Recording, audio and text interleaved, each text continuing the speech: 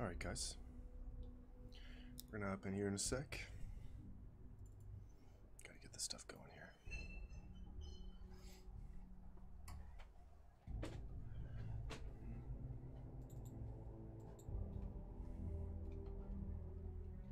I don't know.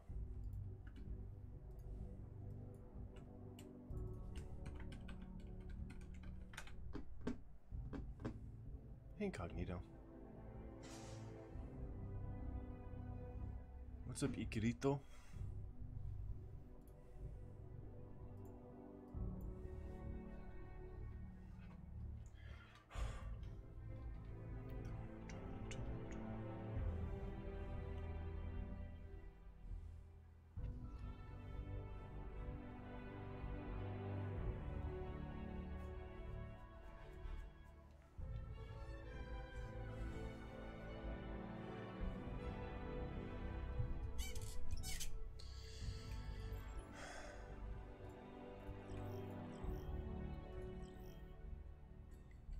Now arriving at Lijiang, ready for battle.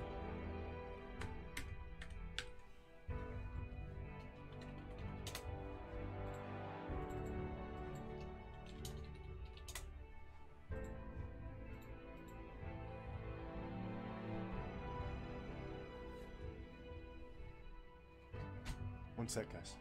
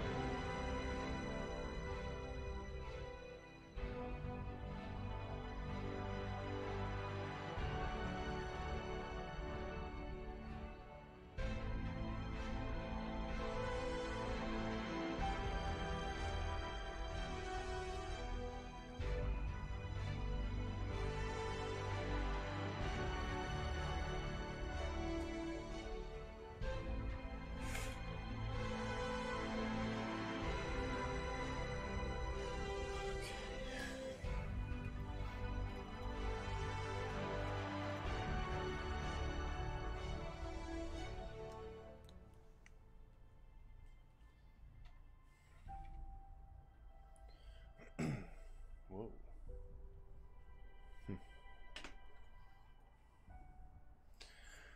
Okay.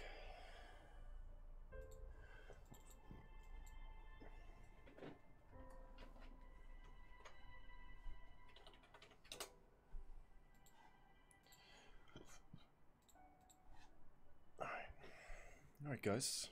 Where are my glasses?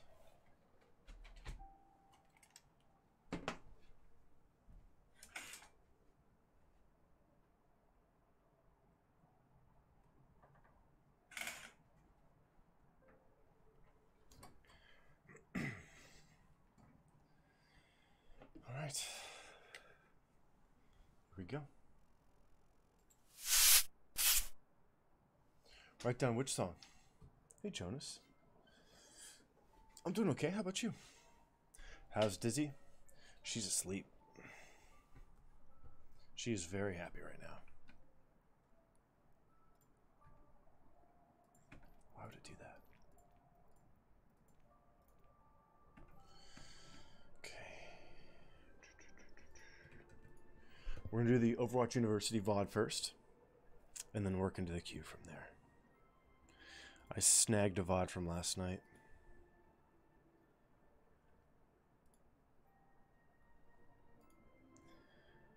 Alright.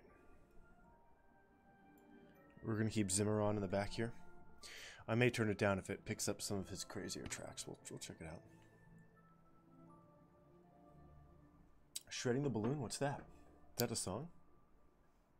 Face reveal.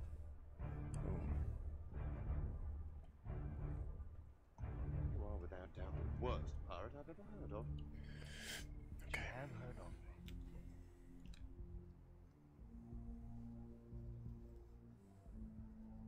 It's too intense, yeah.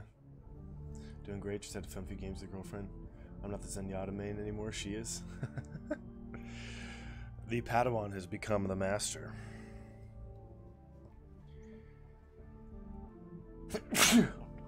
Oh. Excuse me. Yo, Jonas, thank you for the bits, man. Truly. You heard this Wednesday.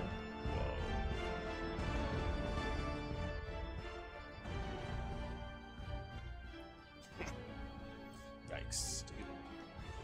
Mega loud. I'm gonna love the Zen clip. Yo, I can't wait to check it out. Yo, Orb, thank you.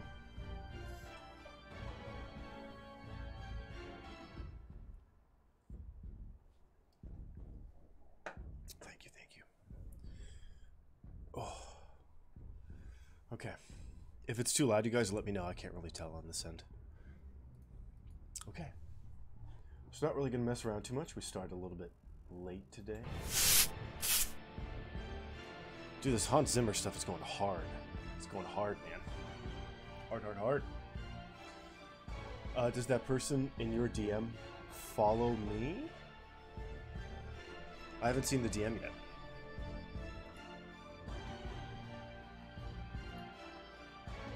Oh, I don't know. No. I don't know who this person is. Nope. Not a follower.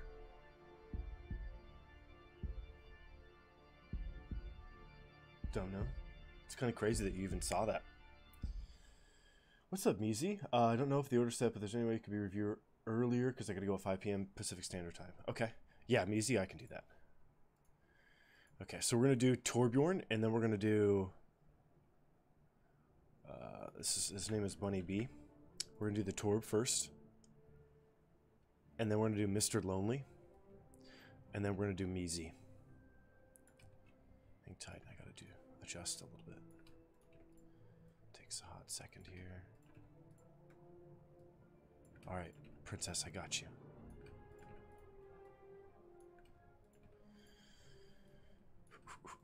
Nice. Yo, get some sleep. And good luck on your French exam, man. Good luck, you got this. You're just more flexible. Yo, Jonas. Nicely done, man. Is this a Torb VOD to kick off the afternoon? It is. 3,500 Torb. 3,500 Torb. Mod sword? That's cute. That's cute. I'm a little out of it. I had a really long, like, 3-hour workout today. So I'm really, really tired, but I'll get there. I'll get there. Okay. We gotta wake up. We gotta wake up. Like, I don't know how people can work out in the morning and still, like, function at work. Like, how is that a thing? Like, how do you have energy? Okay. Maybe I should eat beforehand, huh? Alright, Bunny. We got you. Zimmer's getting a little loud here. On my end, at least. There we go. It's literally as quiet. It's literally as quiet as it can get. What's energy? Death. Just be lazy. Easy fix. Been there, done that. If I get lazy, I get skinny. I get very skinny. Okay. You had 5 a.m. lifts? Yeah, dude. I don't do those morning things. The grind calls, poop. Good luck, dude. Let me know how, like, the new job stuff is going and, like, what that's like. Like, where are you in that process? Because I know you're transferring and stuff. All right, guys. Nothing really new to talk about. We're just gonna hop right in. Oh, Jonas, you gave me 200 bits, dude. Hosting a Plat Below Goats tournament with your friend Emmy in 1.5 weeks. If you're interested in casting or reviewing any matches, I can send you the replay codes. Yo, that's amazing, dude. That's amazing. That sounds like fun, man. That's cool. So in like 10 days from now? That's exciting, man. Yeah, keep me updated. We'll see what's up. We'll see what's up. That's exciting, man. Yo, Zardian, yeah. Try to new team's main tank, but usually play off tank. Surely you'll get material. Yo, gimme. Mostly stalled. Okay, good. Poop, you got this, dude. You got this. Just keep grinding, man. Try to look like the David statue. Yo, you want to know something cool about the David statue? First of all, if you can, go see it in person. It's quite amazing. But also, Da Vinci, right? It's Da Vinci? I can't remember. Was it Michelangelo? Whatever. Whoever made it, they made the proportions different. Like the legs are different sizes and stuff. so that it would look a certain way when you looked at it from the front. It's pretty interesting. Like the proportions are all off. So when you see it up close, it looks really weird. It's really cool. Okay. What's up, Wonton? Bing bong? Okay. Alright, guys. We're going to hop in. I'll try to pick up my energy. Don't know how much I can. I'm going to drink some caffeine.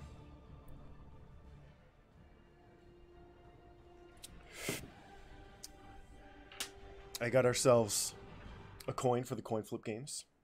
You know how it is. All right. So this is a 3,500 Torb. He's looking for... It's like, why am I in an Anna perspective? There we go. Looking for help on trying to figure out how to make this character work. It was Michelangelo? There we go.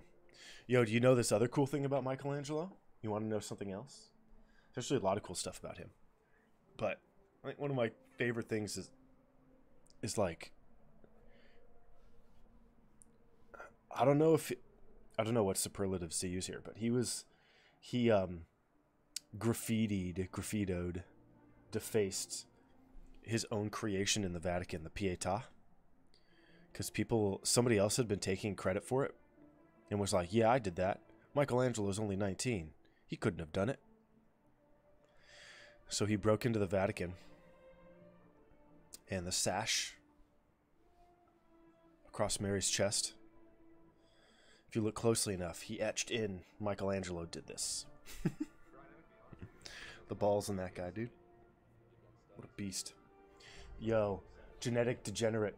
What's up, dude? Thank you for the Prime sub. That's very generous. That's very, very generous. Okay. Your internet suffering? I apologize about that, dude. Genetic Degenerate, dude. Thank you. Thank you for joining. We need your help to defeat Darwin. Okay, BunnyB, if you're there, we're going to hop in. This is 3,500 Torby Schmorby. Pretty fortunate here. We did work recently with a 4,400, 4,500 Torb player on this exact series of maps. So this is pretty cool. 2, 1. I'm the man. I'm just okay. I'm just okay. You're the man. You're the man. You guys are the man. Okay, so let's look at the Mercy's name on the enemy team. Jesus.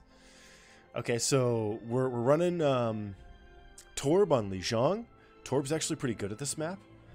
From what I've seen, Torb's actually pretty good at a lot of maps. His zoning is kind of insane. So anyway, let's look at your team here. You guys are running Roadhog Sigma. Yikes. Big yikes. You are probably going to have a lot of trouble here playing correctly. You have an Anna and a Brig and a Hanzo Torb. Okay. So long story short, this map is one of Reinhardt's best maps in the entire game. It's one of his best maps in the entire game. And if it's one of his best maps, then you're going to be running into a lot of Reinhardts. And if your team is running a Sigma on a Reinhardt map, you're going to lose. You're going to lose. So your front line is going to be destroyed on this map. Destroyed. Your Hog is probably going to fight with you on the front line for the first fight or so, and then he's going to probably completely abandon the team and play Lone Wolf for the remainder of the game. I would imagine that's probably what he chooses to do. Your Sigma is going to get chewed up and spit out and then chewed up again. This dude is going to get turned into, like, what is this stuff called? Chud or cud or chewing cud, whatever it's called. Hey, Simba. Dizzy is sleeping right now. I put a little sheet over her, and if I put anything on top of her, she falls asleep for like hours, so she's chilling right now. Okay, so here, now when we watched the 4,500 Torb, we did some work with Made, though. We kind of like explored what it is that Torb does on King of the Hill and kind of how he functions in the game with teams at a higher level. He serves two purposes. He serves a zoning purpose. So high-end DPS, Masters Plus, you should really be thinking about not just clicking people who are standing in the open, but clicking people in a certain direction to achieve a certain effect or a certain result. Long story short, if you really look at the way Tracer functions in this game at the high end, she's kind of like a ninja sheepdog. She's a glorified sheepdog. She corrals the enemy team into spaces that are inconvenient, and then her team can then punish. So Torb does that to large effect, very similarly, but in different ways. So I want you to start thinking about kind of corralling the enemy team into a position that your Sigma and your Roadhog can then punish. It depends on their rollout and where they go, but usually what Torb does here is you go through mid, you play left side instead of high ground, right side, mid, you know, a little high ground there with the stairs. You play left side, and you throw spam out to kind of either shove them in one direction or the other, and then your team punishes with either high ground or a flank. So let's see how this goes. This is going to be a little difficult. There's probably not much staying power on the front line. So if you play anywhere near your Sigma, I'm actually not quite sure how much success you'll find. This will be interesting to check out. I think you could probably dive with your Roadhog and play off angles, kind of help him out with the turret. We'll see. We'll see. Yeah, you guys lost. Yeah, here, if you go mid, you're going to lose. The reason is again, this is one of Reinhardt's best maps. You have to go this way that you're going if you're playing behind a Reinhardt, because you want to fight for high ground, right? See where the enemy team is standing? That's what's called high ground. If you fight this into the Reinhardt with a Sigma, you lose if your Roadhog is not spamming the enemy Reinhardt shield. So it kind of depends on the others in your team here. But a really successful strategy here is before you decide to commit to see if your team is actually going with you. It looks like everybody's going mid. So what that means for you here is that actually playing an off angle, dropping your turret here to pressure them and keep them on high ground so that your Sigma can stay here and just spam them out. It's probably an effective strategy. We'll see how this goes. But it's mostly going to be about looking at your tanks, applying pressure, and then supporting and keeping the others zoned. Okay, you know what's up.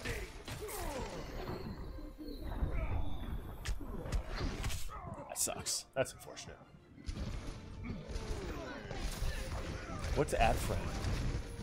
Hey! Yo, Maid though! Speak of the devil, there he is. The king of the Torbjorns, dude. That's way too sweet, man. You don't have to do that. 4-month resub, dude. What you do with Torb, the magic you weave, is way more than enough, man. Way more than enough. That's very sweet, man. Truly, thank you. Thank you. So yeah, Maid though, real quick, I got a quick question. If you're playing with a Sigma and a Roadhog on Torbjorn, what do you do at this level? My guess would be either just kind of keep tabs on Sigma and Roadhog to kind of see how they play the game, and then decide either whether or not I want to completely play with them and just use my Super Saiyan powers, my overload, to kind of chunk people. Because zoning is probably going to be hard on like an offensive scheme here if you're trying to take over the point. Interesting. Let's see how this goes. You're the only devil. You're the dirtiest devil. Why is Dizzy so naughty? She just is. She takes after her dad, that's why. Doing the Oompa Loompa. Okay, yeah, get the spam out. Yeah, you can think about this. So flank Torb can't achieve too much in Masters. Your stuff tends to get destroyed pretty quickly, but if you provide multiple angles of pressure at once, you can actually achieve something. Who Dizzy is? My cat. She slept the turret. Use the turret as a... Whoa, it looks like it's still there. I was going to say use it as a shield. Right?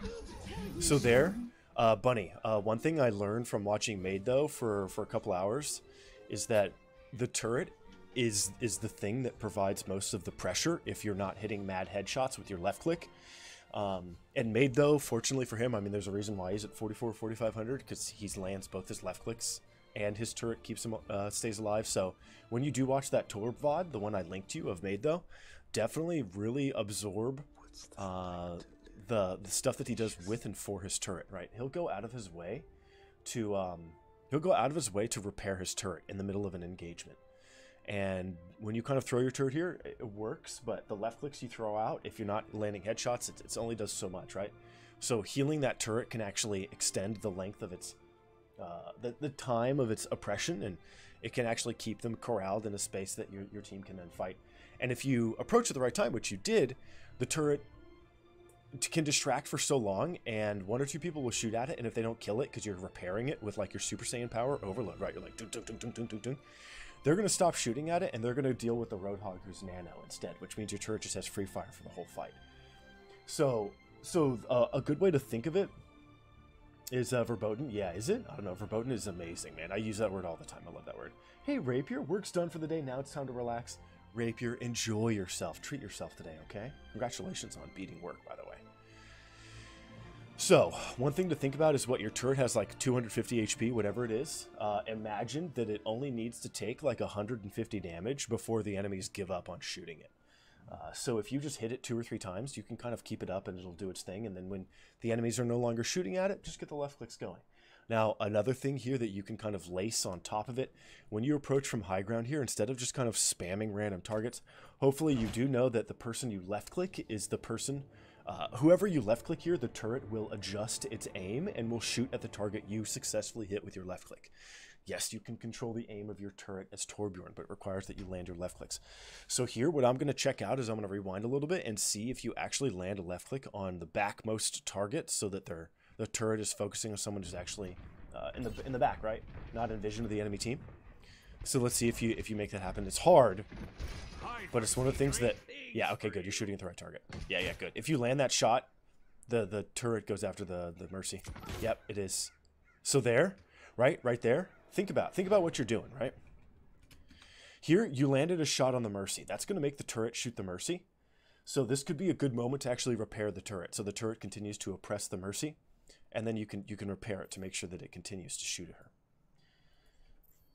her. Yo, Ikirito, did you know that while you cannot control Bob, that if you are playing as... I don't know if it's just Ashe. I think actually the entire team can do it.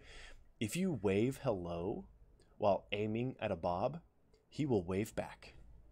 Bet you didn't know that. And then Mercy's out of vision, so it changes targets. Hey, Cody. Not an enemy Bob, though. Yeah, get your turret out when she's fighting you there.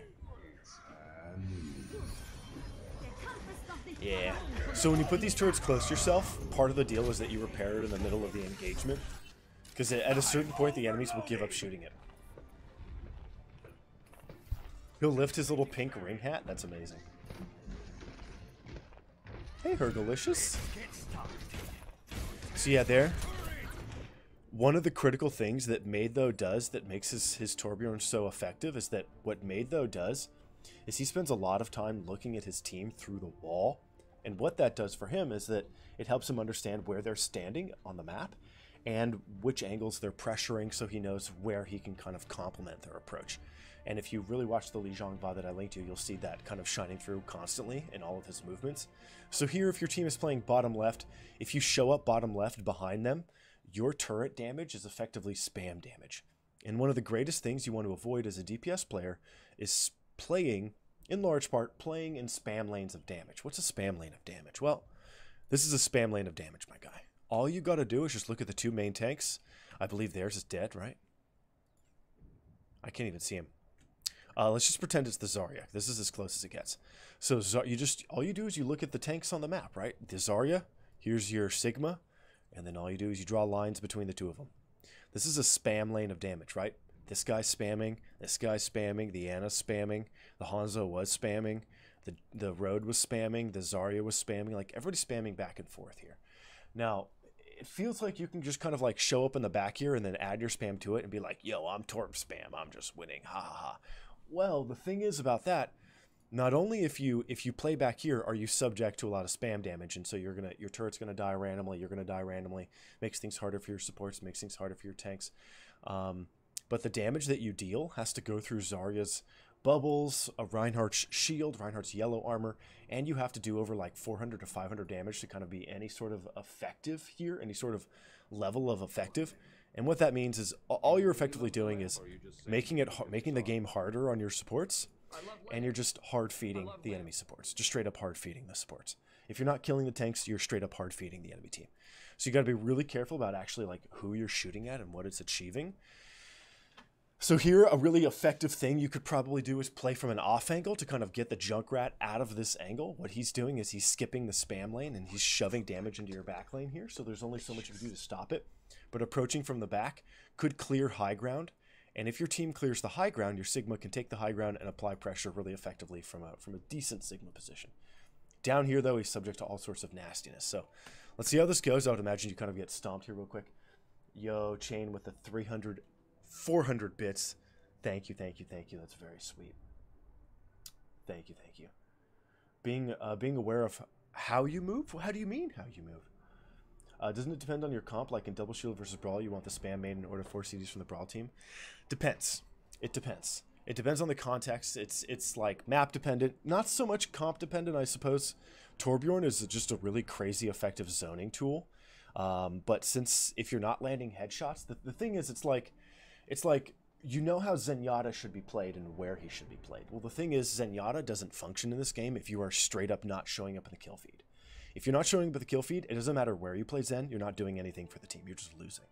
So it's very similar for Torb. If you play for spam and you play in spam lanes, you're feeding the enemy team, but if you're getting headshots and it's like a double shield or whatever, you're owning and it's fine. So it requires a little bit of like a modicum of skill to make it effective. It's up to you, depending on how you approach it, but kind of playing for the spam in the back. If your team isn't kind of applying pressure correctly from multiple angles, you're just kind of feeding the enemy supports, and it's going to be a rough time. Yo, Chain, thank you, though. Seriously, 400 bits, man. That's very, very sweet. How do you send an updated code? What's up, Fuzzbiz? You can resubmit it to ! Review. That'll just put you back in, and I'll grab the new code. No problem there. You can also put it in the replacement codes channel on Discord. It's up to you. It's up to you. Alright, so let's see how this goes. Here, another thing, I'd recommend that you put it off the floor on high ground here. This at least gets it away from the Junkrat spam.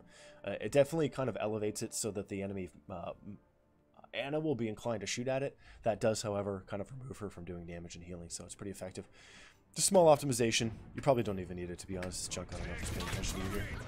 Nice headshot. Yeah, turret's done. Oh, shooting the rhythm, not trying to counter-strafe your aim. Mr. Lonely, nice, man. That takes time. Okay, so you set up your turret. Now think about pressuring the team here in such a way that they back up into your turret so that they take that turret damage and not really notice it. Nice. Nice. Yep. Now what you want to do here, small mistake here. This is undervaluing your damage output and your size on Torbjorn. So this is everything here is good. You're probably doing too much damage to the tanks. I'd say go here and shoot the squishies instead. It's probably far more worth your time. If you shoot the tanks, they will naturally back up. So it produces a movement reaction out of the enemy team. But if you shoot their squishies, generally tanks don't turn around in this game until around 4300 SR, probably top 250. So if you shoot at them, you force them to react. If that's what you want, that's cool. But if you want them to chill and play too deep and have free shots on the supports, then shoot the supports instead. Now here, another mistake. When this Reinhardt completely line of sights himself with his enemy team, like his Zarya has no vision of him, and neither support has vision of him. This is a wonderful moment for you to be hyper-aggressive, right? Your Sigma's zoning them, and if your turret was like here or here, it'd be zoning as well. It would be zoning them, and they'd be under pressure, and this Rein would kind of be isolated. So here what you want to do, since he has no yellow armor, so you won't suffer crazy damage redux, use your Super Saiyan Oompa Loompa power here, walk forward, and just right-click his ankles. Right? No problem. No problem. Torbjorn is one of the most effective like Reinhardt diving tank killers in the game. He's amazing. He's amazing. All you do is you play kind of close, you do your Oompa Loompa power, you walk in and you right click his feet and you walk out. It's a really easy way to just dominate Reinhardt's like no problem with this character at lower ranks. If you do it at higher ranks though, you'll die. But here in Masters, go ahead. That guy's probably going to charge and die on Waste Hammer. Nice, Lonely. Yeah, being patient. Yeah, Mini Reaper. Nice, man. That worked out. Yeah, go repair your turret or replace it. Mother Clucker. Yo, Shane, thank you for the bid. Seriously. You too, Rapier. You guys are way too sweet. Alright, get your spam out here. Now, keep an eye on your team. See what angles they're playing from. That's a very passive turret. And it doesn't zone very much. Much better. Still passive. And the Sigma spam is going to prevent the turret from kind of doing anything there. Pretty effective turret position here if you're a little confused and you want to make sure you're getting value. I think also another aspect of what Torbjorn's turret does, it functions very similarly to the way that Symmetra used to function before she was reworked. And all she was just a giant glorified Widow Venom mine. That's all she was. You put turrets everywhere and you figure out which routes the enemy team is taking so you can kind of approach them and cut them off. So here you can use it as like a sonic opportunity. You can actually put it on the top of the phallus here in the middle of the point and it'll cover both high grounds for you and the off angle and it stays away from the Junkrat crap. So pretty good little spot here if you want to kind of like zone high ground and kind of get a beat on them early. This is pretty good, just really passive. You want to make sure your turret's kind of getting value. The cooldown for it's not that punishing.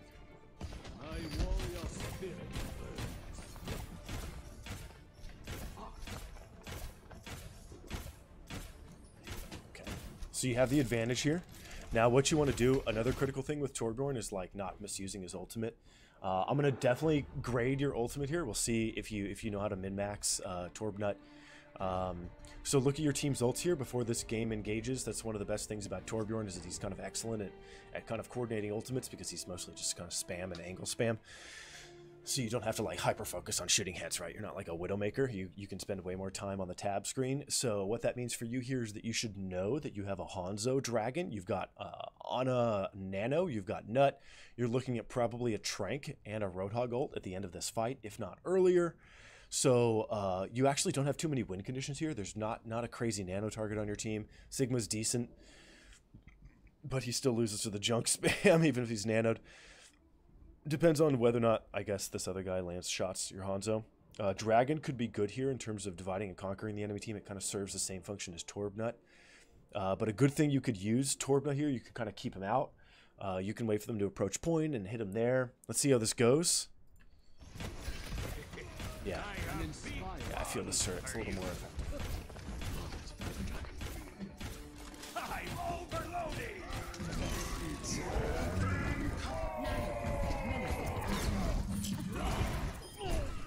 Okay, pretty good. Pretty good. You definitely put effort into trying to control where you drop it. Probably don't react to like Deadeye with it. Instead, so there, I suppose it was probably a slight mistake that you used it. The thing is, here when you ulted on reaction, you have to like listen to the audio cue of like where the Cassidy is, right? So your team is spamming middle. You're pushing them into the mega and potentially server on the right side here. The tanks are engaging in this little mini space. And then you hear a Deadeye and it's, oh, so you didn't react. This was just like this the same time.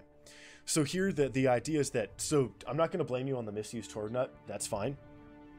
But in this case though, don't really worry so much about the Deadeye because it's high ground mid and your team is already so deep you can just press W and this Deadeye achieves nothing.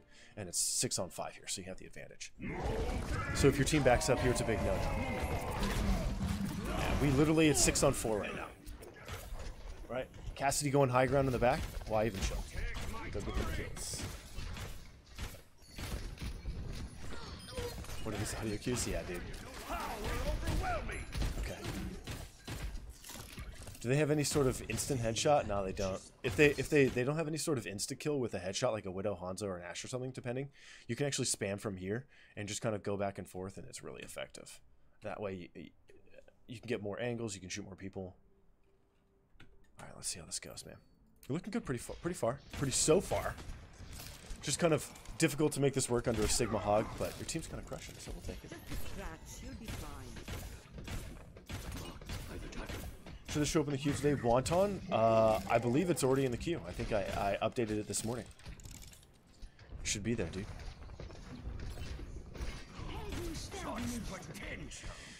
Yeah. Okay, so here, small mistake. Again, since you're Torbjorn, you should definitely be spending way more time on the tab screen. You'd notice that they ran a Tracer. Tracer doesn't come through main here behind the Reinhardt. She doesn't go around, right? She doesn't take either of these routes. She always goes through server or big flank. Now, what that means for you, the moment they swapped into a Tracer, you should have rotated and put a turret here, a turret up here, somewhere in this angle, so that you can at least zone the Tracer for a little bit, and you can zone the people in middle as well. Turret back here is just kind of spam damage. All you're doing is kind of buffing their supports here. So yeah, once they pick up that Tracer, you want to control her. The idea with a Tracer, this may be a little bit new to you, and it should really open up a lot of opportunities and make a lot of things make sense. Your goal is not to kill the Tracer. That's gravy. If you do that, that's cool. That's cool. Sweet. Your goal should be to make her use her recall. If she uses recall, she's no longer able to pressure. So if you just kind of keep your turret on the side and you heal it, if you heal it, she can't kill it unless she gets really close and actually commits a stick or commits an entire clip. And in that case, when you left click it once or twice, it'll probably kill her as a result. So he's hyper effective at zoning her. This should definitely be something you should be taking care of here.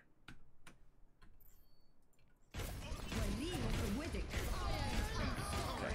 Jump tire. Yeah, you're trying to find it. I feel you. Ooh. Hell yeah. Hell yeah. Wow. Yeah, there. Mistake.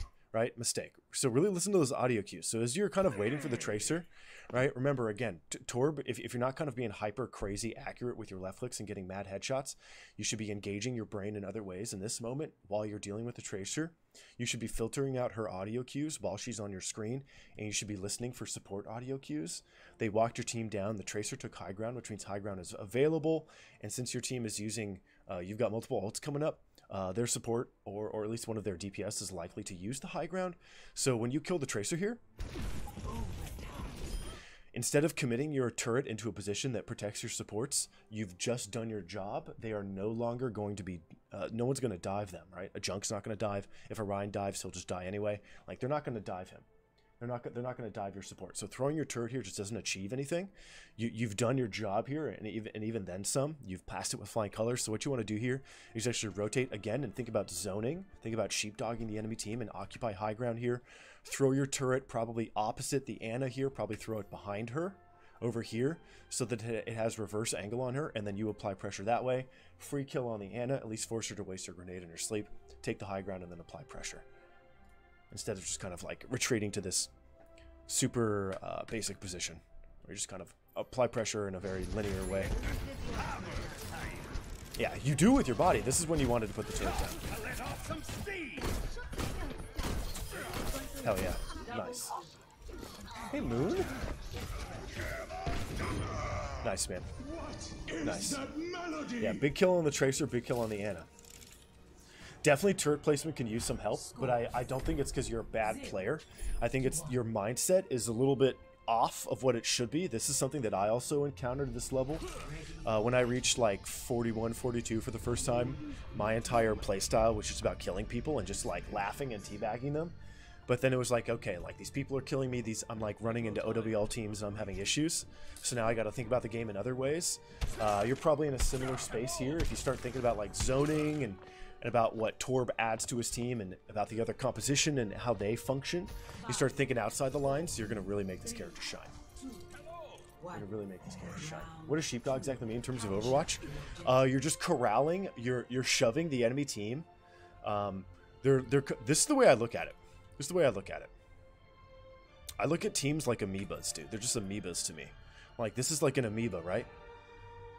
Isn't that A-M-O-E-B-A, an amoeba? Yeah, it's an amoeba. They're just amoebas.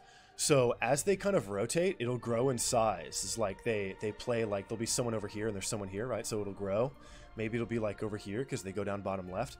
But they're basically giant amoebas, giant T cells, something like that.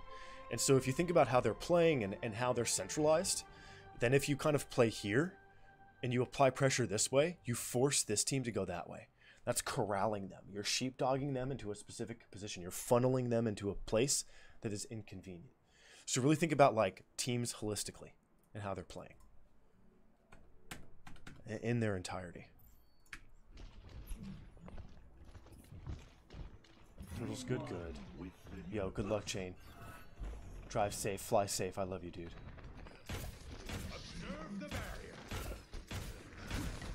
Kill kills, I like it.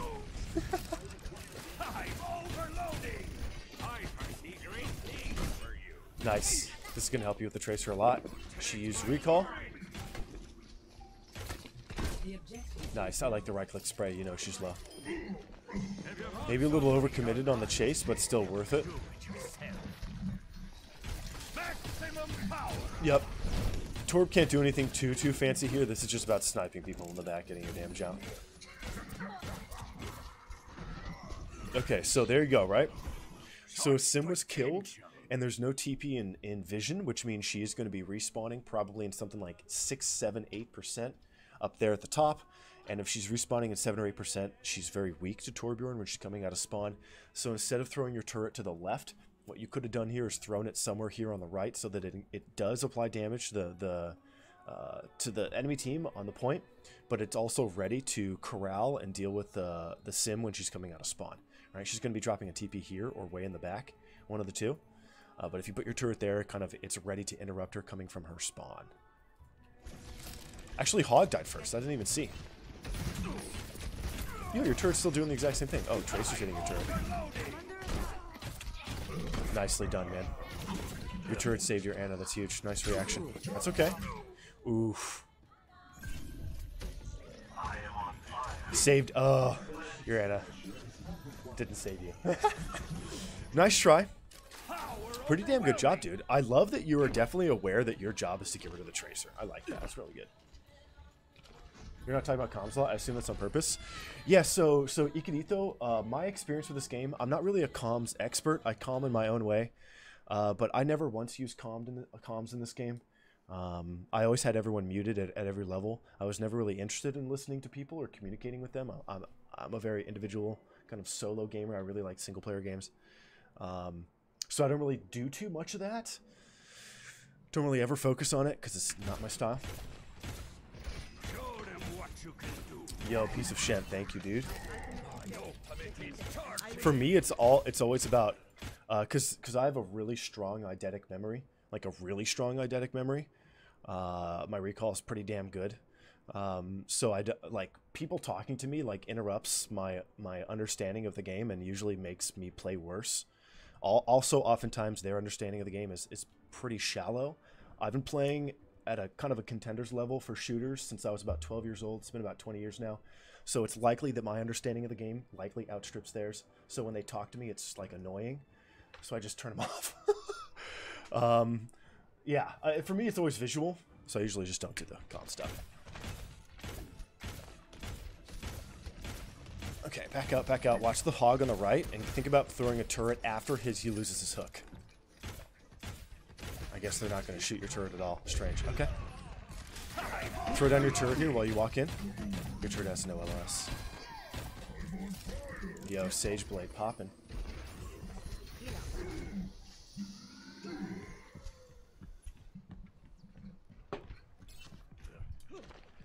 Am I still playing? Yeah, I don't play anymore.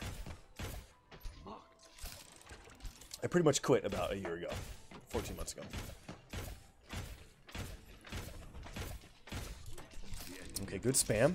Wait, go back. Yeah, Torb can defend in here from outside with Nut. It's kind of up to you, though. Careful, save, you need this. It's really critical that you use that effectively. Nice spread, dude. Nicely done. Could be a little wider, but still very good. I like it. You put intentionality in your ult usage.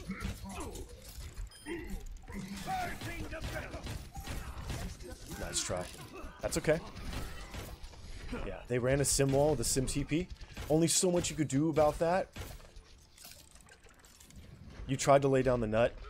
They still got through it. But your team got quite a few kills on the exit here, so controlling this guy's response. Yes, this is exactly what you want to do. Dude, nicely done. This is really good thinking from you. Nicely done, man. I'm proud of you here. Strange how we lost our Ana. She must have been trying to fight. Okay, so that tells me something about your team.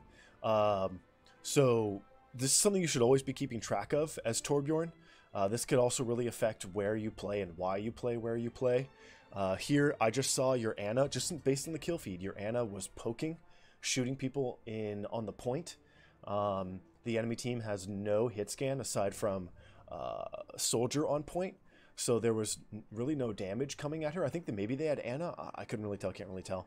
But likely what that means is that she overstayed her welcome in vision and decided to fight and duel in the open because your team ran a Sigma on point 1. Now you have no shield. So what that means for me is that also in conjunction with Ana's previous approaches and escapes from the enemy tracer and ignoring you and letting you die for no reason, to me what that means is that your Ana does not play well without a shield. She does not know how to play under pressure, and she's probably holding her breath, probably having aiming issues. So what that means for me is that you kind of want to pull back your positioning a little bit, play around her a little more to kind of relieve her of that anxiety. If she's sitting there and poking into 4 people and only one of them is a hit scan and she dies from a soldier who does 20 damage per shot, when she has a self grenade effectively 300 HP, to me that means that she has no idea how to play without a shield. So kind of playing with her could help here. So really try to pick up on like patterns and what's going on with the team, right? So I want to see a little more protection on this Ana here.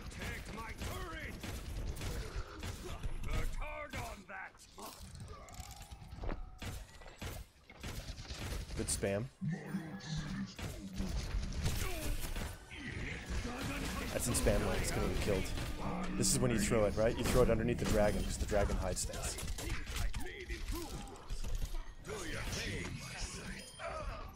Yo, your Zen's popping.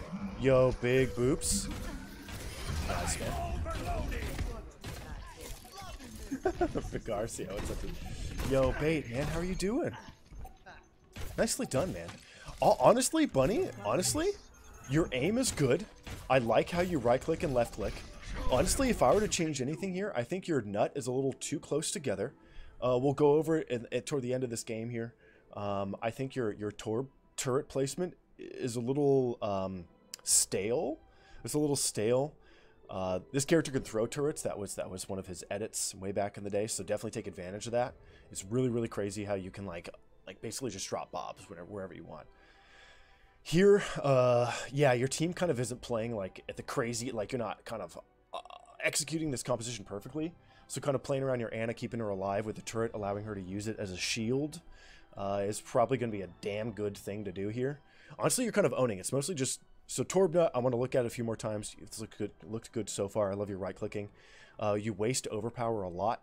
You don't repair your turret, and your turret placement is a little suspect. Outside of that, you're kind of popping. Okay, they have a Lucio here. Put down your turret. Oh, where'd it go? I guess it's still outside, right? That's dead. Okay, let's see that turret placement one more time.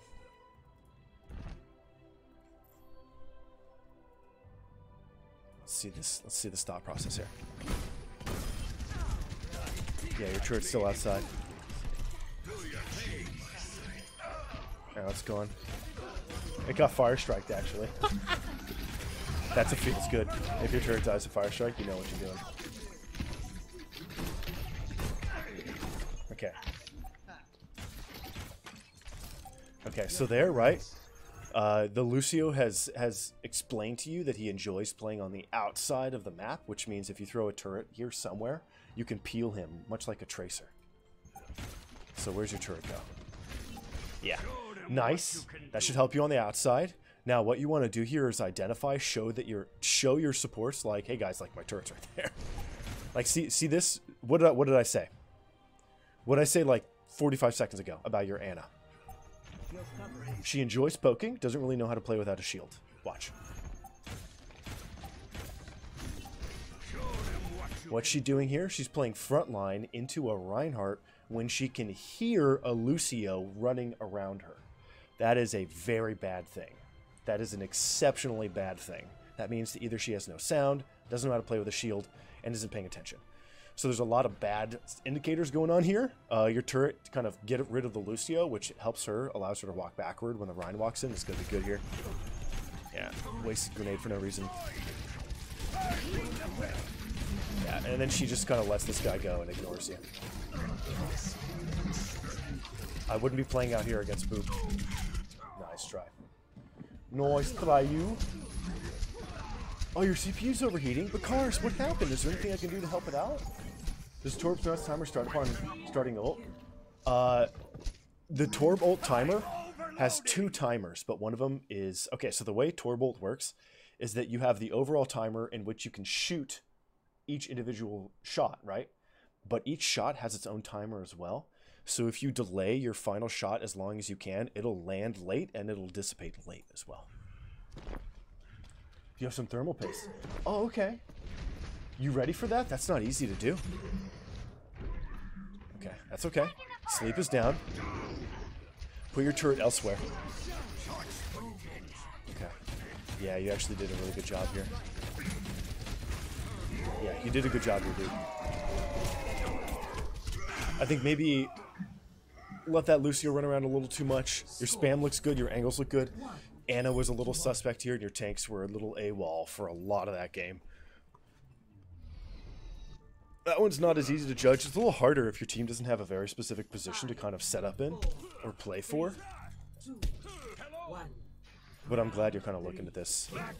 Okay, so the primary objective of this map is to control the bridge on the left. It's not so much the white room, it's usually the bridge. If you control the bridge, you tend to control the map. So it's kind of up to you. You guys have a ball and a hog, so going white room with no Lucio is exactly where you want to go. Here, however, again, if you throw any turret here at any point here, it's just going to get destroyed and its vision is going to be really terrible. So what you want to do is throw it somewhere where it can meet you. So a turret right here or a turret here would apply a ton more pressure than it would from here. And you get a lot more value out of it. You can even just like go in and throw it on high ground here or something to get a different angle. I would imagine that's probably something that you do. You probably know what's up. Yo, her delicious. I've bricked a computer before with thermal paste issues. It's stuck and I broke pins. Yeah, see how your turret's just like not doing anything now? Like, if your turret was over here, what would it be doing right now? Like if your turret was here? Oh, dude, it'd be owning this team. Look at this.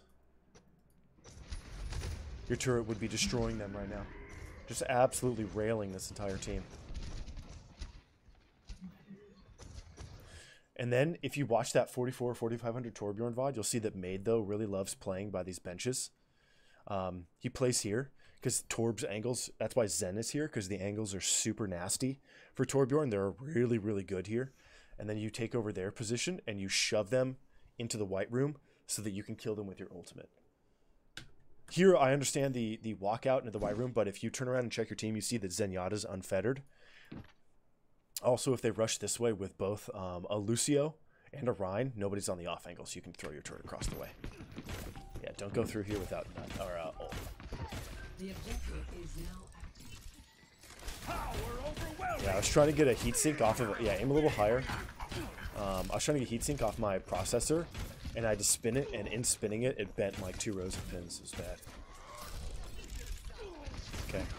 I don't know where Hog is. Watch this right side here.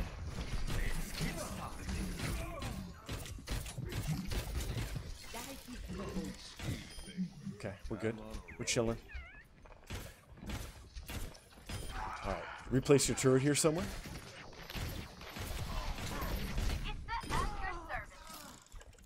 Yeah, good. Nicely done. You didn't have to be mean to that, Granny. That's funny, though. Alright, put your turret somewhere where it can zone enemies. That's a little passive. Yeah, so Bunny, I think if you start including the idea that you should repair your turret during fights, it's going to really open up better and more effective off-angle turret opportunities. So like the idea is that you have 250 and 350 HP. When you throw the turret, which is 250 HP from a different angle, when you apply pressure from 2 angles, the damage is so overwhelming that they can't kill the turret in time and they can't kill you in time. And if they do fight you, you have superpower. And if they shoot your turret, you can heal it or kill the target. But kind of stacking it and then applying pressure in the same direction, stacking it with a spam damage here can only achieve so much. Tends to feed the enemy tanks as well. Yeah, your turret's just not doing anything. Definitely want to get it down somewhere here. Much better.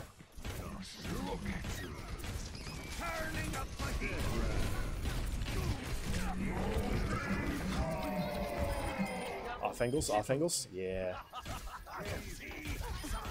So it's a little hard to kind of see whether or not your nut is exemplary, because you're just trying to fill the point with it. So at the end of this VOD, I'm going to show you how to drop really good Torb nut. There's like a definite way you can make it really good. What's up, Matt?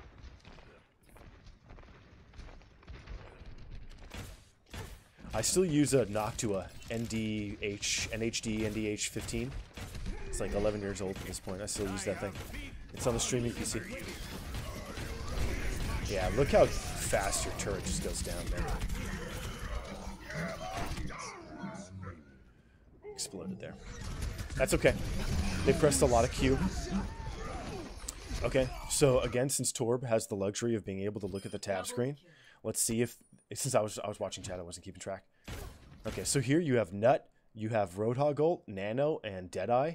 You have a ton of win conditions locked and loaded. You have a lot of zoning, a lot of spray, a lot of damage through your ults. So what that means for you here is that playing back, getting the spam out, letting these guys do their thing is probably the way to go. I want to see if they telegraph that they have a win condition. I don't think they do. Yeah, they don't telegraph it. Deadeye was really late as well. Is he getting run over? It's a Lucio. You can't Deadeye late. Oh, he should be okay. Whoops. Yeah. Nice. Okay, this worked out. Yeah, nice. Hey, Technique. Good to see you, dude. Yeah, using all the ults is bad. You're going to lose the next 2 fights. And losing 2 fights on this map, usually you lose about 50 to 65%. So that could cost you the game. Oh, wait. Sorry. My bad. You're red team. You're fine. These colors, when they get mixed up, dude, it freaks me out all the time. Yeah, get the spam out here. Right? So here, another thing that Made, though, does is as the enemy team rotates White Room, he'll actually count. He'll see how many people are there. It's the same thing on, like, point 1 Anubis, right? Defense. When the enemy team rotates, and if you see that they don't have the numbers, you can really apply pressure from a different off angle. You can be really nasty and do, like, really nasty things. This is pretty good, but you're a little attached to your turret at the hip here.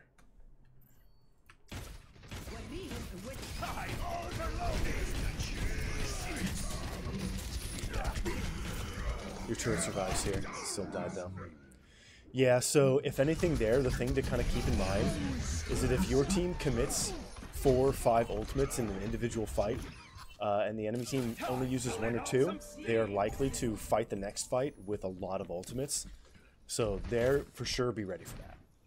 I don't know how much you could have done there to kind of make it work or be effective. But conserving that Torb net from the previous fight would have been pretty good. But honestly, your Torb net seemed critical to finding the win on the previous fight. Nice shooting, dude. Good Y-axis here. But it could help to kind of notify your team, you know? Like, no ults. They've got ults. Be careful. Good shots. Careful. No Super Saiyan. Nice. Don't nut. No. Yeah, I don't think you needed that. I like that you used it to split the Ana and the Rhine, though. That worked out pretty well. You're building ult fast, man. That's good. It means your turrets are getting value. And if your turrets are getting value this way, you can yet get even more. Okay, look at the ball. Help the ball here with a zoning turret and some left clicks. Yeah, you want to get that turret down. Get that turret down. All right, any swaps? No swaps. Still coming through main. Hey, sweetie.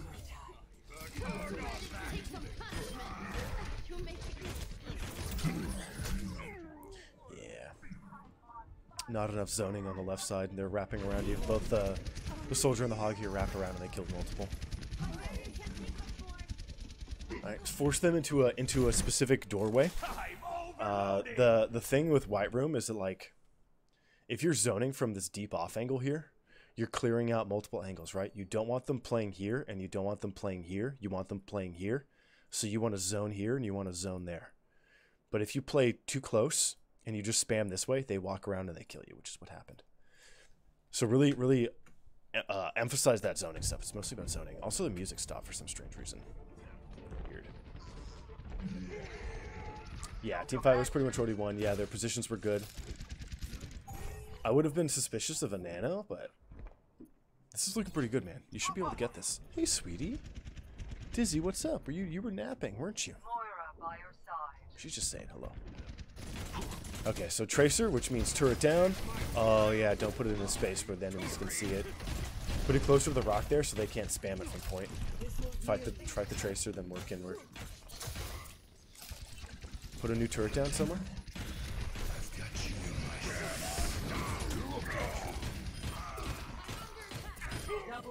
Yeah, you're just going for the spam. You got this, dude. Nice. Hell yeah. Nice, man. Yeah, do what you want. It's kind of over. Chilling.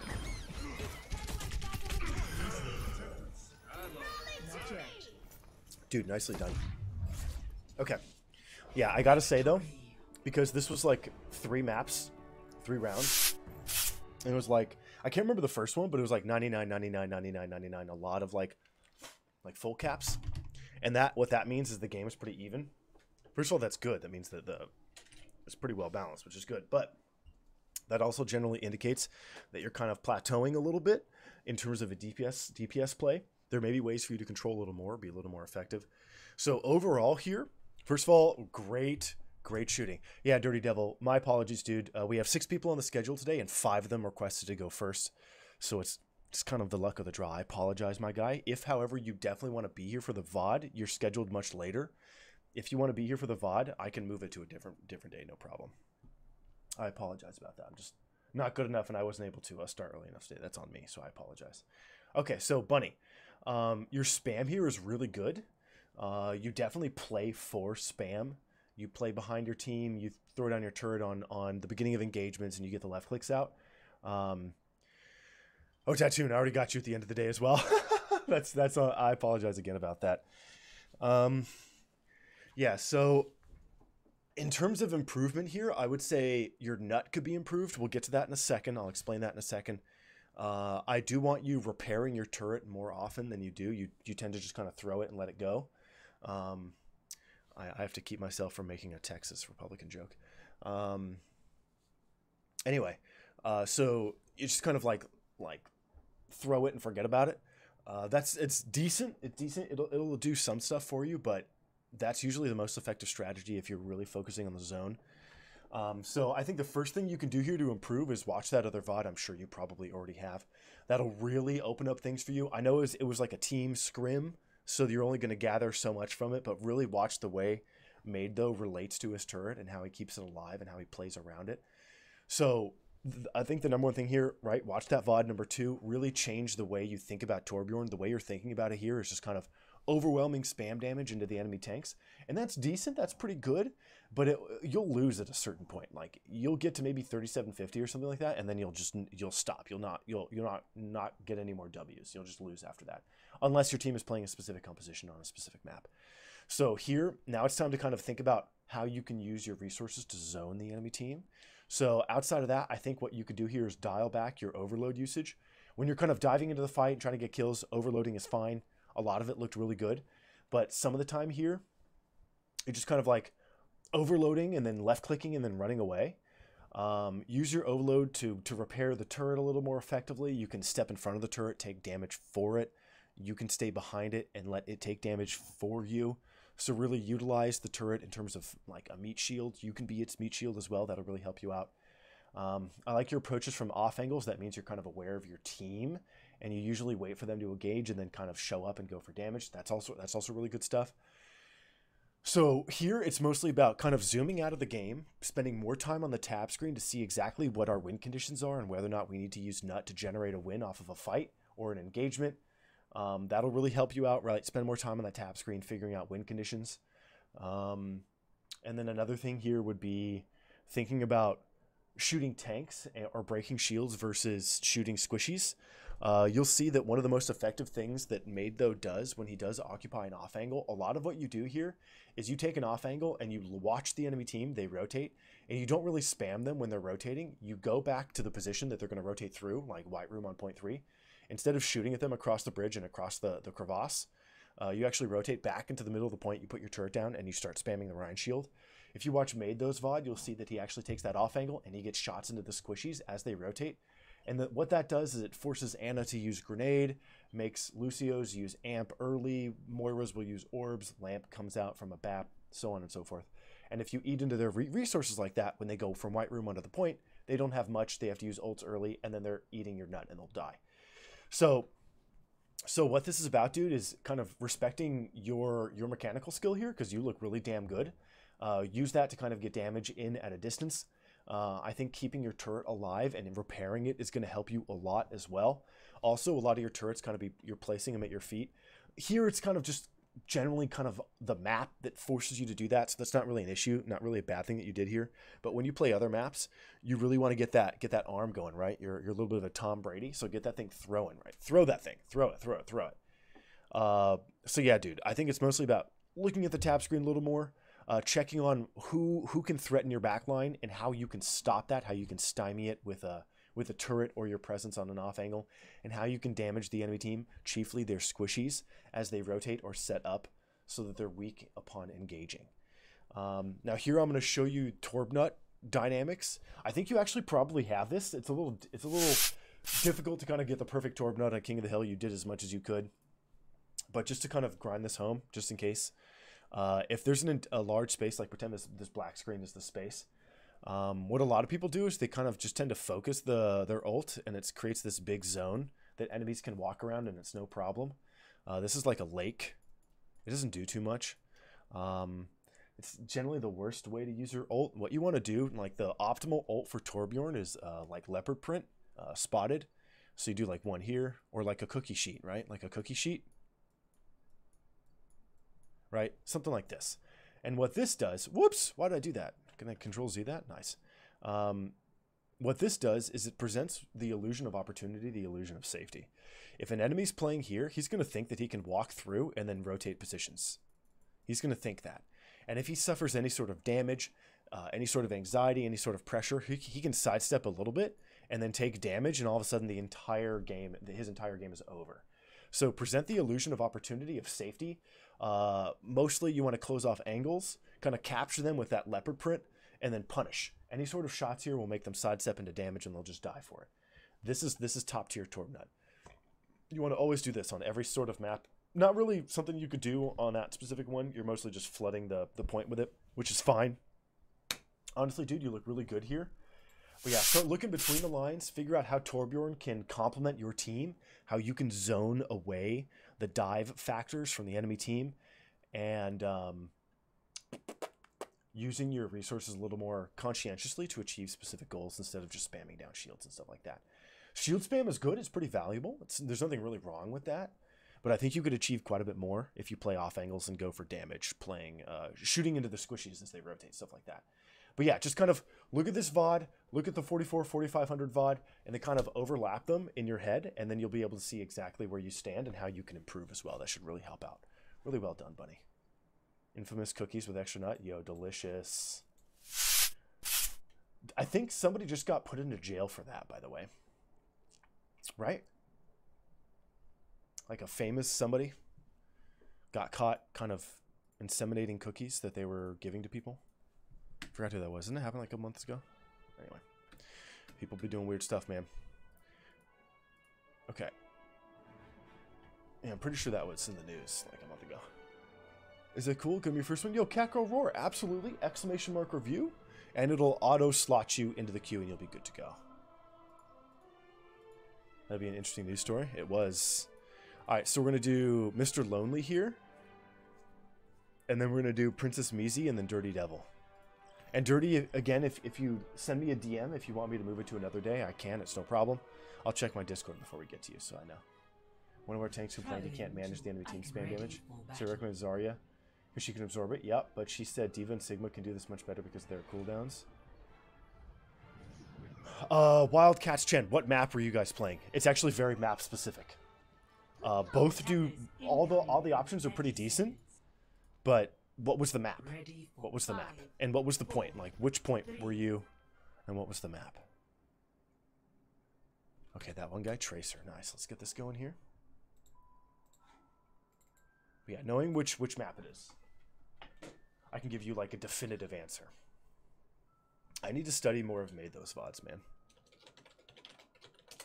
Alright, Mr. Lonely, I got you here, dude. DP Sizzle. 3150. Hey, Box Kicked. What's up, Boba? What's up, Boba?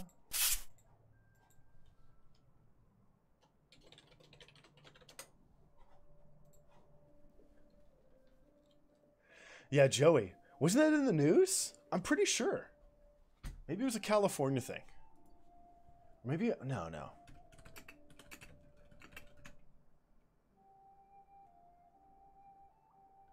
Well, 2013, apparently it happened.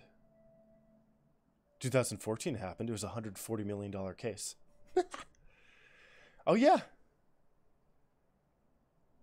Oh, yeah. So the most recent one. So check this out, you guys. So the first time, well, not first, but in 2014, a guy in LA was inseminating cookies and giving them to kids. That's a $140 million lawsuit. Another one recently. Louisiana. She was doing it to cookies from using her husband. She just got sentenced to 41 years in jail last month. Yikes. Yikes. That's a long time, man. It was Nimbani. What part of the map? What part of the map?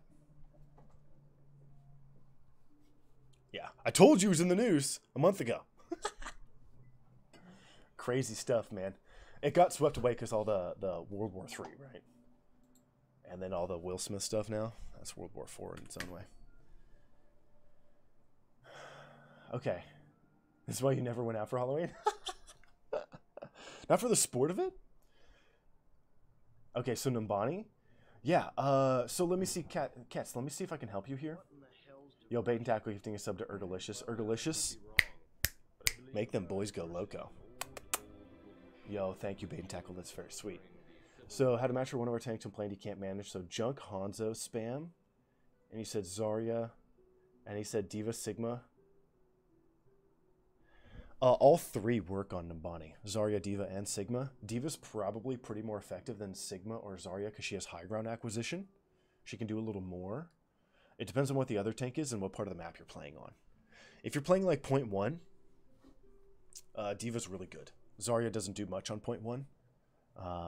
Points 2 and 3, she can do a little more, but Diva's a wonderful choice across that map for spam negation. Yo, Grok Jock. No, I doubt it. Don't assume what protein they want, Ergalicious. Tofurkey. Tofurkey. Okay. So, one guy. Here we go, Mr. Lonely. 3150 DPS. Let's check this out. Hey, Ricky. It's good to see you, dude. Where's my Harry Potter, man? Okay, it's coming through. It's coming through. All right. Kion, are you last up today? Yeah, unfortunately. You were the only person of the entire crew today to not request going first. I apologize. And again, if that's really inconvenient and that doesn't work with your schedule, hit me a DM on Discord and I can move it, no problem. Oh, did I wink? I did not. Yo, Shent, you want that wink?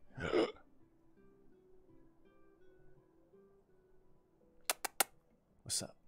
Dizzy, come here. Dizzy, sweetie. What's going on, big girl? She's like all over me. Hey, what's going on? You okay? What's going on, sweetie?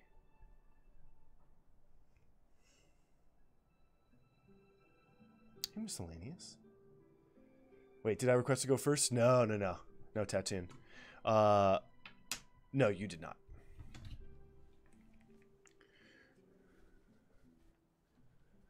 Skin review?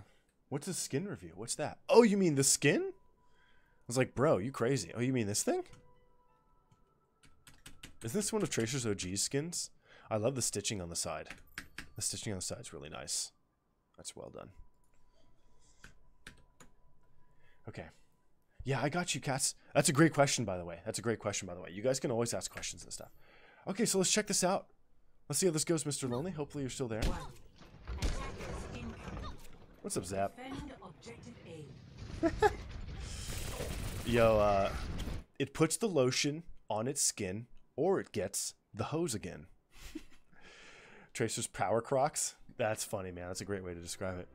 Okay, so we're playing offense on Icon World. We got Tracer, so we're playing Tracer Cassidy. We've got Dive. Okay, so double bubble with an Ana and a Zen. Okay, she's eating good. Yeah, nothing crazy here. Good fine on this guy. You see your message? No, Mr. Lonely, I did not. I got you. Hold up. Yeah, did I do this a mistake? I always make mistakes, man. It's like every time. Some of the other games.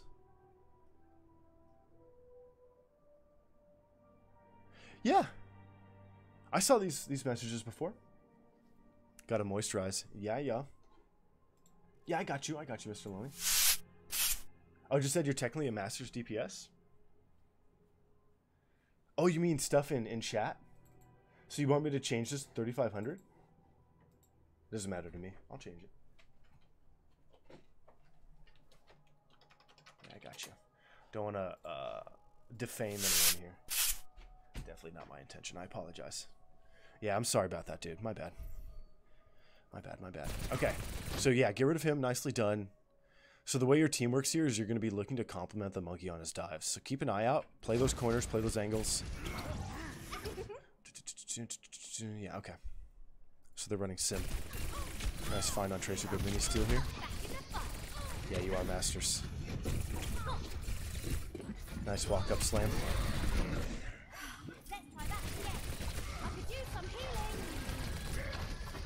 Okay, get around. Get around. You got the blinks to do it. Nice.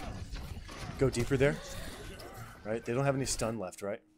Yeah, they had no stun left. So going deeper and then taking the mini in the back here would have been sick. And then going high ground. Doing your thing. So small misstep there, but you're still going to be effective because you look like you got high octane on the damage. Hey, Glitchy. It's good to see you. Yeah, use those minis deeper into the map here. Would have been able to catch the Tracer earlier, I suppose. Yo, this Tracer just popped. Okay. Wall used from Sim. That's a little aggro.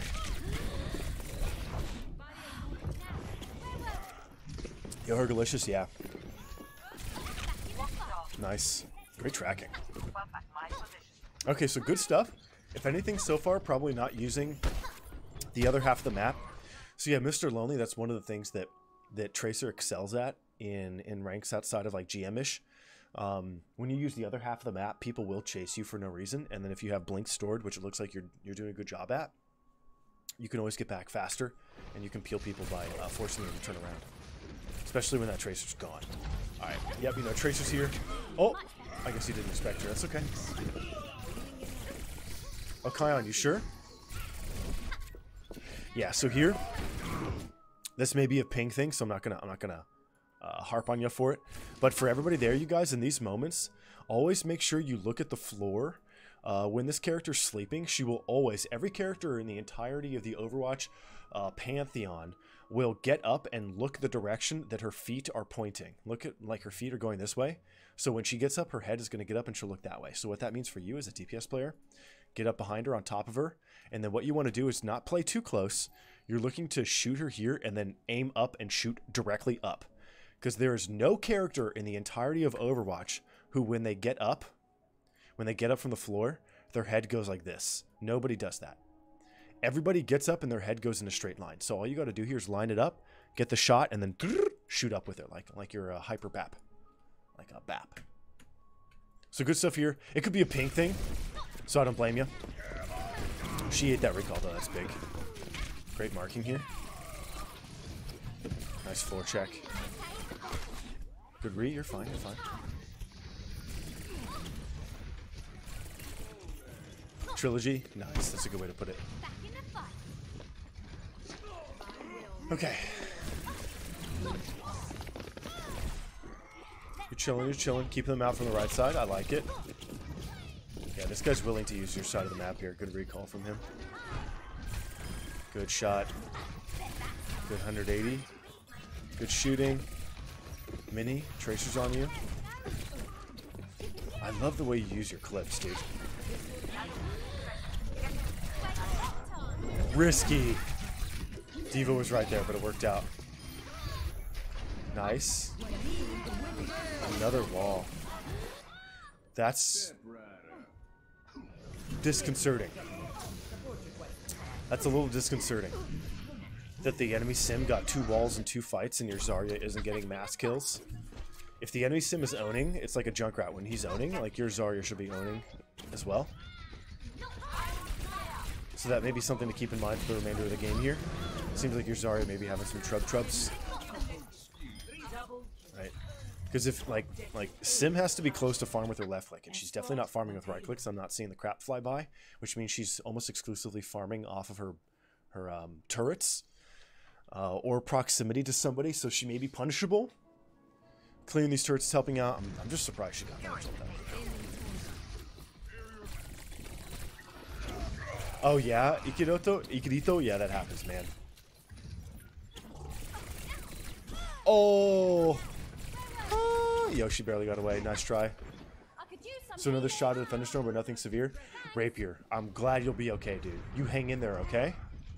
No hail this time, I hope. Nicely done. Okay, contest high ground when you can. You can stick this guy if he continues to fight you for no reason.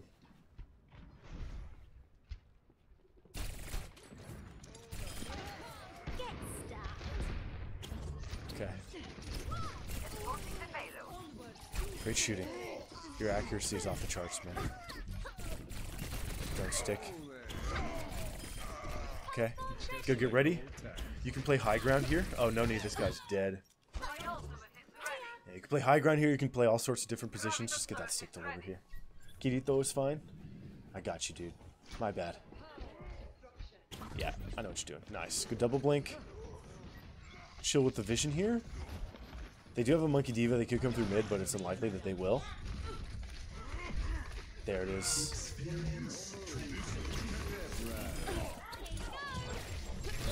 Yeah. Probably don't need to stick the Ashe, but we'll take it. Ashe is usually one of the easier characters for Tracer to one clip, and your accuracy is nutty. Plus, she was playing in a space where Coach Gun gets no value. Nice, man. Good attention here. Yep, Monkey's coming through the middle. He'll die. Oh! That's okay, you got it. Nicely done, man. You're looking really good, dude. Are you wasting blinks? No. No. Looking really strong. Probably didn't need the stick, but it still helped, and you got the dub. Got the point cap, so we'll take it. You're getting stick fast anyway, so it's all chill. Alright.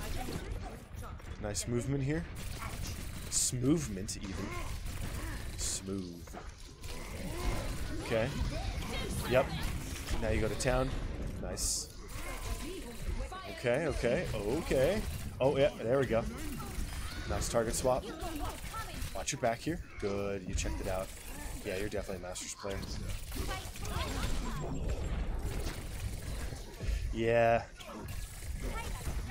So a tip there. First of all, great job on killing the monkey. A tip there is that the higher you get up at like higher level, don't stick low monkeys because they'll convert it into a primal and they'll eat your ultimate. You want to stick monkeys who are actually relatively full HP, so that the 350 damage that the stick does, or 300, whatever it is surprising enough to where if you stack it on top of another 200 damage, it usually gets the pop. So you can actually deny primal. If you wait till they're low for a stick, they're just going to cancel with primal. Usually pop them from higher. I know it sounds counterintuitive, it's weird. Okay. Yep. Jedi. That sucks. That sucks, man. Dude, he popped you immediately. What's up, Senju? I don't think you should swap. Are you swapping? Your Tracer's owning, dude. Does he have to hold it? Yeah. I didn't think he got enough vision on you. Okay, you're going Hanzo here. I don't blame you. Yeah, I feel like Tracer wasn't getting enough in that last life. I feel you, I feel you.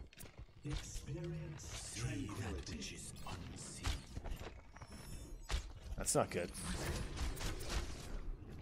Love. What's up, sweet stuff?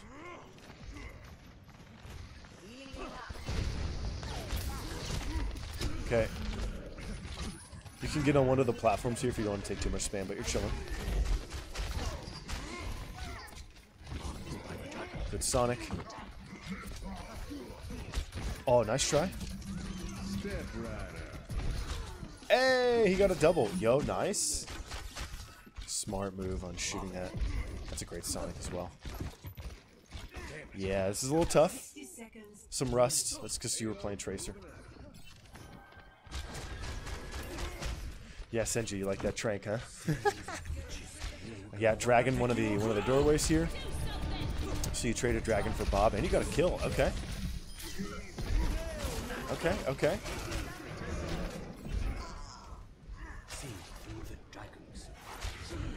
That's tough. That's tough. That's tough. Getting a shot through a beam is not easy. That Moira actually had really bad strafing. She went one direction. Console? What's up, console folks? We'll see if we can get you guys into the beta. How about that? We gotta scream at Aaron Keller. Open up console for beta. 10 seconds. Okay. Whoa. Fortunate. Unbelievably fortunate he didn't kill you.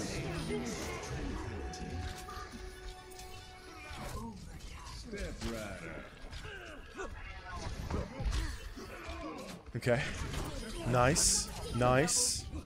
Yo, that one guy popping. Yeah, dude, you're looking really good. You're looking really good. I think if I were to critique your Tracer gameplay at all, I think you could be using a little more off-angle play, a little more crouch and hide and wait, and kind of like strike out like a Viper might. Your Hanzo looked really good. Didn't really get to see much of it. Your Dragon was good. Your Sonics were really, really good. Your attention, your target shooting was really good. Another thing for Hanzo you want to change is you want to include wall climbing. Just touch the wall, get a little bit of high ground, get the shot. Touch the wall, get a little bit of high ground, get the shot. It really manipulates your head hitbox, and your body hitbox as well. You don't really have to need to use it here, but still good stuff. But for your Tracer, I think you're kind of playing a little restricted. Here you can kind of be doing some crazy stuff in the back line because it's not crazy. You're not looking at like 38, 39, 4K enemies. 5, 4, and I think your mechanical prowess and your great blink usage and movement throughout the map will carry you pretty hard. You get the spam out. Try to land on high ground instead of low ground there, so you get more verticality out of your subsequent flight. Yeah, you want to be landing at least on something a little off the floor here.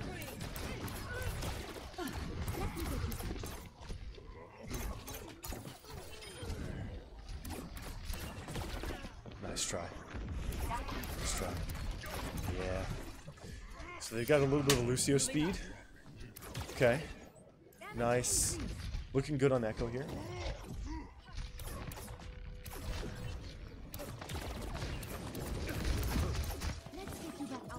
Okay, we'll take that.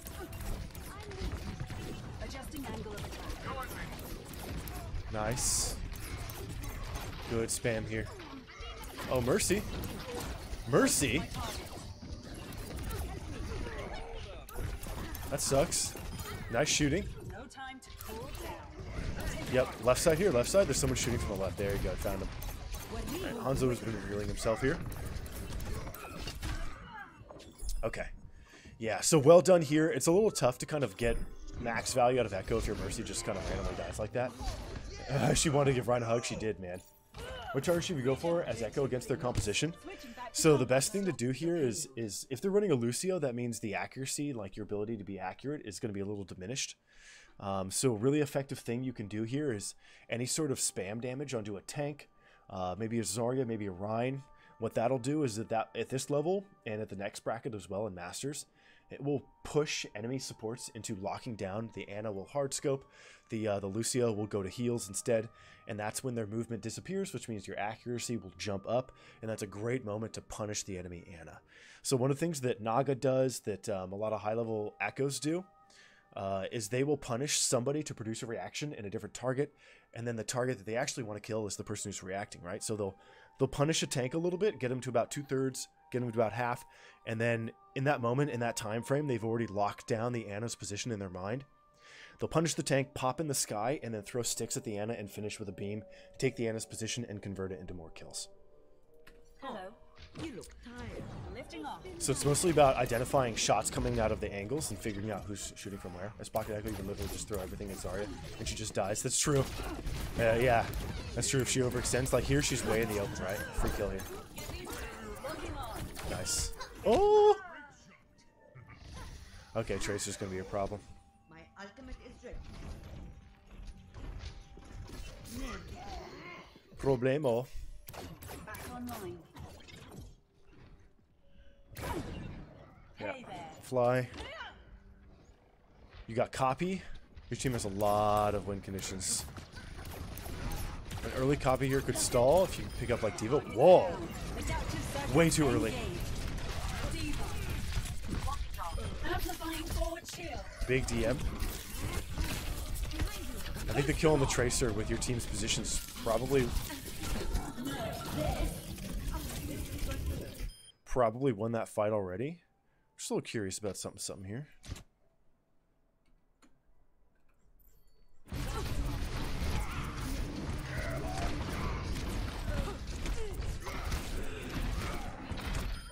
Oh, I see. Okay. I was like, did he kill himself? What? That makes sense now. Okay. Where are you? Where are you? Okay. Copied. No, this. Yeah, your copy worked out pretty well here. The decision was quick and it worked out. But don't be afraid to use like Echo's small amount of life to bait out cooldowns, right? Dive into the enemy team. They'll use their resources, then get the copy to kind of survive. I'm sure you already know how to do that, to be honest. I think the decision was actually pretty good.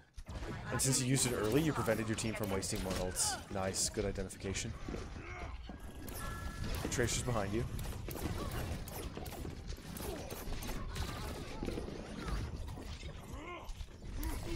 Punish, punish, punish. There we go. Yo. Mr. Lonely, this is what I'm talking about here. This is excellent play from you. Here, you're punishing the diva, and because you're punishing the diva, if you look here, you can actually see the beam come from the Ana. See how the beam indicates her position, which is bottom right? So you know where the Ana is. Here, you actually use the exact strategy I explained, but you use it on the Hanzo. You punish. Ana already told you she was right here, so you should have known that. You go for the Hanzo here, right? He's kind of locked down into his position. See that? So pressuring someone can lock people down, and then you can punish. Yeah,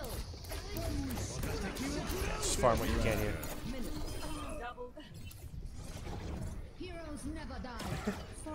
Hype to share your horrible positioning? Yo, Kirito, that'll be fun, man. It's okay, I have bad positioning as well. Love the way you avoid this Tracer. I think, though, you're accurate enough to duel her a little bit. That's up to you. Oh, big kill. Nice cancellation. Nice left clicking. The payload has reached the chamber. Yeah, we didn't kill anyone in the grav. You tried, man. What's up, Professor? What VODs we got for today? A little bit of a mix of everything. This is one of the higher VODs today. We got a couple masters to look at. Positioning is the best thing you learned? Yeah. You feel like you had no impact? It's because the beat. If there's no beat in the grav, you kill both Cassidy and Ana. I think that's who was in the grav. No, it wasn't Cassidy. It was Hanzo? Somebody in Ana. Was it Hanzo and Ana? Or Lucio and Ana? Whatever. The beat totally stymied you there. There's really not much you can do about that. When that beat comes out, if you don't have the resources to get the finish, go back to your team and kind of see what's going on to help them out so they can stabilize. Cancel the beam and fly. Alright, get above him here. Yeah. You wanted to trade under that nano, I think. Cute.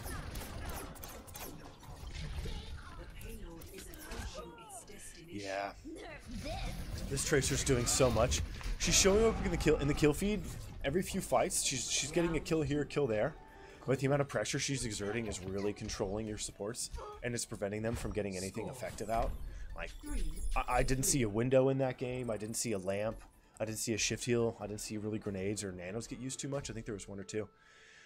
So they're probably receiving a lot of pressure. So you could trade and go for their backline, or you can kind of run that counter dive. What's up, BunnyB? Yeah, dude, amazing Torb, dude. Amazing Torb, yeah. So, Bunny, just go check out that 4500 VOD I'm sure you probably already have already. And just kind of overlap your gameplay with Made Those and kind of look at what he's trying to do and see how you can adjust your frame of mind. BunnyB, I think that's really all it is for you, dude. Like, Bunny, I know we talked about cooldowns and stuff like that, but for you, it's just about changing your mindset with Torbjorn and playing him a little differently, and then things will start to roll for you. That's all you really need to do, dude. You're looking really good. Yo, Hamzam with a $10 tip, man. Incredible donation. That goes right into my pocket, man. Truly, truly generous. That's very sweet of you, man. Hamzam, have you been? You been hanging out in Yazan stream? You been hanging out with Yazan? Yo, Bunny, go check it out. Trust me. It'll blow up your Torb, man. So would have Tracer been a better pick? No. Echo is always a good pick.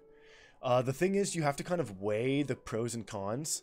A lot of the way I see like Dante and these other guys play Echo is that they kind of hover above their team on Icon Wall. They play a lot on Castle and just float, and they apply damage from range. And then when they get someone low enough, they float in and get the finish with sticks or beam. And I think kind of like a more passive positioning from you there would have allowed you to potentially control the Tracer more effectively, because you're putting intentionality and effort into each one of your left clicks. And what that means to me is that you're probably still pretty accurate at range. Your Hanzo was, right? So you don't have to overcommit in terms of proximity on point 2 Eichenwald for Echo. A lot of what I see like Dante and Naga and these guys, they just kind of float and they play very passively. Even if they're not pocketed, they'll play passively. They'll try to understand what's going on in the fight, who needs what, where, and when, and then they float down and get that stuff done, right? Like you guys, I hope you know that when you play Echo, if you jump into the sky and you float and you hold space, you actually hasten your angular falling. Like you don't fall, I think, any faster vertically, but you can be, instead of just floating, you go like, it's much faster. So you can use that high ground to kind of be aggressive and stuff too. At certain moments. Yo, Hamzam, again, dude, thank you for the $10. BBQ, thank you for the follow. BunnyB, you're very sweet. Thank you for the sub and the follow. Send you PM in Discord, any chance you can check in, get back to you at the end of the stream or something? Chain, I will.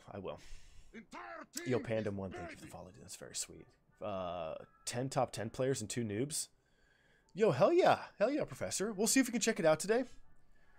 Oh yeah, BunnyB, you already checked out. Nice, man. Congratulations, dude. Enjoy it. It's always there for you to watch and use. Yeah, Professor, that's amazing. If we have time for it today, we'll check it out. If not, it'll definitely be tomorrow because we didn't have any other VODs. So yeah, Mr. Lonely, I don't think Echo is wrong. I just think the attention, I don't think your left clicking is bad either. I think that maybe probably want to modify the attention there. It seemed like your backline was kind of getting exposed by the Tracer.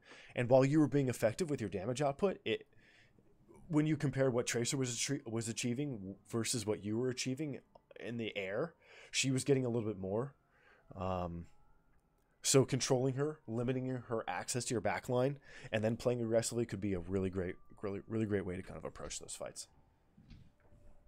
Hey Hamzam, what's up, Wayfarer?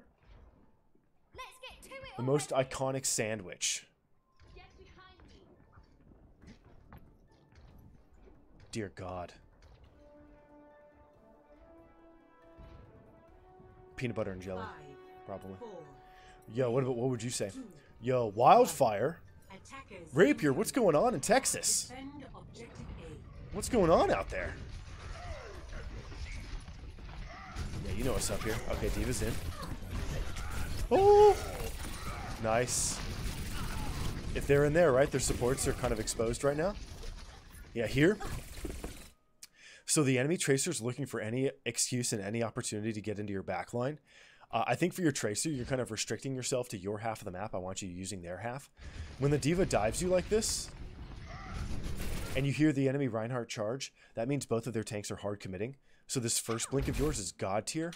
However, instead of continuing to apply pressure, you probably wanted to go this way for this guy. Probably could have picked on this guy, right? Their tanks have just totally, completely abandoned post. Just completely abandoned their space. So this space is kind of compromised. Going in, upsetting this guy, basically locks his HP and locks his HP as well. So they're kind of out of luck. And what I'm going to do here is look at their Tracer. Where'd their Tracer go? Where is she? Here she is. She's going to be using any opportunity to get into your backline. She completely avoids the fight. Finds your supports. And then abuses from the back angle. You're a little more team focused, it seems, than the enemy Tracer. And I think I want you playing a little bit more on your own and using the other half of the map on your Tracer play. Because like your mechanics are strong. And every duel that I saw, like this Tracer is showing up the kill feed a lot. She's kind of carrying her team, to be honest. But when you dueled her, it was very clear that you're the better Tracer. So you should be able to carry as hard, if not harder. And the way she's finding success is by playing very slowly and then being surgical with her approaches. You're trying to kind of like shove out tanks and do a lot at the same time. Yeah, mark the Tracer. Your team still died, man. What the hell? Maybe a little bit of a team hit here. Yeah, since your Ryan got charged, yeah.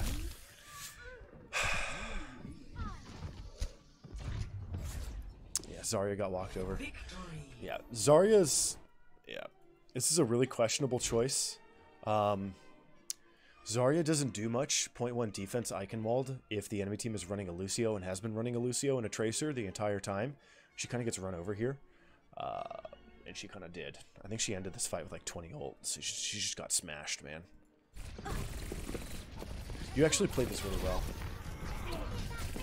I think you're doing a good job, honestly, Mr. Lonely. I think what's going on here, my dude, is that you're playing Tracer.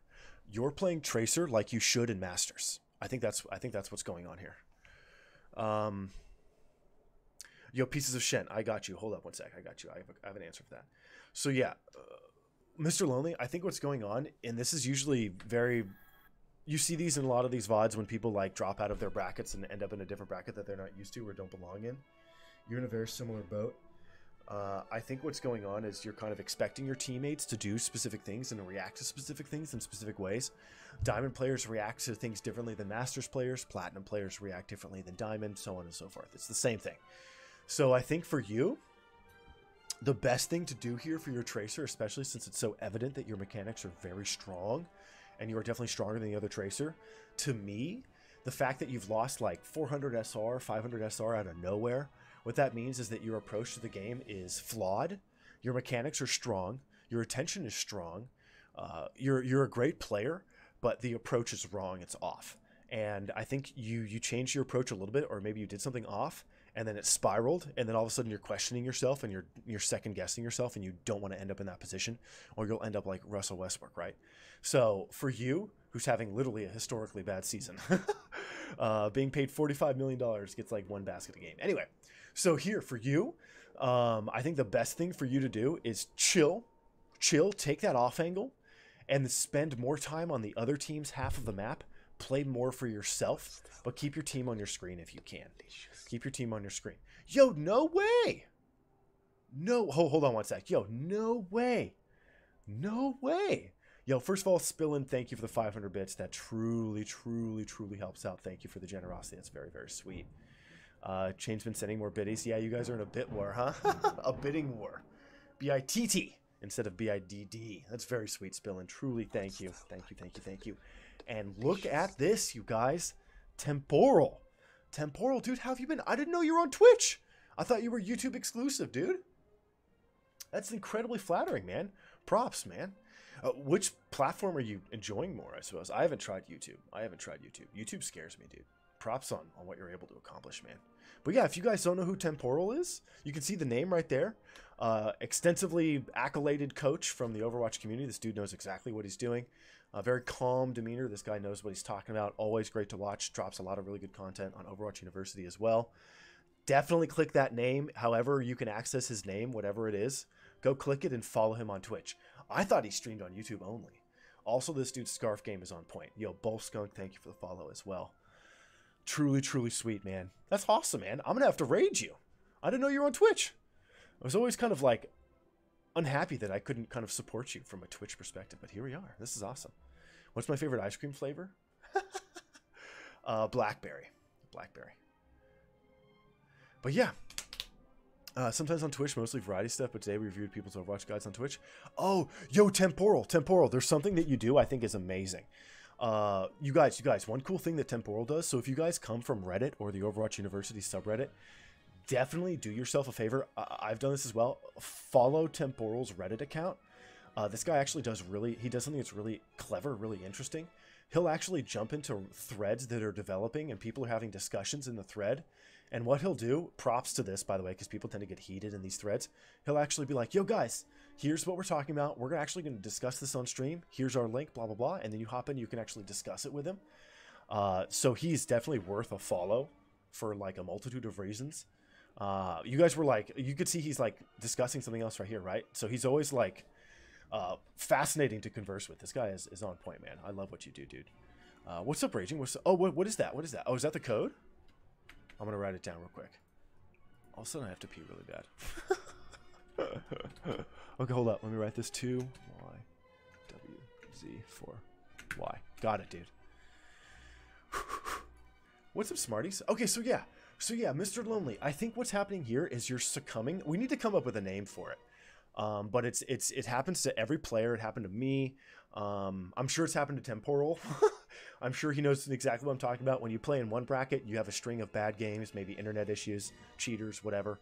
You drop into another bracket, and since you have these expectations and they're mismatched with your team, all of a sudden you're literally digging a hole for yourself because you expect your teammates to react in certain ways. So usually the remedy to fixing these to stopping the huge SR loss is to keep your team on your screen. At least that was my strategy. Engage more of that babysitter aspect. Keep your team on your screen so you can see what they're choosing to do.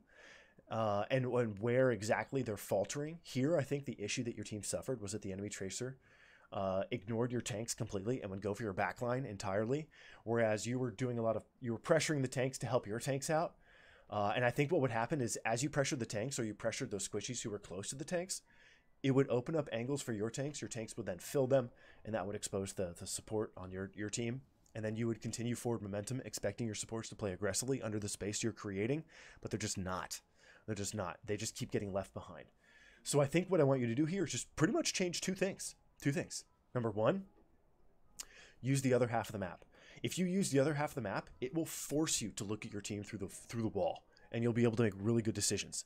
Also, because you don't waste your blinks, if you get to the other half of the map, you can use the resources you've saved to go save teammates, right? You were the epitome of a +1. You were the best +1 in the game. That's what Tracer can do, right? High tier Lucios can do the same thing, just kind of like always attend every fight. So play that babysitter role, keep your team on your screen, and use the other half of the map. Your sticks looked good. Your melees were really strong. I loved your back and forth. Your strafing looked good. You don't jump for no reason.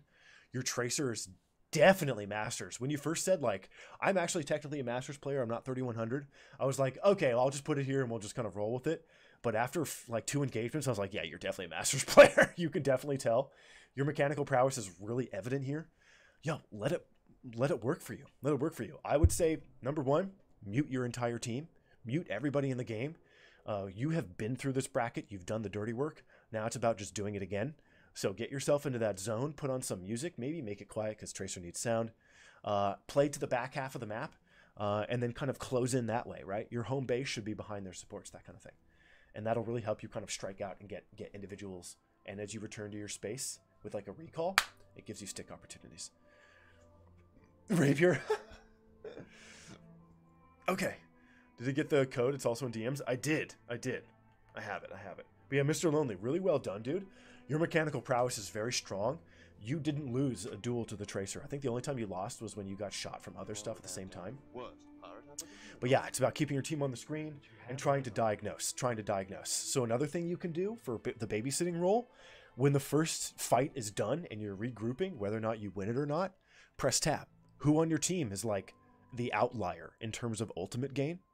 Here, like we looked at the ult gain for your team on 0.2 defense in the second round, or 0.1 defense second round. And what happened? Everybody on your team was like 45 to 60 ult, but your Zarya was like 18. So there's the problem, right?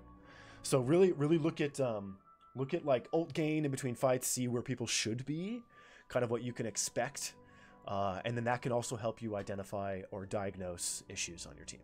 Really well done, dude. Just kind of extricate yourself a little bit from the game. Don't let the emotion aspect kind of get to you. You want to be a stone cold killer, stone cold killer, man. You're ready to get into the next bracket. Now it's just about getting back, clawing it back. And I guarantee you, once you adjust your gameplay style and you play more of the laissez-faire, kind of chilling in the back line, waiting for opportunities, you're going to start climbing a lot harder, and you're going to feel really good when you get back into Masters. You have everything you need. Now it's about just changing your play style. Your mechanics are not an issue. Your attention is not an issue. I love the way you check your team constantly. Just get that babysitter role going. Really well done, dude. Yo, thank you for the bits, man. That's very sweet. Update me on the progress. Yes, please do. Please do. I want to see how you do, okay? Yo, I don't know Temporal's on Twitch. I'm going to go follow him right now, man. I'm going to go follow. How do I click follow? Done. There we go. Sweet. Okay. Got that. We're going to do PrincessMeezee. PrincessMeezee.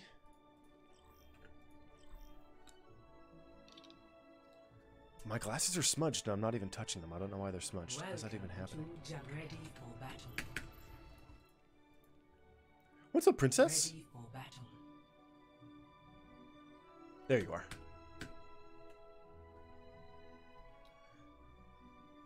Yo, princess, are you West Coast? No. I don't recognize these names. Okay. How can you make sure you're in the queue? So, Catgirl, that when you submit through the link, it's actually an automated sheet. Like, I don't touch it at all. So you're there. I promise. You're there. But when it comes to the sheet that you can see, that I just copy-paste over. And I did it this morning, so I'll update it probably tonight, tomorrow morning. It's just manual. You're offended, Simba? How come? What happened? And for those of you guys who are curious about who Dizzy is... Oh, wait. I have to set up the camera here. We're going to get Meezee going in a sec. I'm going to fix the Dizzy cam. 1 second. Where is it? Oh, here it is.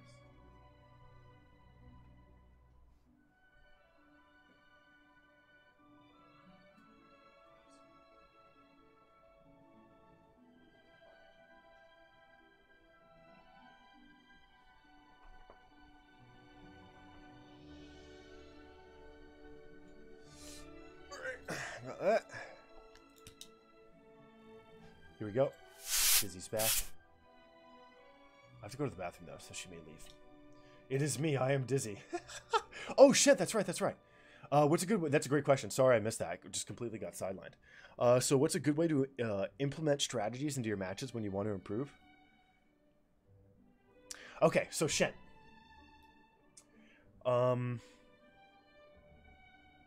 Okay, so implementation. That's probably the hardest part of coaching. Well, not the hardest part of coaching. It's really easy because I'm not involved.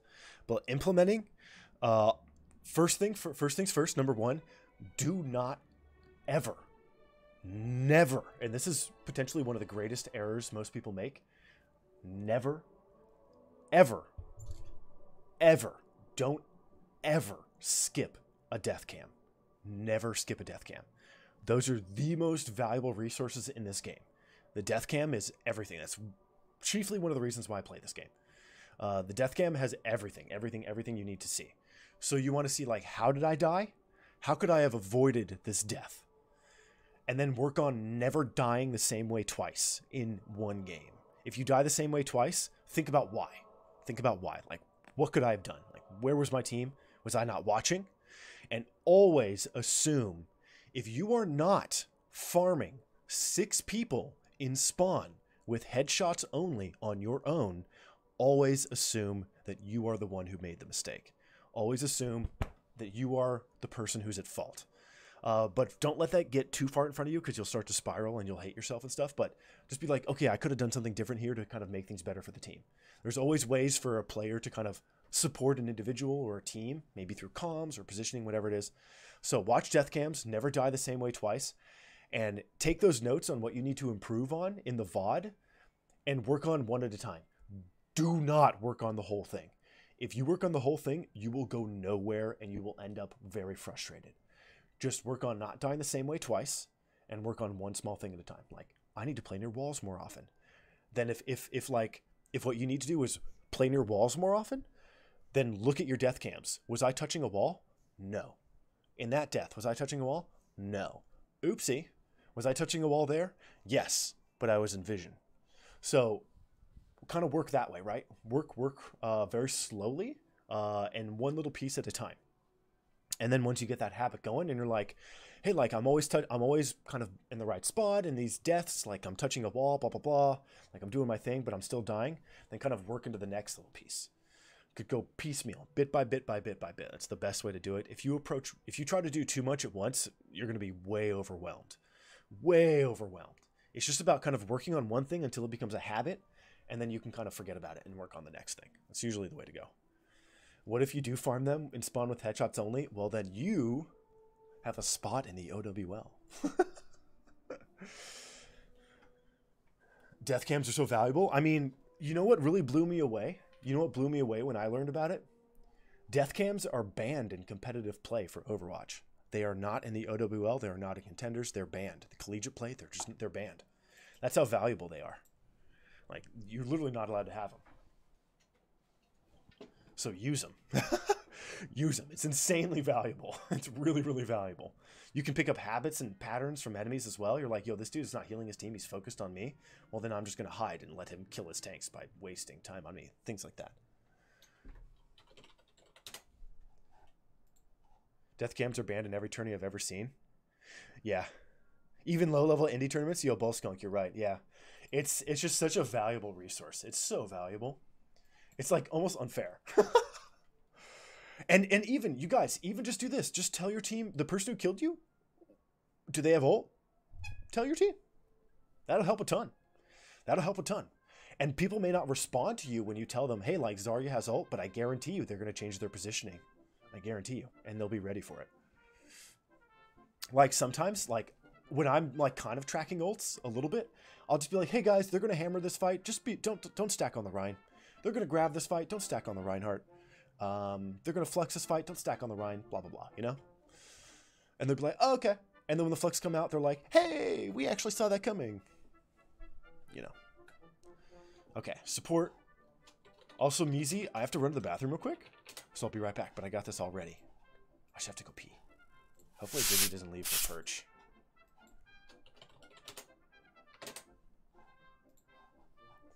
Also, Meezee, I cannot look at your name and not think about the Meeseeks people from Rick and Morty. You know the Meeseeks people? Those like blue crazy people?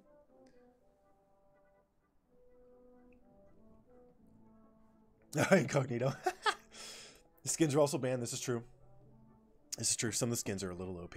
Okay, hang tight. I have to go run to the bathroom. Where's my phone? Bro, where's my phone? Oh, it's charging? No.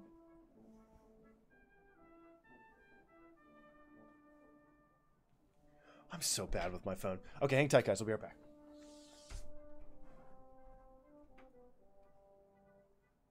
No, it's not in the kitchen. Dizzy, are you hiding my phone?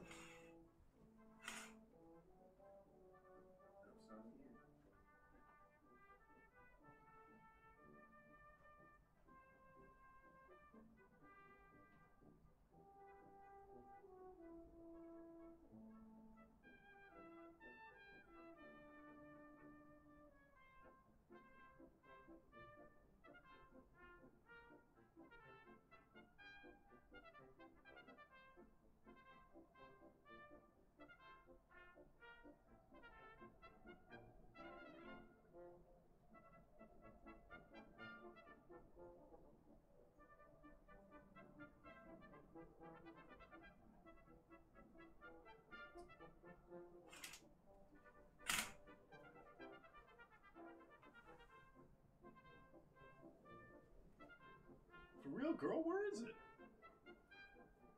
This is confusing.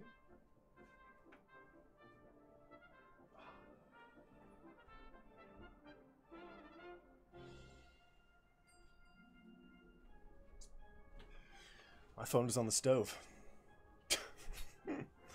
Oopsie. Okay.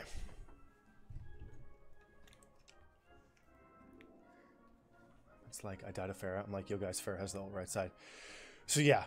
Kiruto, that's good stuff. Then just play out of the vision, right? Sometimes if people aren't paying attention, I'll be like, hey guys, yo, Pharah has ult. And if they don't pay attention, I'll be like, I'll look at who's farthest away from the team, be like, yo, you're going to die to Pharah. And then they died of Pharah, and I'm like, told you, bro.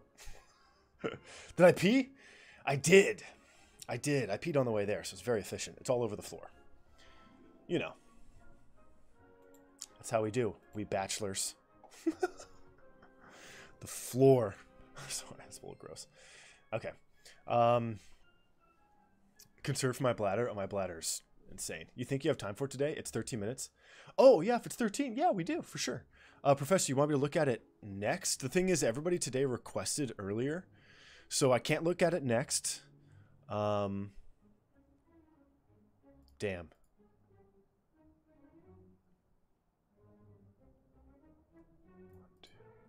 We can look at it 2 VODs after 2 VODs from now, so like an hour from now. But if that's too late, let me know. I could do it tomorrow. No problem. Yo, thank you, Shent. Cheers, cheers, cheers. Okay. I got some energy drink in me. I'm still like destroyed from the workout this morning. Okay. Here we go. Meezee, 2,500 support. Let's pop it. You got a Mercy kind of giving you the batty eyelashes here.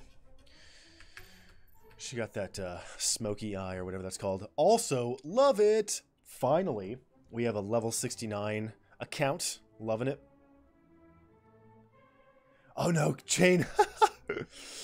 Enjoy your flight, okay? You have a window seat? You have a window seat? Hopefully you do. If you enjoy window seats. Oh. Whoa. Whoa. We have a little bit of a mating dance going on here. All right, so we're looking at Anna Mercy. You're running... Oh, God, here we go. Orisa and Zarya. That's not good. And you have a Widow and a Cassidy. So your DPS are fine. Your support lineup is fine. Zarya's fine. Orisa's fine. But Zarya and Orisa together, not good. They're going to have a hugely rough time here. So, one of the most effective things you can do here is really lean into damage. You want to really, really lean into damage. If you just kind of play support and kind of hard heal bot, you're not going to achieve much under this tank composition. Yeah, it's energy drink. It's a Bang energy drink. 0 calories. It is flavored like berry lemonade or something. That's a great nade. Good reaction. Huge sleep. Nice walk up. That's a good bubble. Really well done from you here. Good attention.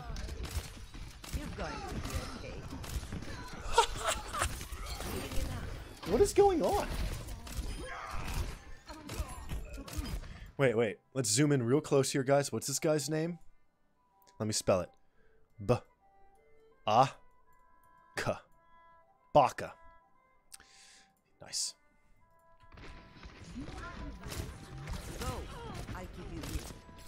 You have a pomegranate Red Bull? That sounds delicious. Nice sleep. You want to... Oh, okay, he's dead. I was going to say nade. But you're chilling. Which Overwatch character loves cotton candy the most? Oh, it's got to be Tracer. It's got to be Tracer. Absolutely.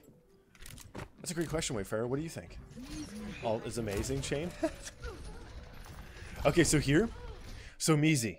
I'm going to help you here. It's not something you could really do here, but this is what I'm going to start doing is here right now, at least, is I'm going to help you understand a little bit more of like how the game functions so that you can play a little more effectively for damage.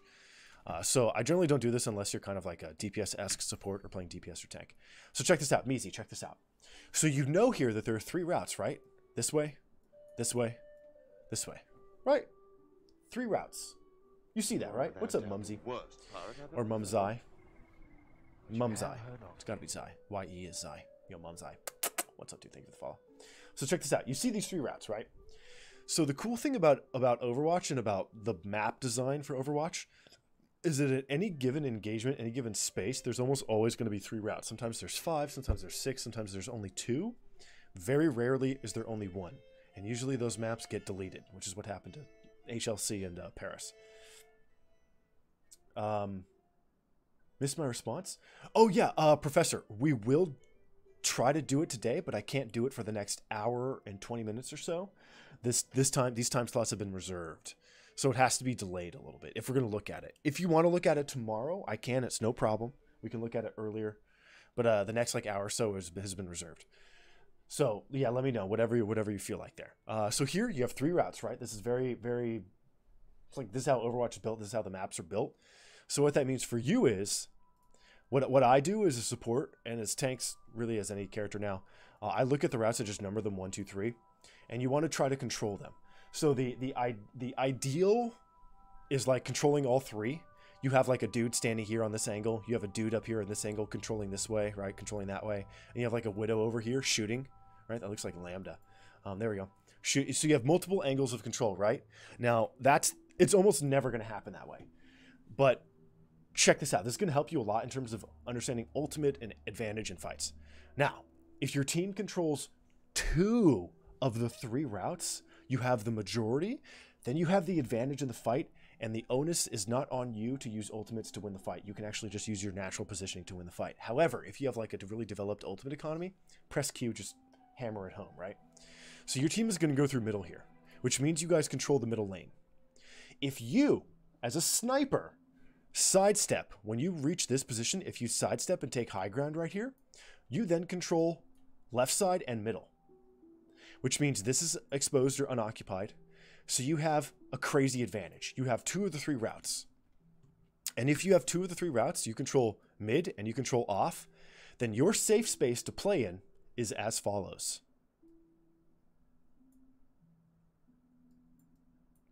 You can play in all of this. All of this. This whole thing is yours. This whole thing. Everything is yours. You can play wherever you want. You can play super aggressively. You can play over here. You can play way over here. You can play back in here. But that's what having 2 of the 3 routes means. Yo, Chain, fly safely, dude. Let me know when you land, okay? Let me know when you land. I love you, dude. I love you. I love you. I love you, truly. So yeah, here, just take that off angle. And Mumsy, you actually typed. I just didn't see it. Let me see. Love learning stuff from these replays. Also, it's pronounced Mumsy. Ooh, Mumsy. Gotcha. Mumsy. Mum's the word. Okay. So yeah, here, let's watch which routes your team takes. If you're playing a support, playing Ana, right, you're going to be playing further back. So if you're playing kind of further back from your team, you'll see, okay, we're controlling middle, and we're fighting this guy right now, which means we now control this angle as well. So instead of running on the front line, if you're playing a little further back and you see that your team controls this, which your Zarya does, and with this guy dead, your team will control this, you want to be playing out here. Somewhere on an off angle. On a deep off angle. So you're applying pressure at a weird angle, so that when the enemy team walks out of this high ground, they're instantly exposed, and the only space they can play in is behind the outhouse here. And that's just not enough to win the fight. Let me tell you why. So a little sketch kind of running in early. You're here because you know something. What do you know you can? Good, you checked your team and backed up. Here you'll see that you guys control 2 of the 3 routes, so rotating really far out would be really effective for you here. Yeah, keep rotating, keep rotating. The only thing is, don't rotate in front of the cars, rotate behind the cars. So your support route, you got to stay alive. Rotate behind the cars. So that people don't see the rotation. You have more time to heal your team, check out your team, and then rotate this way. And then play here. You have all the healing angles. The enemies can't see you early. Lots of fun stuff. Yo, Wojo gifting a sub. Rat King. Rat King, no. What up, dude? Thank you for the gifted sub, Wojo. That's very sweet. All right, Meezee, let's check this out. Nice ultimate economy, by the way. And you're already on fire. Damn. Yo, great attention from you here. That's great attention. Sleep the hog was good enough. Nice nade. Yeah, see? So what happened here? Actually, this guy's... Oops, on him. But what happened is, because you were so close to the cart, this guy applying pressure from this angle and the Reinhardt charging him from the off angle was too much. That was really hard to navigate. So the best thing for you to do there is preemptively beforehand, you want to end up out here beforehand. See how you ended up back here naturally? So Meezee, what I'm only a minute and a half into this VOD, but I'm learning 2 things. Number 1, you're hyper aggressive. Chef's kiss. F yes. More. Okay, I love that you're hyper aggressive. Number 2, the machinery in your head, you almost always naturally end up in the correct space. Also, when you were breaking, when you had a break, a lull in the fighting in the previous engagement, and your team was pushing through middle, you played aggressively, which is good. I like that, but you want to channel it in other ways. I'll teach you how to do it. But also, notably, you stopped engaging, you turned around to look at your team, and you put yourself on the back. So not only are you checking your team, that's wonderful. You're playing aggressively, that's double wonderful. And naturally, the machinery in your head will put you into the right position. So now it's about kind of like not putting on braces in that way, or it's mostly like putting on a retainer at night so that your teeth are straight when you wake up, right? So that's pretty much what this is about. So you ended up in the right spot. I want you going deeper. Let's see how this goes, and playing for damage. Yeah, you don't even need the nano, unless you're trying to keep the Zarya alive. I feel unstoppable. Cease your resistance. Good rotation from you here. You want to fight the hog with a nade. You're dead. Nice. Good resource usage. Get out of here for sure. Either kill yourself or escape. Nice. Nice. The nano was a mistake. What Overwatch hero do you think is the most susceptible to pyramid schemes? Oh, that's so funny. Who's the most susceptible character to pyramid schemes? Should I kind of go with like Ana or Farah because they're from Anubis? Some kind of like Egyptian pun? Or...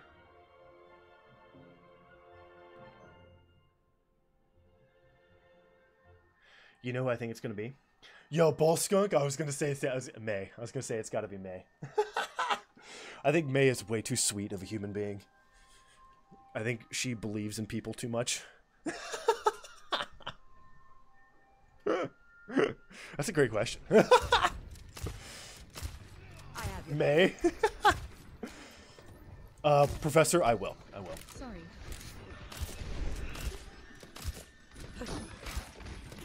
That's a great nade. Your nade tosses on these Roadhog hooks are really good. Ryan has no money, it's all spent on alcohol. Beer! Beer! Another beer! Careful. Okay, so your team is going the far side, which is a little risky. But now, since they went far, since your team went far and wrapped all the way around, middle and far left is again your team controls. So you control the coast route and middle, which means you can actually go really deep and play that off angle. Again, you can do that if you want. Another thing you can do here, if your team on this specific map in this specific moment, if your team controls the far angle and the close angle, then if you're willing to risk it, and let's say you're playing Zenyatta and you have Trank or you have Ana with a Nano, what you could do if you wanted is rotate in here and grenade these kids. Because they're going to be playing, if you control middle and outside, they always play outhouse, which is this thing, right? The outhouse. And if they play outhouse, you can come in here, sleep nade, walk back out and go for heals to do your thing. It's kind of a little bit over commitment for a small resource usage, but it can be important sometimes. Hey, Pick, is that Pick Joe? That's where people poop? It is. Morellis, exclamation mark review. How are you doing, dude? Yeah, Meezee, you're looking really good, I gotta say. Meezee, what do you usually struggle with? Do you know? What do you usually struggle with?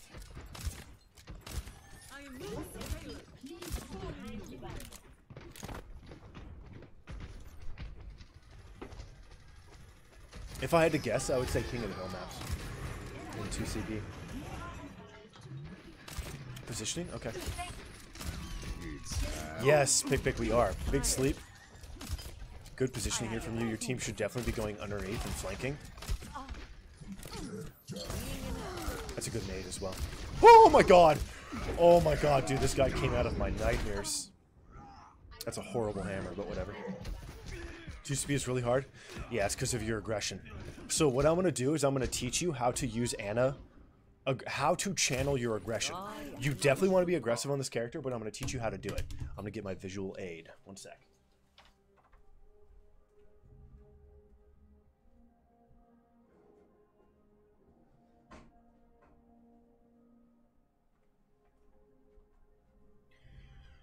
Okay, so if you want to be aggressive on Ana, the way you do it,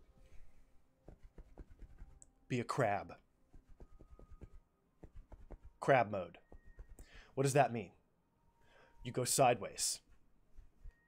So when Ana is looking for damage opportunities, she needs deeper vision into the enemy team. And the way she acquires that is by side strafing, right? So instead of, like when your team is pushing point 1, instead of playing aggressively and walking in front of your team here and running into the Roadhog and throwing grenades and using your resources early and then running back, play behind your team, note that they took off angle and mid, rotate out,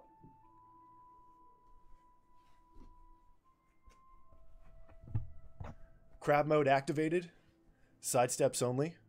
Here's your deeper vision. There it is. See the sidestep? You want even deeper vision? More crab. More crab. Way more crab. Sidestep. Keep sidestepping. Deeper vision. Deeper vision. Sidestep. Crab mode. So that's a big thing for Ana players and Zen players.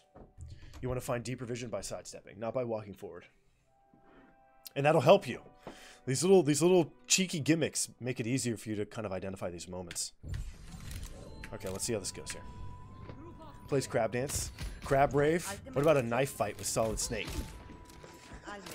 Yo, genetic degenerate, gotta go. Really glad to have found positive vibes. Well thought out, Cocho. You're very sweet. 300 bits, that's incredibly generous.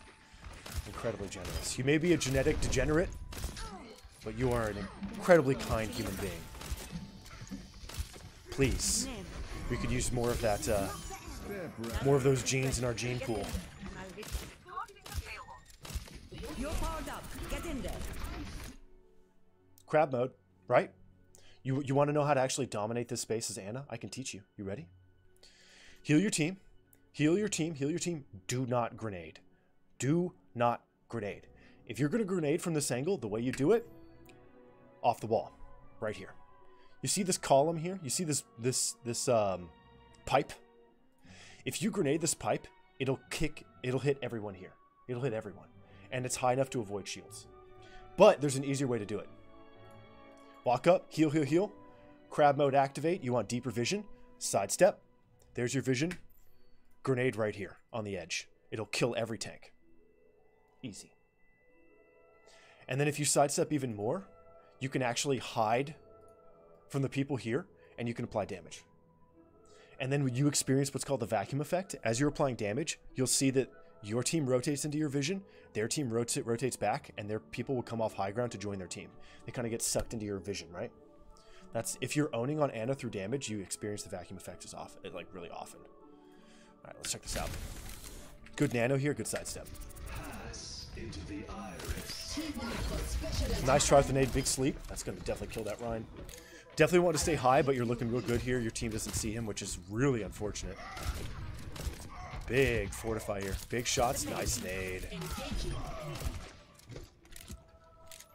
Good heals here. Play Tyson on the wall.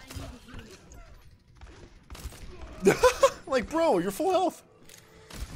No one can hide. No way. No way, dude. I'm sure your Widow saw the Hanzo, saw the Cassidy before diving high ground. Did she just hook into a Cassidy? I have to see. Heal me. I'm going to go melee a Cassidy to death. Okay, so a Junkrat. Yeah, he's right there. His hand is in the wall. Look. So this is another rule about hiding his Cassidy on thin walls. His left hand sticks out, right? Because he's a cowboy. They tend to stick out their hands when they're getting ready for their holsters. So here you can actually see his hand through the wall. See that? Dead giveaway. You can also hear him as well. And he's even shooting. No one. Whoa! Yikes. Okay. Optimistic. I like it. Very optimistic Widow. I'm down. Nice try. Great rotation. Yeah, look at this, dude. Meezee, great rotation from you. This is literally exactly where you want to play this point. Nicely done. Yeah, dude. The machinery in your head that kind of dictates where you end up for the most comfortable position. You are very good. So the way I kind of see it sometimes is like there's like a texture. Like a swatch of a bunch of different textures, and our fingers can detect like parts per billion or something. Like our fingers are super sensitive. Lovely human physiology. Anyway, what you can do is like you put your hand on it and you're like, this doesn't feel right. Like this texture, the grain is incorrect if I pet it this way. So this position feels bad. And then as you rotate positions, you start petting the grain in a different way, and all of a sudden you find the right position. You're like, oh, this is the correct way you're supposed to touch this texture in the grain. Now it feels right. Like I can see everything I need to see. Like the way your brain sorts through positions is excellent. Now just keep them in mind as you play. Yeah, I don't know. My brain's weird, guys. Great sleep. Nice try. Doing a great job. I just want way more damage. Your positioning is so good, you should be using it for damage. Pet the oven mitt. Yo, Bunny, you're addicted now, huh? Which Overwatch hero would I accept financial advice, and why? I actually have a really good answer for that. It would be Mercy. And why Mercy? Because she is as old, if not older, than Ana, right? They talk about using anti-aging stuff, so is Mei. So it would either be Mei or Mercy, because they've been around a lot longer. They have more understanding of the stock market and stuff like that. That's literally what I would choose. Also, both Mercy and Mei, I think Mercy is one of the developers of anti-aging tech in this world, and so she's probably a good person to follow for financial advice. Careful with your back here. Good attention. Nice, that's a good click. No way that you just sat there and ate it. Big sleep. Yeah, your team is having huge issues. Damage, damage, damage. Yeah, your team needs to go bottom and then flank from high.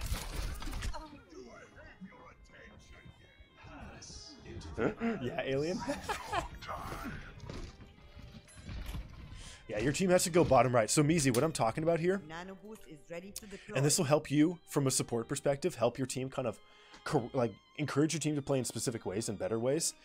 The idea here is that your team is going through main into the enemy team, like just walking through the low ground into high ground. Like the thing is, like, look at their composition. Look at their composition. Spam, spam, spam, spam, spam. Like, they have 5 spamming characters. If your team walks from low ground into high, you guys are rocking now a Zarya Roadhog. You have no shield, and you're walking into spam. You're going to lose. This is the same thing as playing 0.2 Anubis into a Junkrat Bastion and just walking down middle and hoping to God that they don't click you. Like, it's not going to work. So there's not too much you could do as a support player to make this function, but if you encourage your team to play through low, go this way, come up the stairs in the back, then you can actually have a toe-to-toe fight on high ground, and it's an even fight, and you can potentially win these, instead of kind of losing all your resources by the time you reach there. So I think what's going to happen here, honestly, if I had to guess, you're going to keep dying in this engagement until you nano the soldier and he pops. That's it.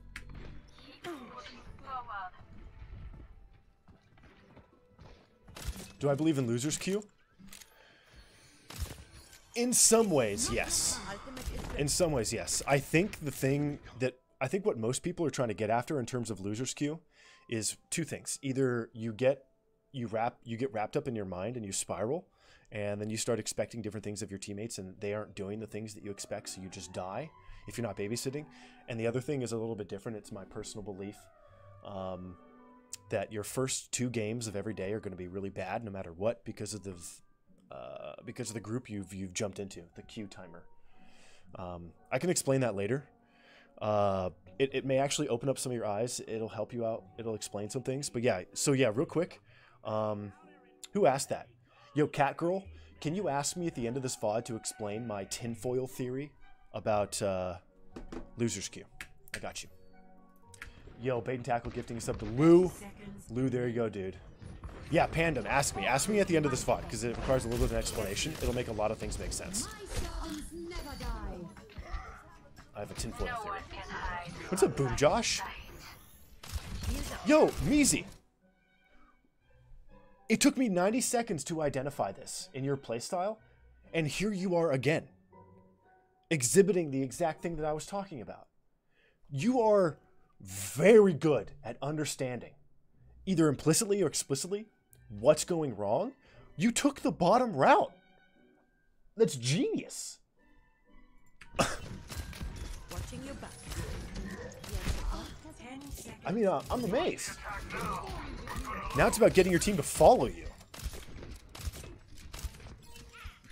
So what I do there in those moments, because like trying to get my team to follow me, be like, hey guys, if we go high ground, we can actually start the fight with an advantage, and then they'll follow you, right? You have to sell them on the idea. But and this isn't to be disparaging or anything, but if you are a woman or you are female or you have a feminine sounding voice, people are going to be really nasty to you. So it kind of sucks in that way. That's just kind of where gaming is. But if anyone gives you guff or anything, just mute them and then talk to the rest of the team. Not everyone's. You're powered up. Get in there. Yo, what did I say? What did I say? It's going to be the nano soldier that opens it up. Let's see. Big time sleep. Yeah, needed an ultimate to open it up. And this guy's farming you from high ground. Or is that your soldier? I can't tell. No, it's your soldier. Nice. Nicely done. Nicely done. You went down bottom right. You went the off angle. Yeah, Meezee. You are in the wrong bracket. You are way in the wrong bracket. That's okay. I thought that she blinked the other way too.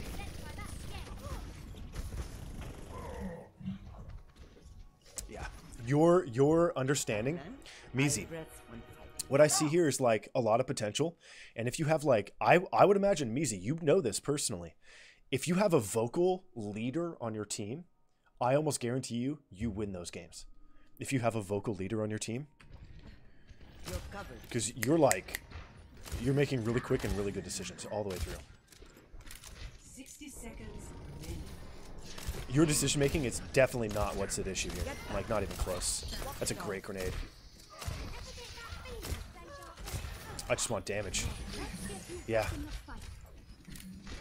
I want way more damage from you. Nice try. That would have been a 6 sleep as well. Nice nade. Damn, your nades are so good. Good heals here. Good attention. You may want to nano your Zarya if something's going on here on the left.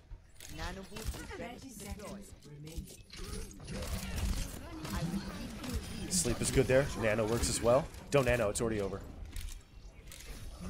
You held your nano? This will help. You want it ready. I am thoroughly impressed. Bedtime. 10 seconds remaining. I'm on fire. Meezee, what's your peak? Why aren't you masters? I think it's damage. And you're playing close so that you can stay with your Mercy, because this Tracer's in the back here. I'm under attack. You're covered. Rushing your clicks there a little bit. Hell yeah. 31 peak? Get in there and I will boost you. Survey says false. That will not be your peak. That's a great nano. Great position here. Yeah, your positions are so good. You're rotating because you want this to end right now. Big time sleep. Great rotation. Oh!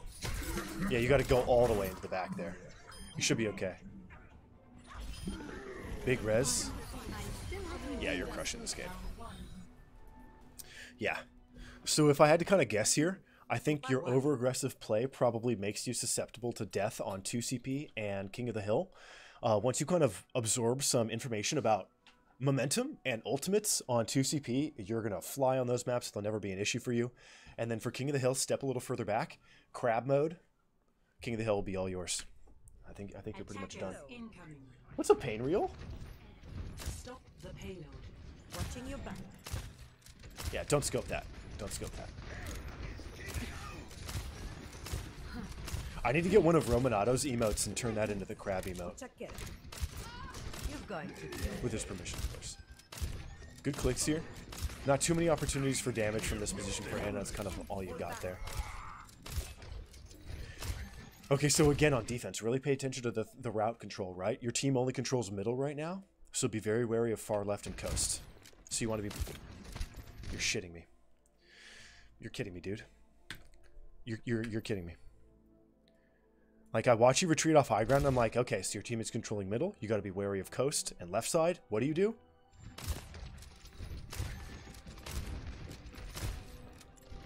You literally check. I mean, come on. Yeah. You got great machinery under that hood, and you actually go to try to control it. Are you kidding me?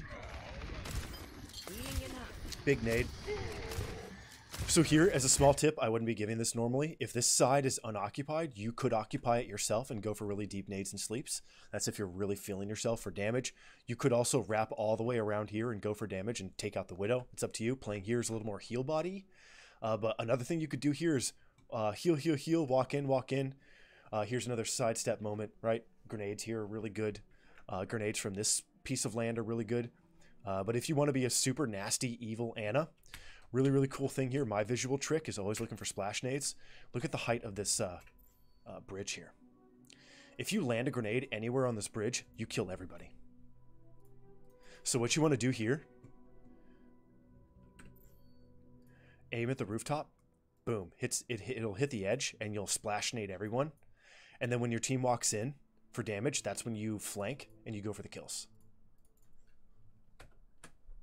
Let's see how this goes. Super nasty poison grandma.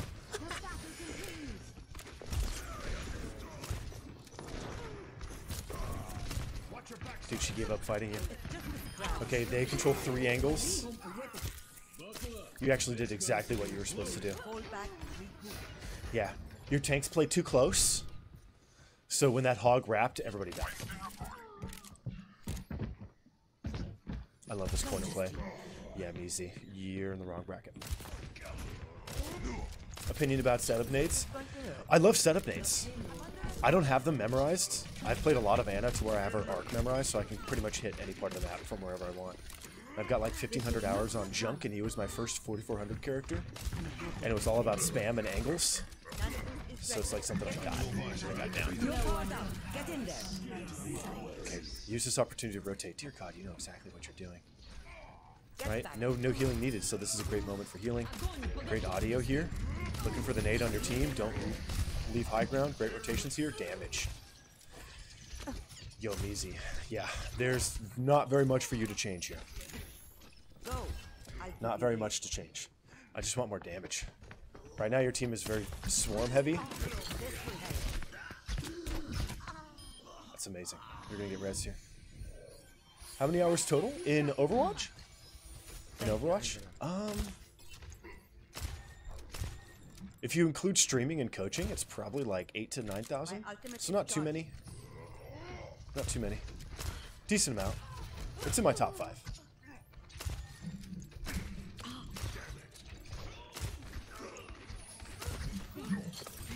It's a great nade. Missed it a little bit, but still very good. Yeah, you're trying to split attention between the Mercy and the monkey.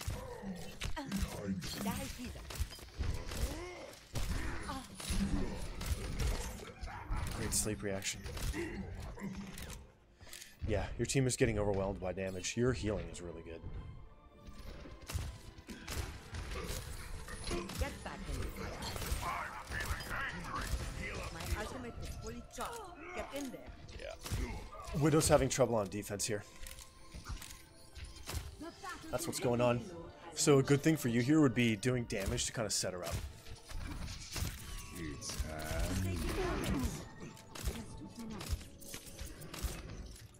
Your micro decisions are so good. Honestly, there's not much more opportunity for damage here. So Meezee, what's tough about this VOD is that usually the way I approach it is like, use your grenade as an opportunity for healing. Use like a nano, for damage. Use a nano as an opportunity for doing more damage. A big nade as an opportunity for doing more damage. And you're kind of doing that. The thing is, it's just that your team is a little having issues with only running one shield. The Widow's standing in the open, so you're kind of getting exposed on defense. And so it's kind of stretching your attention span.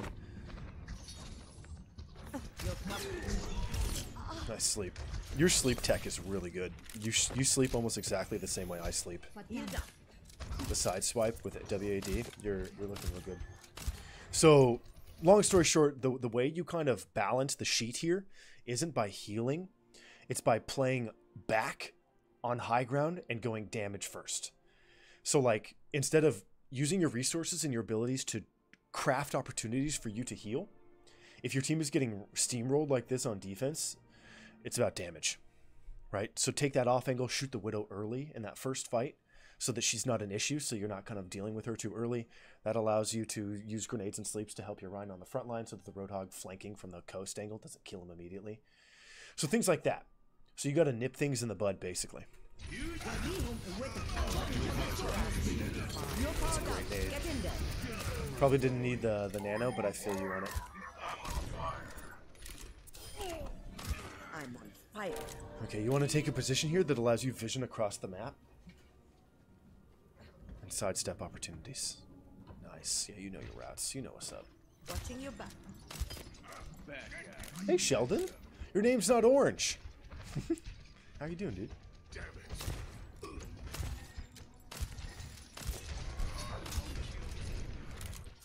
This will help. Okay, Meezee. I'm gonna do a little something here.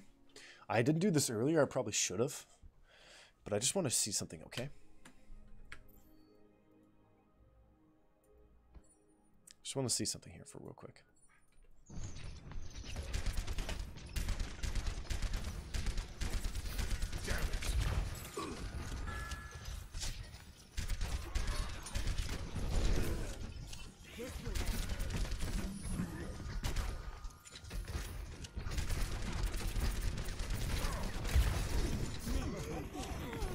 You see that? That's what you're heal botting. That's what you're heal botting. Missed a lot of shots. Almost killed the Zen. That's pretty legit. Probably should have dropped the Helix a little sooner to kill him on his retreat. You cut off the retreat with the Helix and they walk into it. That's usually how it works. But there's a lot of tank farming and his accuracy just isn't there. Accuracy's just not there. But as you see with chat here, your sleeps are so nasty. If you can land sleeps like that like it's no problem, you have high accuracy with unscoping, especially for damage. I can almost guarantee here that your accuracy outstrips your DPS counterparts in this bracket. I can almost guarantee it. So you're going to want to be looking for damage way more often.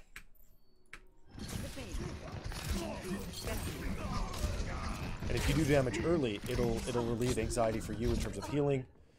Yeah. Your Hog's looking good. I think you were doing with him, right?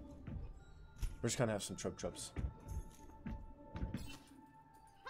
I'll rest one fight. But yeah, and what's tough here is that your Mercy's pocketing the soldier. He's just kind of only shooting tanks, so they're not shooting anything. Oh, is it a Wednesday orb? Is it Tuesday? I don't even know what day it is. That's okay. You've kept him out of the fight. He can't dash you in here. There's a wall. Oh, don't poke for the nade. Hit nade around the corner. It'll hit both of you. You're good. Trub. In the tub. Yeah, Meezee. It's damage. The key for you is damage. It's pure and simple. It's damage. It's damage. Yeah. So Meezee, what's going to happen here? Whoa. Oh, it's the Zarya with the dragon thingy. Attackers incoming. That's cool looking. Anyway, so Stop the payload. yeah, your Meezee, your homework is going to be really only one thing I want you to change is eyes on route control, and I want you to play quick play and play DPS Anna, and you'll be amazed. Name 3 heroes which would last on a rodeo for at least 25 seconds. Torbjorn, because he's got a low center of gravity. Torbjorn for sure. Tracer, because if she gets thrown off, she can recall back on.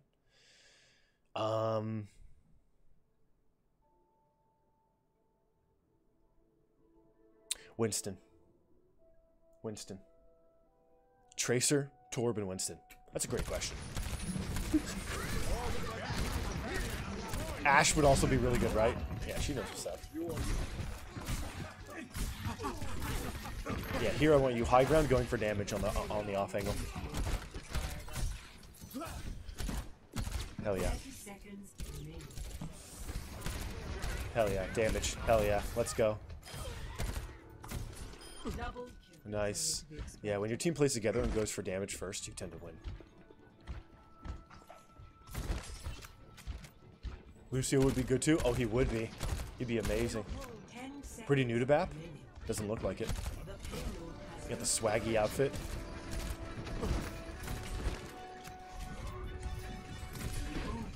Okay, here we go. Let's go bottom right, y'all. You can't really do that though, because personal targets. Oh, that's risky. Watch these jumps. So keep the jumps going, but don't go as high. That's a great reaction. Dear God, you react to hits with me. That's a 4K thing. Shift here. Shift.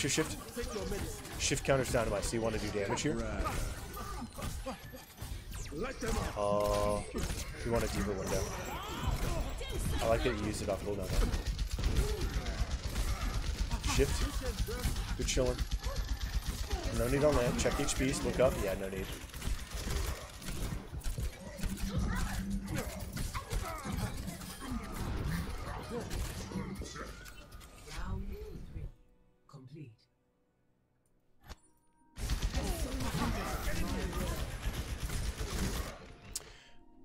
Please, Meezee. You know how we looked previously at the pocket soldier and what his aim looked like? Can you please recall that in your memory right now? And I want you to overlay it with your shooting right here.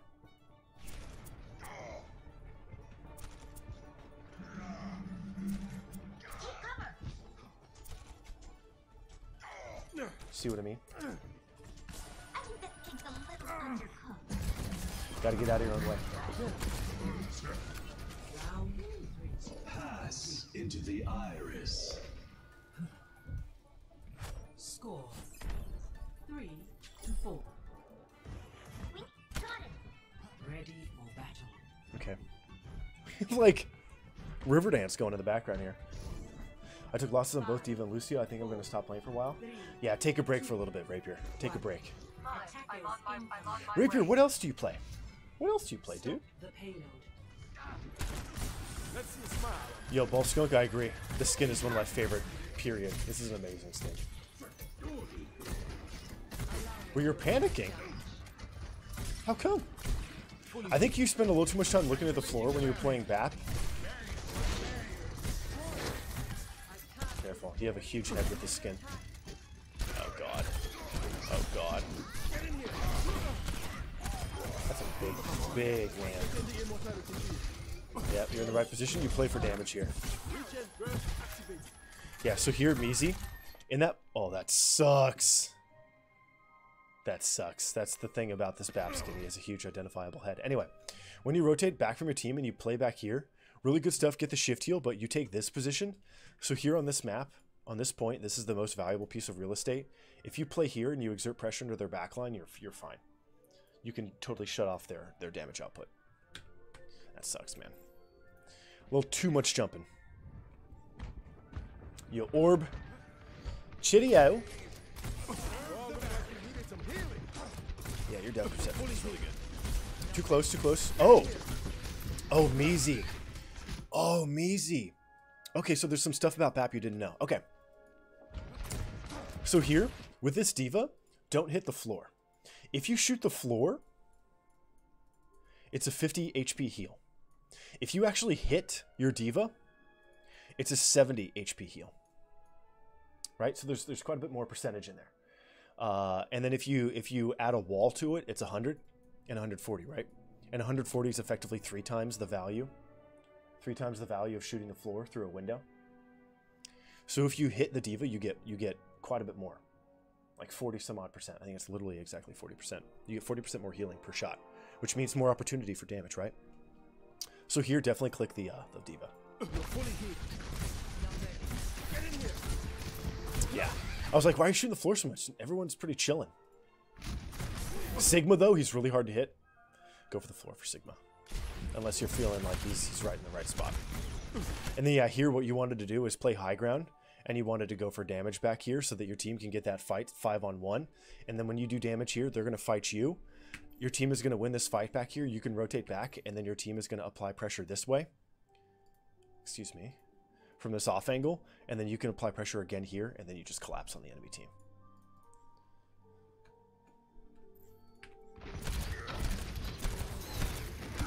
Hell yeah, going for damage. Don't jump, just decontrol, decontrol.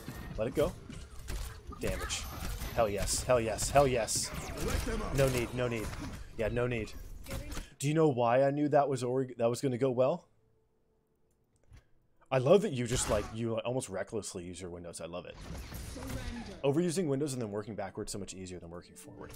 So here I can actually explain why. We got a remech underneath a bastion. That means he's not doing damage. Your Sigma has a ton of HP, and your Tracer's applying pressure from a different angle, and the enemy bastion is eating to the face a Mercy Beam. And the Mercy Beam isn't just hitting the Bastion and the Rhine, it's also hitting the Ana in the face. See? Look at that. They can't hear or see anything right now. They can't hear or see anything. So here, just left-click damage is way more than enough. Way more than enough. Like, your Diva's taking no damage, she's got DM going. You got a Tracer stick. You're chilling. Yeah, it's just amazing positioning. Strong Mercy.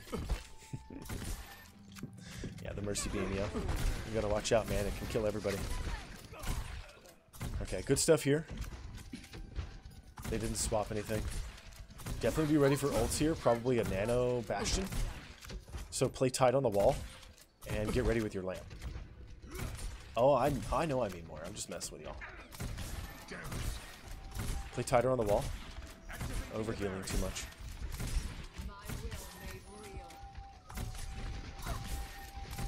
Should all be damage here. Okay. So real quick, small individual tip. An early lamp against Bastion is a no-no. Because check it out. I'll explain why.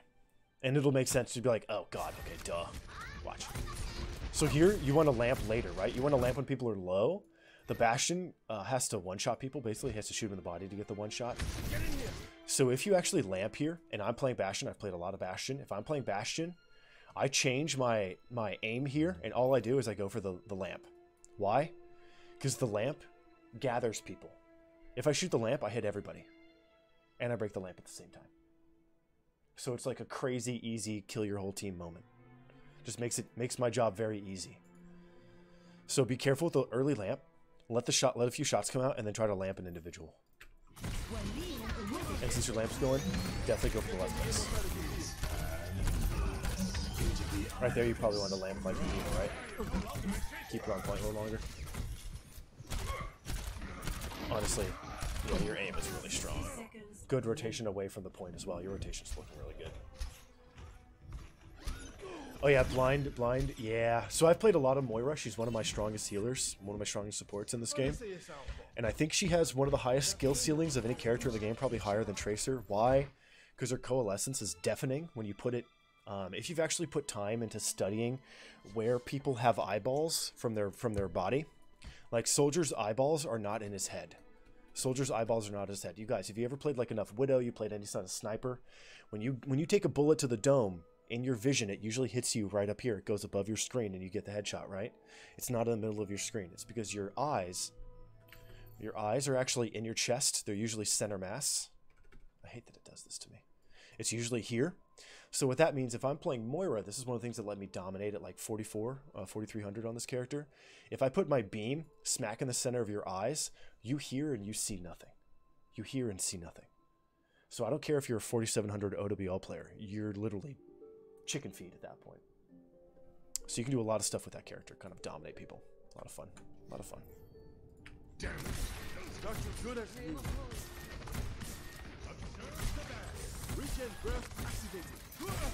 And you know where that idea even came from? If you guys remember way back when, in the very beginning of Overwatch, when you pick characters, there's a camera in every spawn, and people used to actually turn around into the camera after picking a character. They would dance, they would teabag, and you would have like the neutral camera of picking your character, and people would be teabagging in your screen. That's where the idea came from. I missed that aspect of Overwatch, man. 30 seconds remaining. That was fun.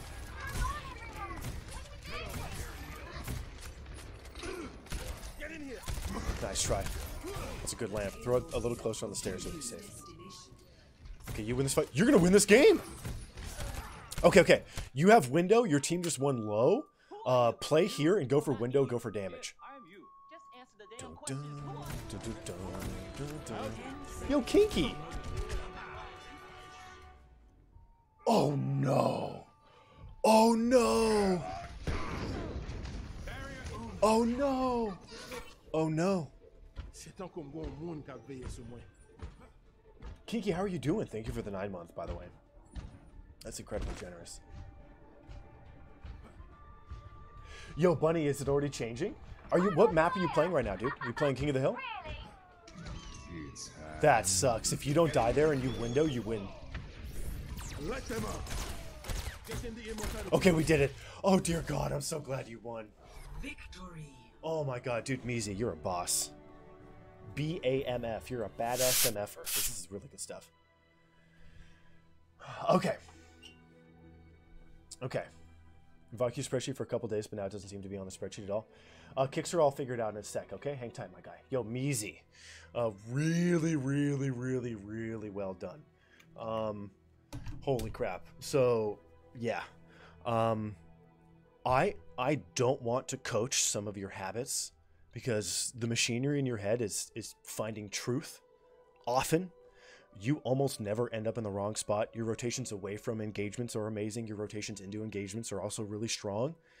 I think just kind of giving you the crab idea, staying back and side strafing for deeper vision is exactly all that you need to kind of adjust your machinery. Kind of keep that in mind. Another thing here, I love your grenades. A lot of your grenades are reactive. It has to do with the fact that your team is running no shield and the enemy team had a Roadhog. So using grenades reactively is kind of smart, but just for future reference, if you play with your angles and you get grenades onto both tanks as the fight starts before anyone kind of receives anything, you will screw their team completely. Because I guarantee you, up through like 3,800, if you grenade their tanks, and then you use your position to do damage, not only do you have effectively a numbers advantage because you have healed your team, and your team is now buffed by your grenade, so the healing they receive is buffed, but if you're doing damage, and the enemy supports are not doing damage. They are scrambling to overcome the anti-grenade that you have delivered. So not only do you have like a numbers advantage, but your team has an excessive and outsized amount of healing, and their team is receiving no healing because they're anti'd. So this whole VOD is about play a little further back, keep your eyes on your team, go for side strafe for deeper vision, and I want you to play quick play damage first. damage first mentality. So Meezee, I showed you a few moments here where you looked at the soldier and his accuracy wasn't crazy good and he's getting pocketed. That not only hurts your team, it hurts the soldier, hurts the mercy, right? You're kind of 4v6. So I really want you to focus on damage. If you're playing Ana, you want a 1-to-2 damage to healing per 10 ratio.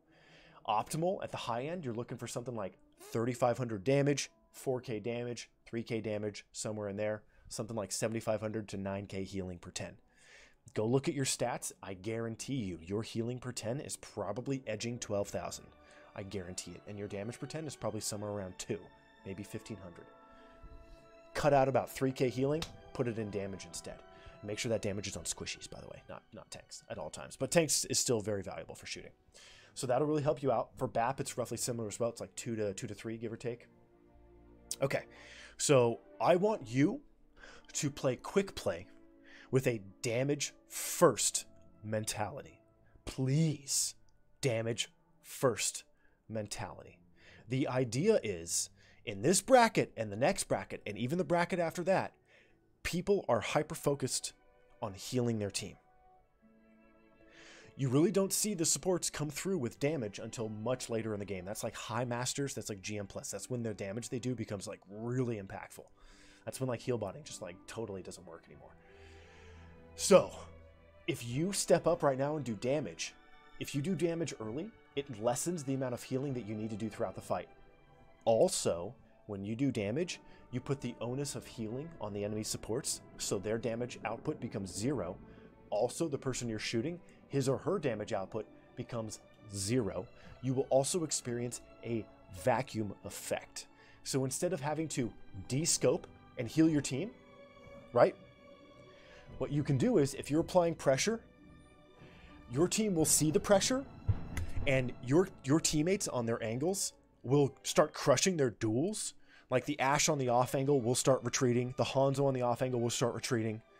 As they retreat, they kind of shove themselves into your screen, and then your team shoves themselves into your screen. And all of a sudden, your entire team is just diving on their backline, and you're still murdering people.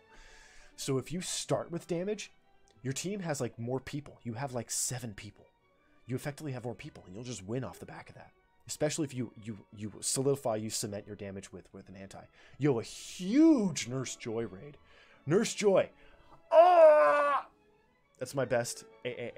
What's up, my people? My people. Nurse, how'd your stream go?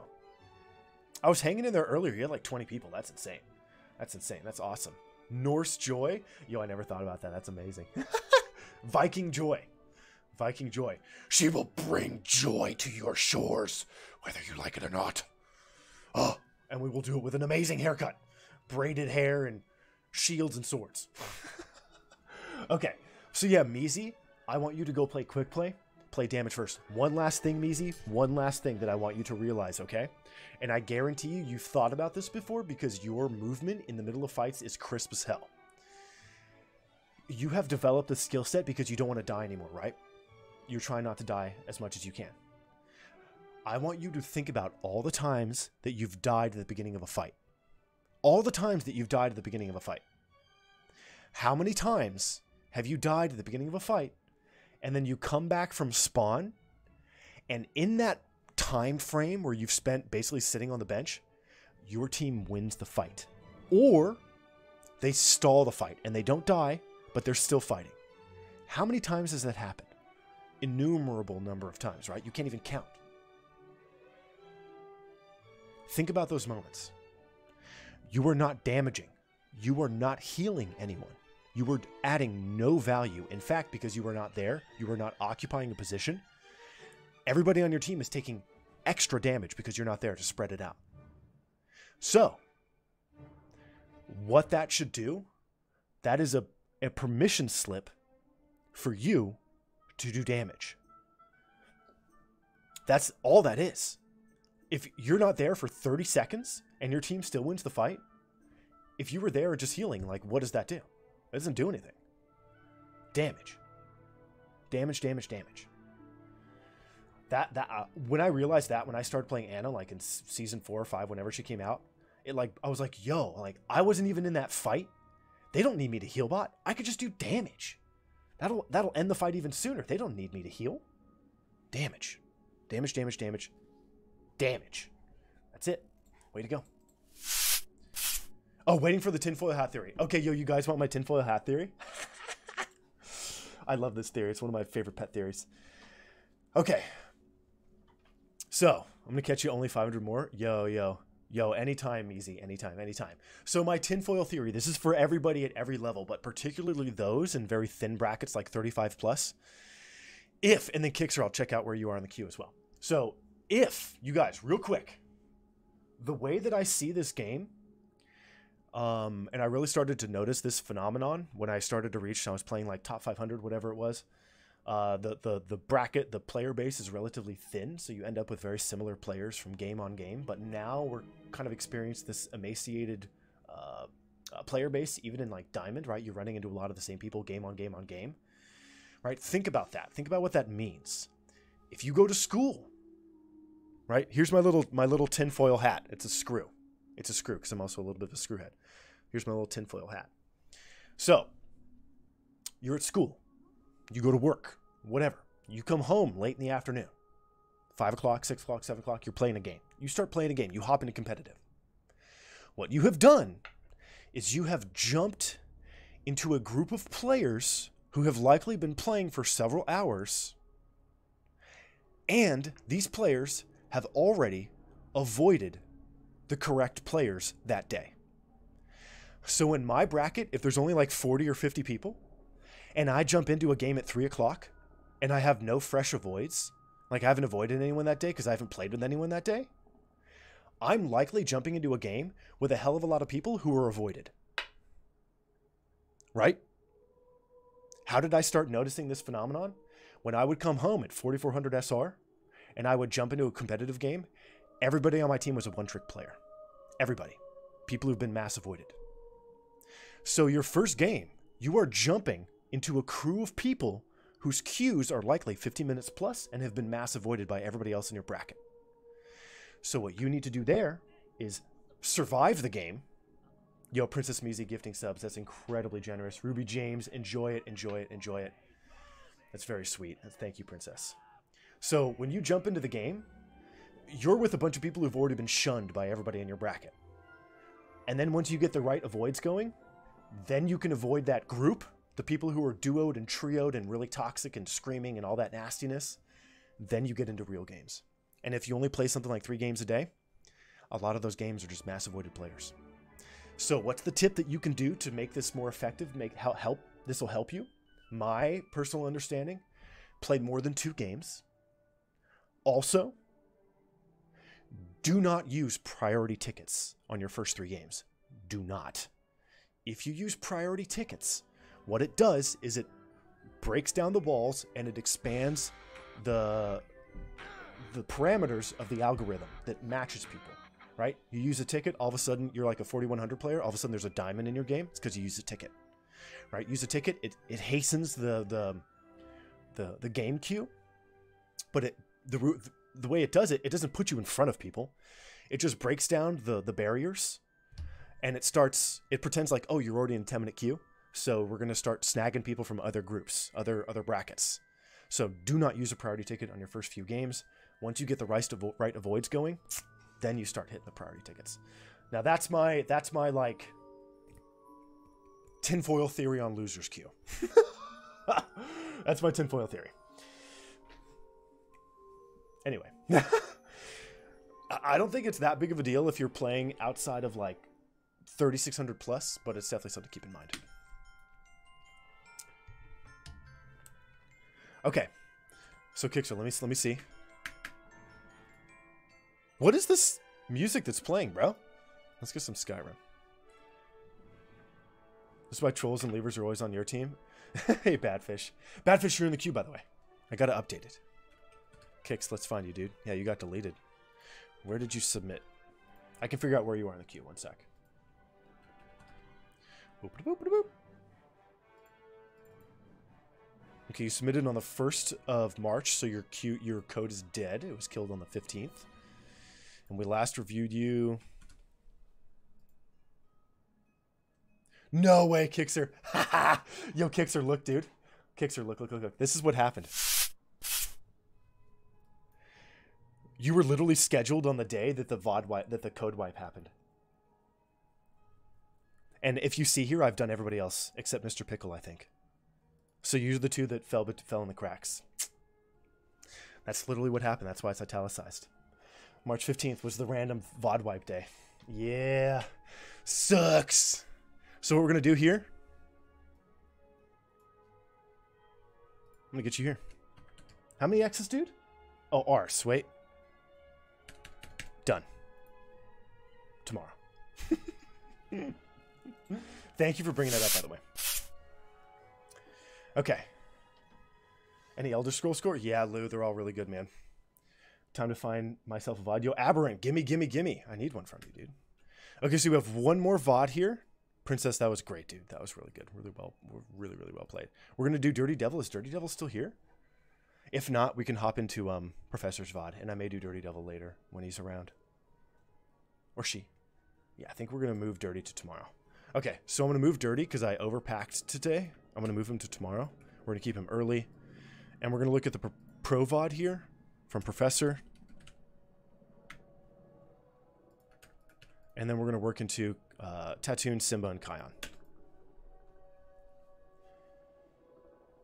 Yo, Badfish, I'm going to level you up, dude. I'll teach you how to kind of hammer your way out. Either face a pirate ship and no one in your team helps you with it, or you have a lever or a troll that just says he's going to enjoy watching us lose. Yeah, man. That's horrible Overwatch experience, man. Horrible Overwatch experience. Yeah, Badfish. Send me a DM. Send me a DM and I can help you out. Even before your thing comes up here. Send me a DM. Because I don't want you... That's the kind of thing that'll keep you from playing the game. And I want you to have fun playing the game. So send me a DM and I can help you offline. Because I want you to have fun with the game. Alright, so we're going to look at a Pro VOD here. And then we'll do the other half of the VODs today. Traveling to Volskaya. Yo, I'm going to quickly check to see how poorly the Lakers are playing right now. Let's see. Ooh. Ooh. You guys, look. Look at my team. Look at my team. Look. Yo, first quarter.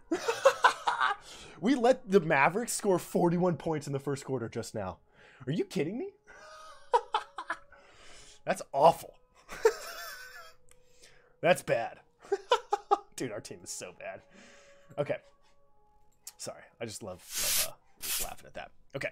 Let me get this going. Yo, you guys want to see who's in here while I set this up? Yeah, Batfish, I got you. Look who's in this game. Go Mavs. Oh! Ugh! Get out of here. Luka is the next, like, LeBron, maybe. If Luka got in really good shape, he would be the face of the NBA. I'm pretty sure he would be. Because they want more reach into other countries, right? And he and Jokic are like the premier, and Giannis are like the premier players from overseas. And if you make those guys the face of the NBA, good stuff. Okay, so here. Top 10. Top 10. This is Professor. I don't know what these two are. I don't know what ML7 is. I think they have multiple top 5s on their team. Okay, I'm going to ping Professor real quick. We're going to get this one going. He's also a huge gamer. Yes, he is. Yes, he is. One of my good friends used to play a lot with Gordon Hayward. They would play StarCraft together. Like all the time, apparently. It's pretty funny. Okay. Craggy's ranked 2. Oh, I saw that on Twitter. Okay, tank. Clouds and contenders. Yeah, this is a stacked game, man.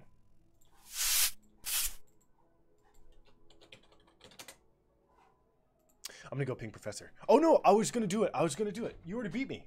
I was just showing these guys some stuff. Oh no. My internet's having issues. It's okay now though. It dropped like 3,000 frames. Now Hayward's with LaMelo. Yeah, he is. You guys know how many NBA players stream on Twitch? It's really funny. I have a lot of them followed. A lot of NBA players stream on Twitch. A lot. A lot. Also, I would definitely high-key encourage you to follow them on Instagram because a lot of them make mistakes in Instagram live stuff. Like, what was his name? Not Ray Allen. Was it Paul Pierce? Paul Pierce ended his career by live streaming about... Oh, ended his broadcast career about like 8 or 9 months ago. Do you guys remember this? Paul Pierce was live streaming while he was like coked up and drunk out of his mind, and there were like prostitutes in the background and stuff. It was not good. And he was like, blah, blah, blah, blah, just like screaming into his Instagram.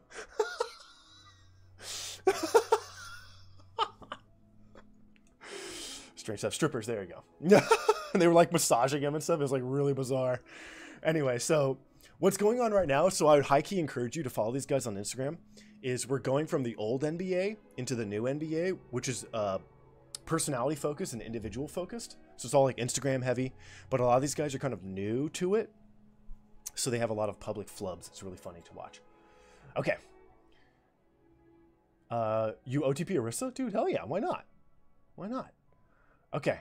Oh, yo, Cat streams? Cat streams? No way. I didn't know Cat streamed. Yo, props, man. Okay. So we'll check it out. This is Professor's VOD. We may rotate vision. Whatever. It's all good. 4,400. This is a crazy stack VOD, man. Here we go. Also, it's mega short. It's crazy short, dude, for Volskaya. Your safety is my primary concern. Okay, so here we go. We're playing Volskaya. Predictions are up. Please, we can predict so we can have some points on both sides. Oh, Cat's on YouTube. Oh, okay. I don't know if he streams. Interesting. I gotta check that out. So yeah, you guys can predict who will win, blue or red, whatever it's divided. Thank you for setting that up, by the way. It's very sweet. And Glitchy, I missed that sub, dude. Yo, Storm with the 4-month resub. Storm, you're coming up in the VOD reviews. It's very good to see you. Thank you for the 4 months. And Glitchy, thank you for the gifting that sub to Bull Skunk. You guys are way too kind. Okay. Yo, their team has a lot of crazy good players. Okay. It's like team short name versus team long name here. Okay, so we're running Arissa. This is Volskaya. We've got Ball, Rissa. Yeah, we're running Rissa because we have a sim player here. A lot of our team comp is set up around Biscuit because he's a sim OTP. If you look at the top 10, it's like everyone has 3 characters except Biscuit. It's just like one sim. Anyway, so Rissa, Ball, Sim, Tracer, Brig, Zen.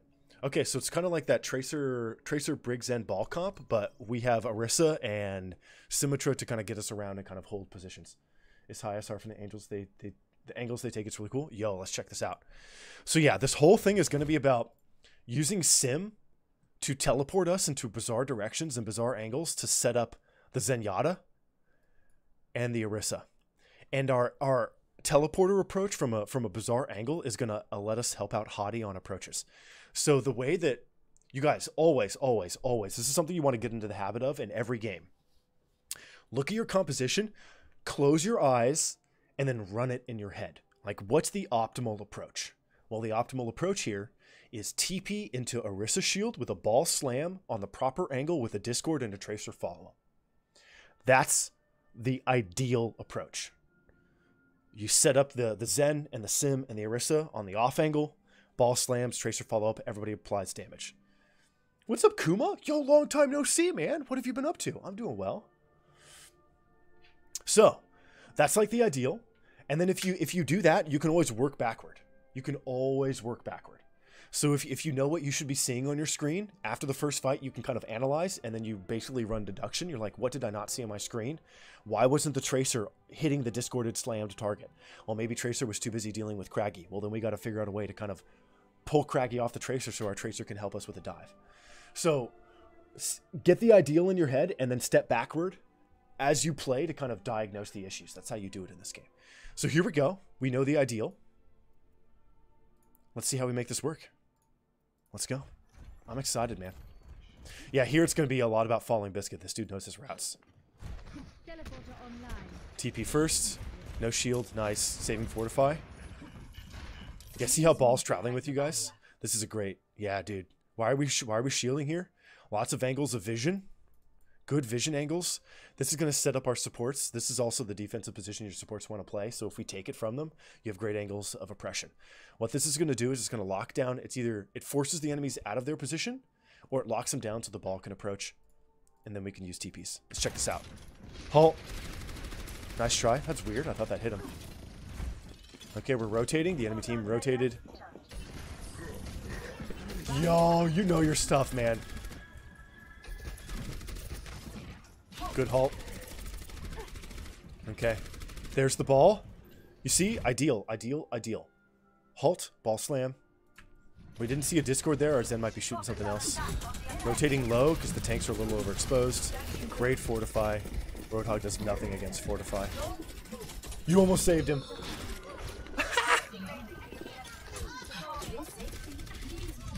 Really strong play, man. Yeah. So right there, it's not about just be like, okay, well, if I'm playing Orisa, I can just walk around the corner, walk high ground, and then just walk onto the low ground and walk somebody down. Why was that okay? I'm going to rewind here, and I'm going to show you why that's okay.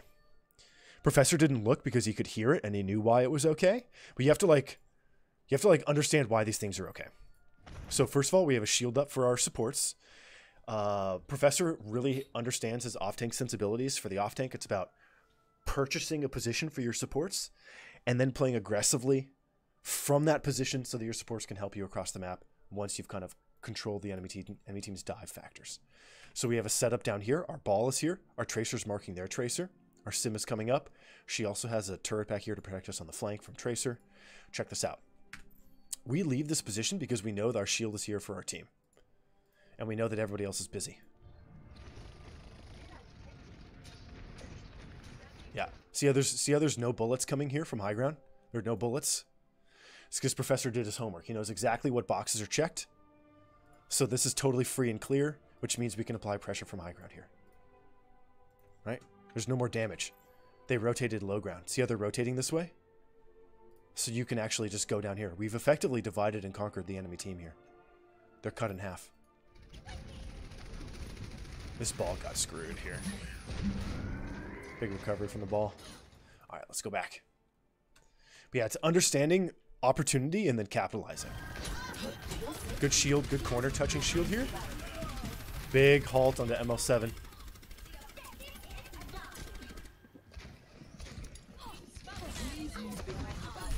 Nice, man. Yo, Lou. I love you, dude. You clear all spam and threats cooldowns first? Yeah, man. Nicely done. Or maybe you're perfectly set up to kind of appreciate it.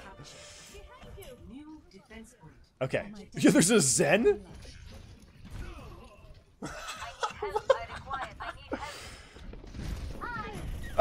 Dude, poor Biscuit. Dude, poor Biscuit. I bet he's pissed. This is Zen still in spawn. Alright, so now it's about regrouping, using a shield to kind of establish poke opportunities here, waiting for the Zen to come back. So here, real quick, Lou, this may be a little bit of a chess match, but this is definitely something that will cement itself in your brain here. This is a 2 CP map, 2 control points, which means it's all about momentum. We just stomped the first point, just utter stompage. That was a curb stomp and a half. So if you're playing 2 CP and you stomp the first point right, people on your team are not dying, you kill them 6-0, well, very simply, that means that your ultimate economy is way better than theirs. Way better. They also dropped this guy and they went for a different tank. Look at the ults. Look at the ults in comparison, right? So now our goal is to play a 6. Do not let them farm us. We don't really need too much poke. We're going to set up our support somewhere on high ground, and then everybody's going to press Q. Okay, this is the poke shield.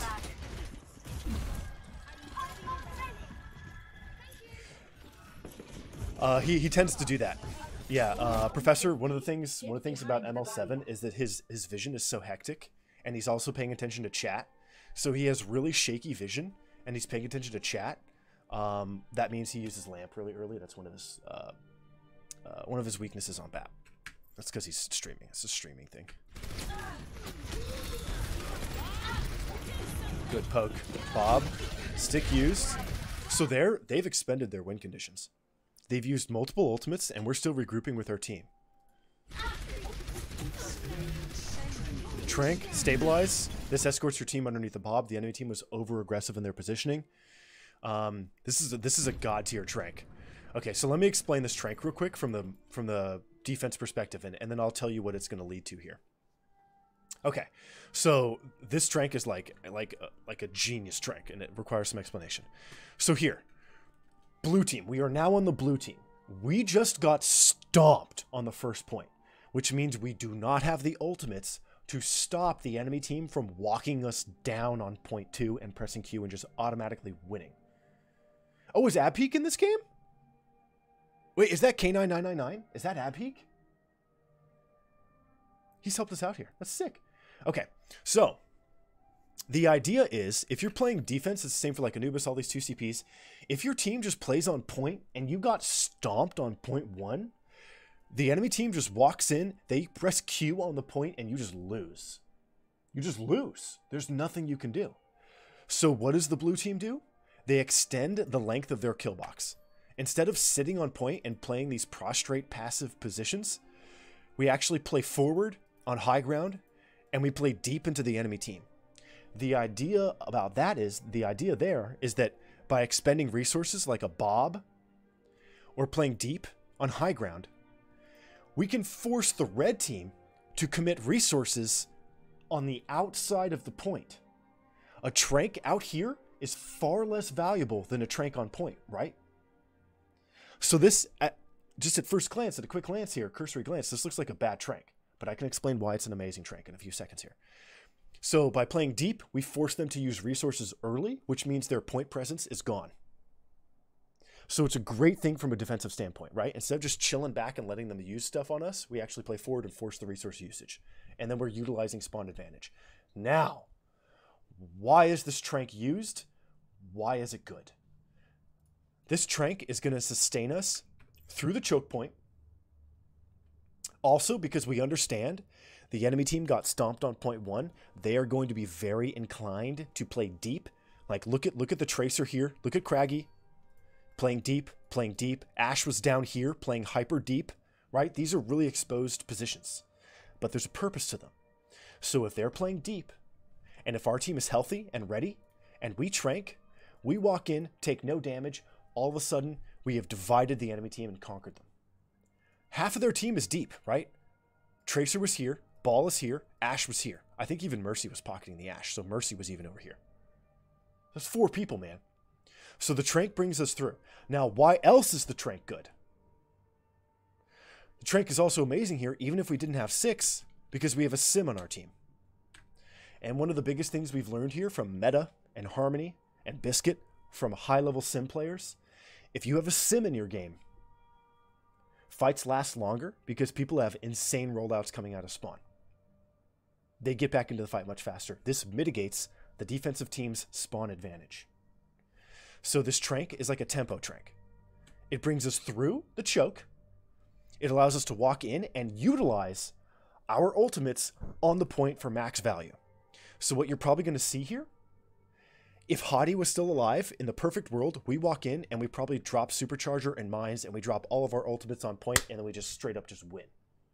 So I don't know how we're going to kind of salvage the situation. I think the trank here is amazing. Losing Hottie was unfortunate, but because we have a sim TP and he's Ball, he's going to be back in this fight lickety freaking split. So here, I would imagine we're probably going to trank in, play a corner. Since we're running Ball Zen Tracer composition, you want to own this bottom left position. If you own this position, your Zen and your Brig play in here. And the aim they have from here, the angles are amazing. And then your goal is to shove the enemy team into the back corner there. So here, if I were to predict anything, I bet Professor tries to purchase this position for our supports and our offense. And then we're going to poke until we have Supercharger or use Rally to sustain. And then when we have Supercharger or Wall from Biscuit, go time. And then we're just going to rush the point. Hottie's going to show up late with the mines. Let's see how this goes. And because it's such a short VOD, I guarantee you this works here. Let's see. Yo, you see that? See that? Look at the angle. Look at, I told you, look at this, look at this. So Professor, he just skipped the middleman. That's what the trank allows him to do. He doesn't have to play in the corner here. He could just put a shield here, perfectly angled, so that his supports can play back here. Brilliant. Now we're poking on point. Biscuit's setting up probably counter TPs here. Maybe TP this way or TP this way, one of the two. Our team is getting kills. This is actually huge. We've killed the Ash, which means their off-angle pressure is non-existent. This is a great Valk from ML7. Great recognition. You should probably go kill somebody with it. Go force something out. Go get the Zen or something. I don't know. Anyway. So here we are. We're gonna poke. Probably the wall's gonna come out when the shield goes down. Boom. Rally for sustain. Find a corner for the eventual supercharger. Big halt. Corner, supercharger. Fight's over. There you go. There's Hottie, late with the mines. We control the point. See how everything flowed exactly how we expected it? Perfect play here. And I did this VOD just happened. I didn't even see this beforehand. Brilliant play. The brilliant tranquility. Unbelievable tranquility. Huge trank from the Zen. Huge aggression from Professor. Brilliant angle control. Huge halts. Nice rotation to the corner. Big supercharger, big wall, big mines. There you go. A to Z. That's Overwatch. Okay. Dude, that was a 2.5 minute win. You have a 4.5 minute time bank. Dear God. Dear God. Okay, so now we have to kind of adjust our understanding here. Yeah, dude, Hottie's having fun with you because you guys owned. He's just messing with you now. He's probably smart. You guys are probably having fun over comms here. Should the enemy Zen have saved his own trank for just a little bit since ML7 still had Vault going? Did they stack ults? I don't remember when the enemy Zen trank. Did they stack ults? You never want to do that. If you Valk under trank, it's usually for damage. Do they stack ults, dude? Okay, here's the trank.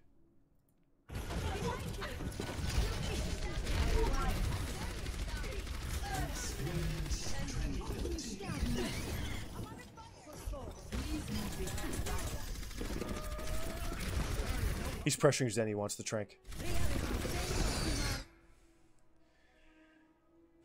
Wall really hurts trank.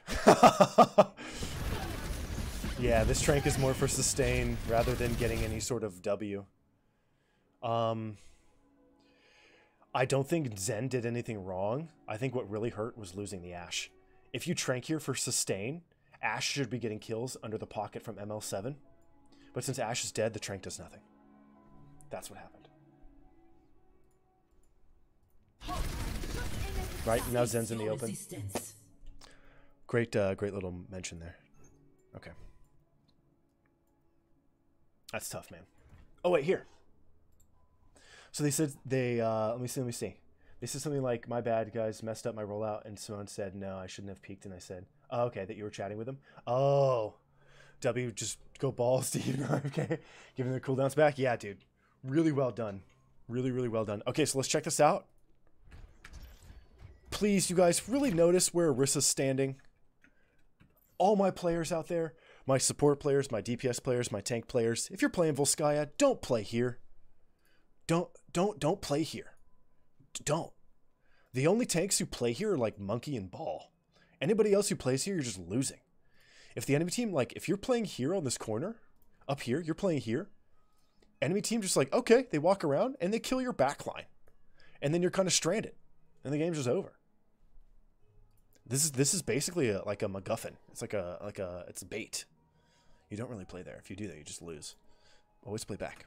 Okay. Let's check this out, man. I'm excited to see this.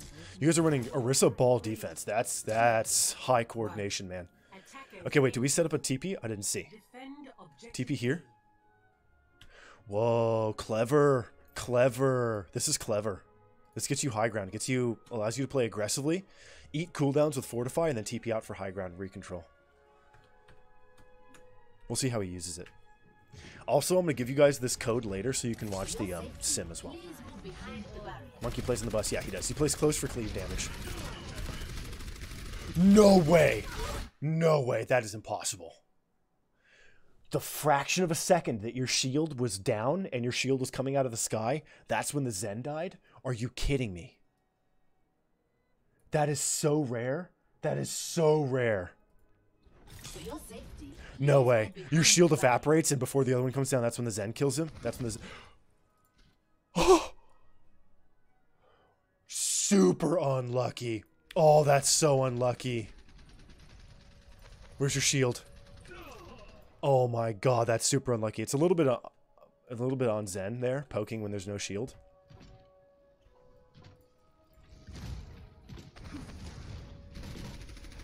That's just... Look. Here's the shield. It's literally right here.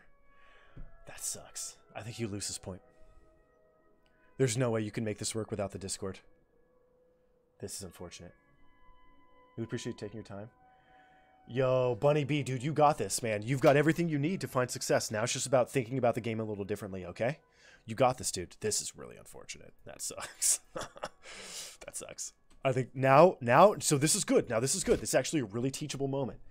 So here, how many times have you guys lost a round or a map because you have 5 people on point instead of 6? The conventional advice, usually what I give for players, because it's different at 44. Let me tell you, it's different in this bracket. It's way different. You have to kind of get value. If you just totally lay down and walk out, you just lose. You just, they'll have more time bank than you. So the conventional wisdom here is to play a corner, go for stall, primarily stay alive while getting value through damage, wait for the 6th person to reapproach, and then play, give them the first 2 ticks. That's the conventional advice here. However, at this level, this whole thing is going to be about ball slam into halt for damage. If we can get a kill to equalize, we could potentially win here. Maybe Sim TP usage here. We'll see. We have to get a little funky. This is all about comms now. We have to equalize. This is going to be really hard. And what's going to happen here is we need to, as a team, communicate to him whether or not he needs to go Lucio or still say Zen. Or Moira even. So let's see. Shield break, nice fort usage, big slam. We lost 2, so he stays Zen. Yeah. Here comes the fallback spam. Now we're going to play high ground and go for poke so that we don't get totally swarmed on point 2. Right? It's not about controlling point or winning point anymore. It's about developing an ultimate economy. Oh, the TP on, the insane TP on defense? Yeah, dude, look at this. Dude, Biscuit is so good. Holy crap. If I turned around and saw this, I would be endorsing this guy at the end of the game no matter what. This is a brilliant TP. This allows you to stay longer, get more poke, get more value. Notice here, I want you to look at something that's very important. When I'm walking through main as an enemy, what do I not see? I see no TP, which means I can't destroy it, which means that escape route is perfect. However, the enemy Ashe at this level, 44,500, is also a god. Went high ground. He actually found it. Bingo. Brilliant TP, brilliant defense, slightly better offense. That's insane from both of those players, man. This high-level play is insane. We're going to lose that TP, aren't we?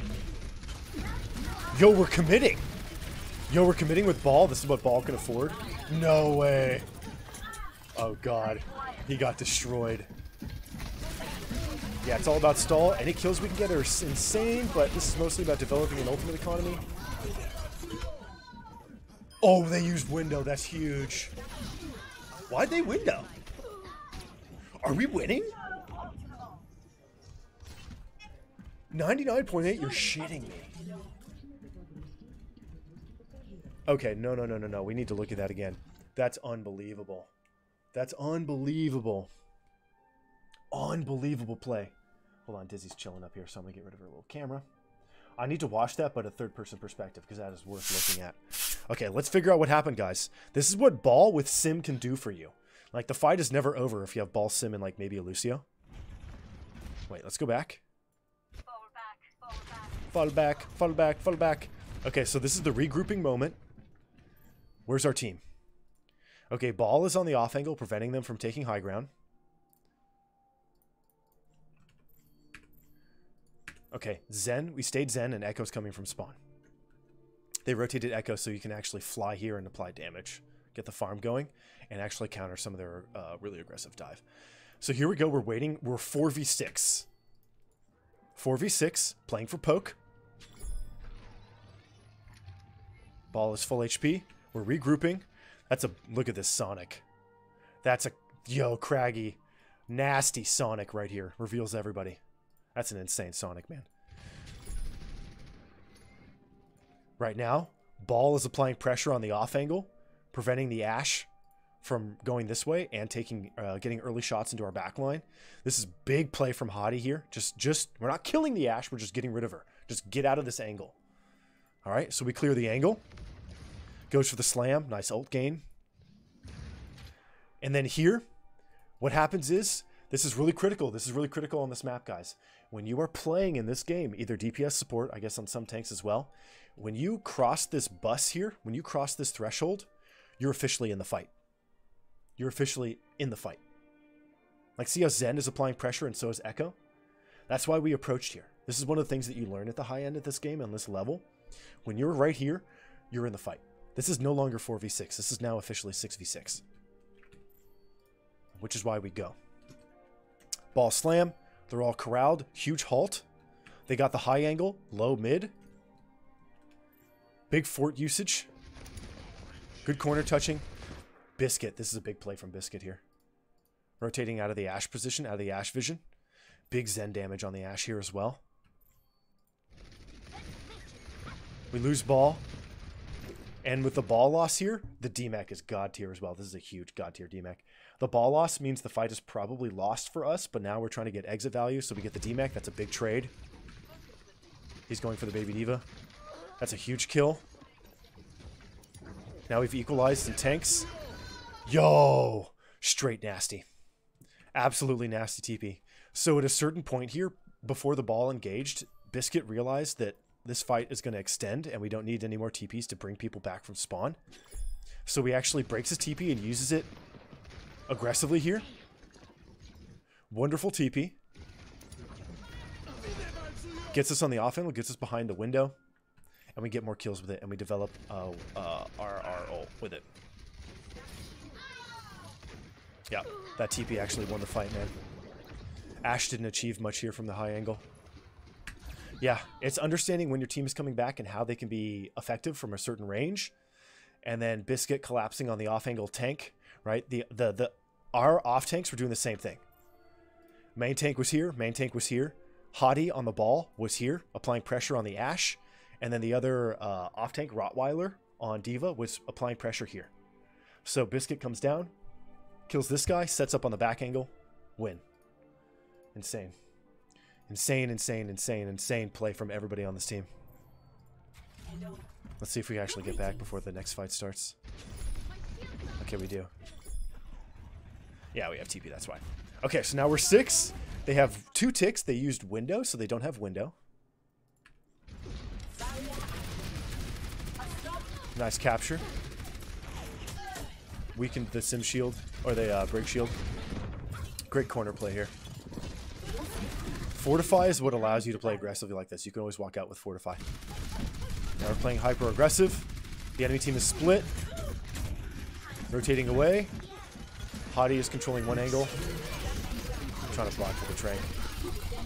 Nice damage. Big Hulk got eaten. Whoa, that's a really early lamp. They didn't even need it. Big supercharger, big wall. That's why your sim was calling for the fallback. Big supercharger, trying to equalize here. You know they have no window, no lamp, right? So the reason why we did this here is we had sim wall, which allows us to be aggressive, and the enemy BAP overused the lamp really early. He did get kills, but because they have no lamp, no save, and we have supercharger, we can be aggressive. Oh, that's a big halt. That's a big halt. I think they probably get this here. Our ultimates are super low, though. We have no ult economy. They do have Bob. Oh, range has nasty... pull has nasty range, man. Okay. Now it's about, like, playing in the right spots to deny them access, right? Our Zen here is poking for early ult gain. Really smart. He can retreat out. Let's see here. Do we want to commit? Lovely shield usage using the wall here. Putting a shield up here, drops here. It shields the space and allows this guy to farm more. However, the off-angle pressure surprised you a little bit. We're not going to use that shield. Echo will, though. Okay. Playing bottom left. Yep, you know which angle Ashe is coming from. She's over here, which means the Bob is going to be coming in at this angle, so we got to stop it with Fortify or Halt. Orisa on Orisa action here. Big Discord. Bob committed behind you. Huge double kill. We have no supports left. Was that a Halt? I think the Halt got behind you. How do we get a double kill there from the Ashe? Zen playing bottom left with Brig. Deep shield. There it is. The Halt under the pocket. Oh, not a pocket, but the Halt under the reverse Ashe here. Yeah, no recovery from that. Big dynamite. Yeah, man. This is actually a good lamp from ML7. Kept the Orisa alive. If Orisa dies there, they actually lose the fight. But they commit Bob. Bob's not on point, so they have to use their bodies to play point. Now the goal here is to apply pressure from an off angle, play slow, give them 2 ticks. They're using Rally for more staying power. Our Echo's going to try to peel the Ashe. Ashe really doesn't do too much anymore. I should drop Bob, but if we kill her, we clear high ground. Force all their damage onto the floor here. Now it's all about using Sim TP and using Ball to touch the point slowly. This is one of the hardest things about Overwatch, is actually figuring out how to touch and who should touch when and how to maximize it to stall it out. So Ball goes for the touch. He goes in multiple times. Dies for it. Ryan TP. Oh. That sucks, man. 2 CP, dude. 2 CP. Okay. Well played. That double support kill just broke the team completely. Ready for battle. Okay. We're on defense. 5, 4, We got our kill box set up. Our TP for high ground. Where's the other one? Oh, low ground. Oh, yo, look at this. Yo, I guarantee you Zenyatta and BAP are going to be using this. Someone's going to use this for damage. Here we go. 3, This is a very visible TP. 1. But notice that it's recessed. Do you guys see this? It's under the floor and it's recessed away from the edge. You actually can't shoot it. You literally can't kill this TP. Dude, you literally can't kill this TP. Holy crap. You actually can't kill this TP. You actually can't shoot this. Holy crap. You actually can't shoot that.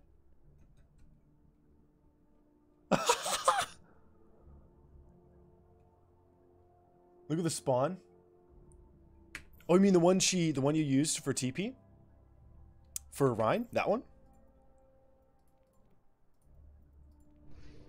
Round Look, everybody's like frozen. score.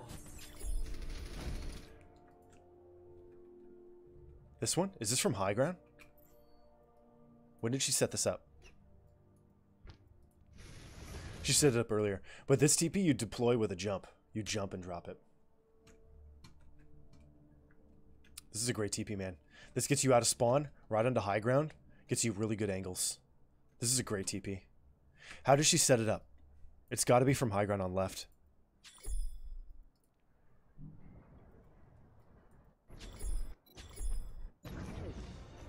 Hold on, we're watching Biscuit. There's the setup. So it's before the fight starts. She drops it from low? Wait, you can get that from low? How? Whoa, whoa, whoa. How can you get this from low ground?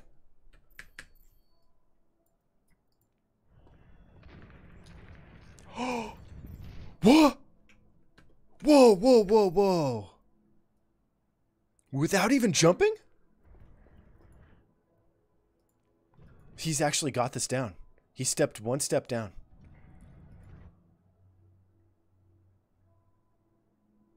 That's insane. My teleporter is online. No jumping. Wow. That's a clutch TP, man. That's nasty. That's a really nasty TP.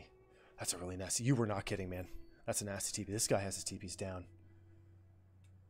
From the other side, too, on the actual point. I'd risk it for the biscuit. Hey, Okara. It's good to see you, dude. All right. Skip forward here. Playing defense point 1.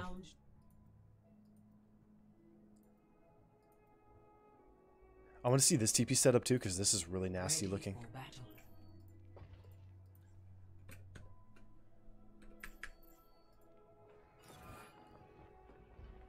You have to crouch to do it?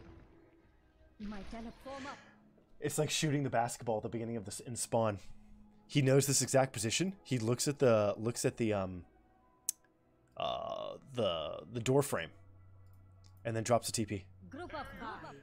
That's bonkers. This is an insane TP. That's insane, man. Memorize those guys. These are worth memorizing, man. That's actually ridiculous. That's actually ridiculous. Defend objective A. Okay, let's go back to Professor here. I am very impressed. No wonder this guy's top 10. Okay, spam damage.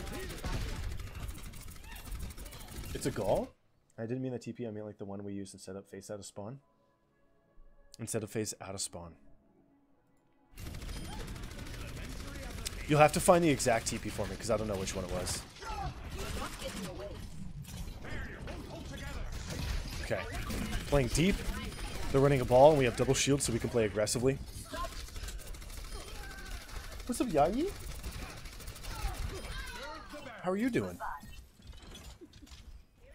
Yeah, look at this. Playing aggressively. They're running a ball. We have double shield, and they have a brig. Fall back. Fall back. So monotonous, man. Sounds like a Terminator. Beep boop. Fall back. Yo, Ash in the sky. Okay.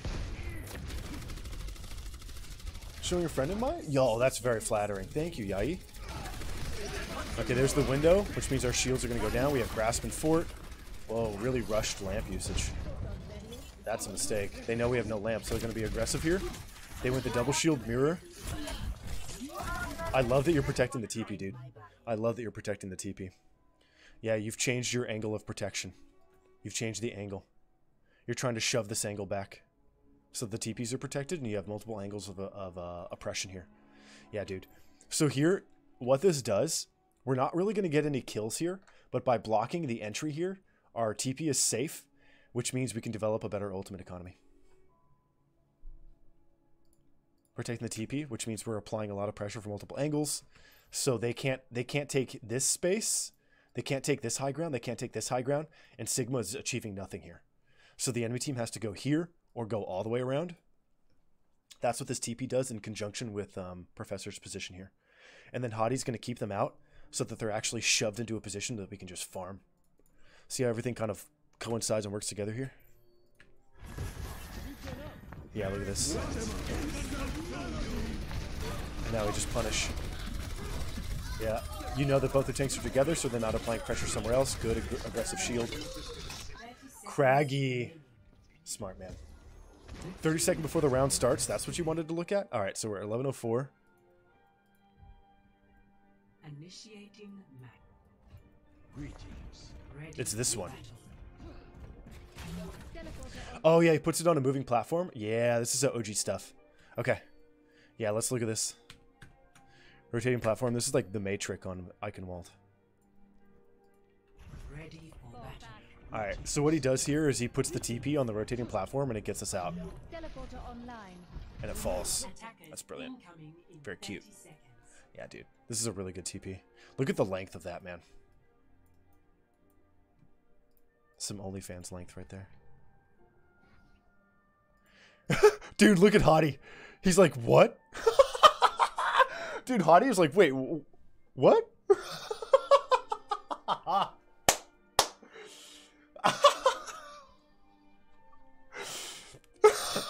You can actually see him thinking here, dude. He even walked into the wall. Wait.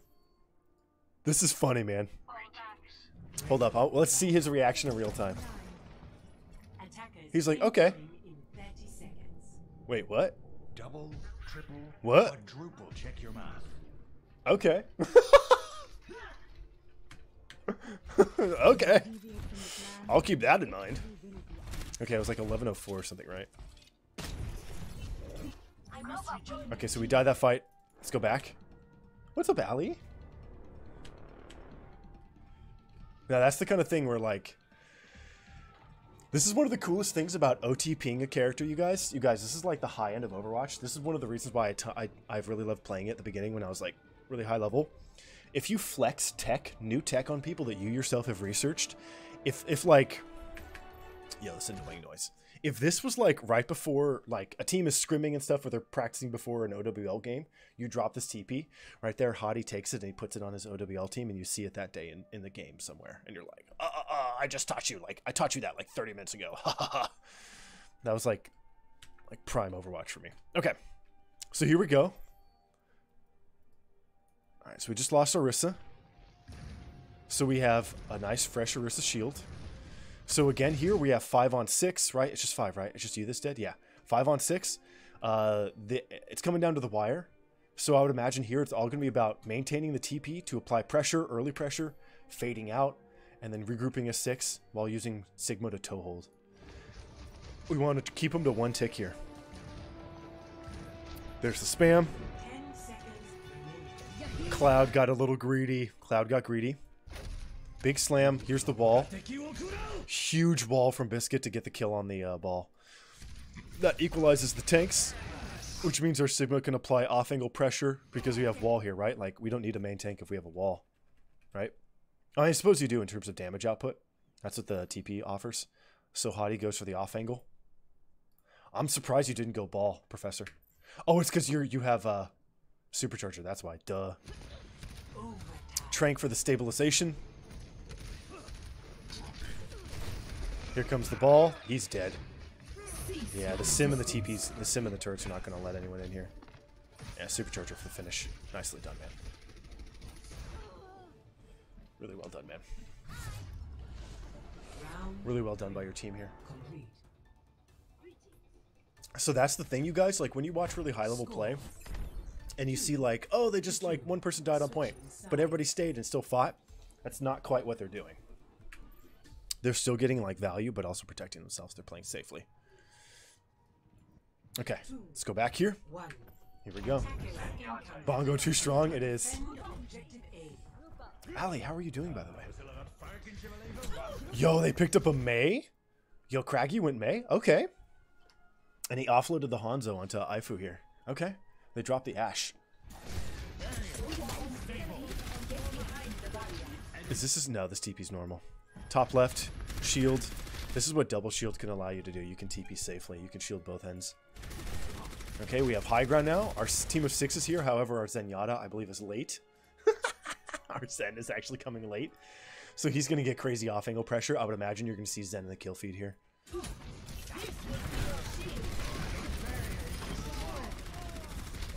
Apparently not. They just died, man. Divide and conquer. Nice, trying to shove this Hanzo back. Yeah, they just kind of gave it up. Yeah, just come back with Bongo. We give ticks so you don't hesitate. Big call from Hottie. Dude, nicely done. Professor, this is a good VOD to look at, man. This is a good VOD, man. Really well done. Whew! What a game, dude. What a game. That's like high anxiety.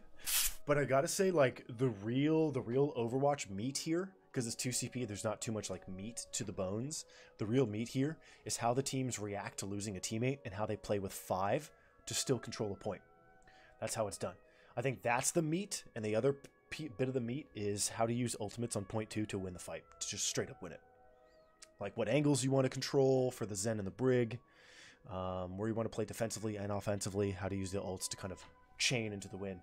Use Trank for sustain and a rally for sustain and supercharger for damage. Just like brilliant play here all around. We didn't really see any like halt into crazy headshots from Zen. None of that shenanigans. It's mostly just controlling the right spots, letting Biscuit do his thing, letting Hottie do his thing. Really well played, man. Really, really well played. Really strong comms here. You guys just kind of swept them. Really effective play from everybody's part here. And I love kind of seeing how things play out. It was really fun predicting the entire play on point 2, like how you guys would do it from start to finish. Got pretty accurate. Almost got everything right. That was fun. Really well done, dude. Thank you for that VOD.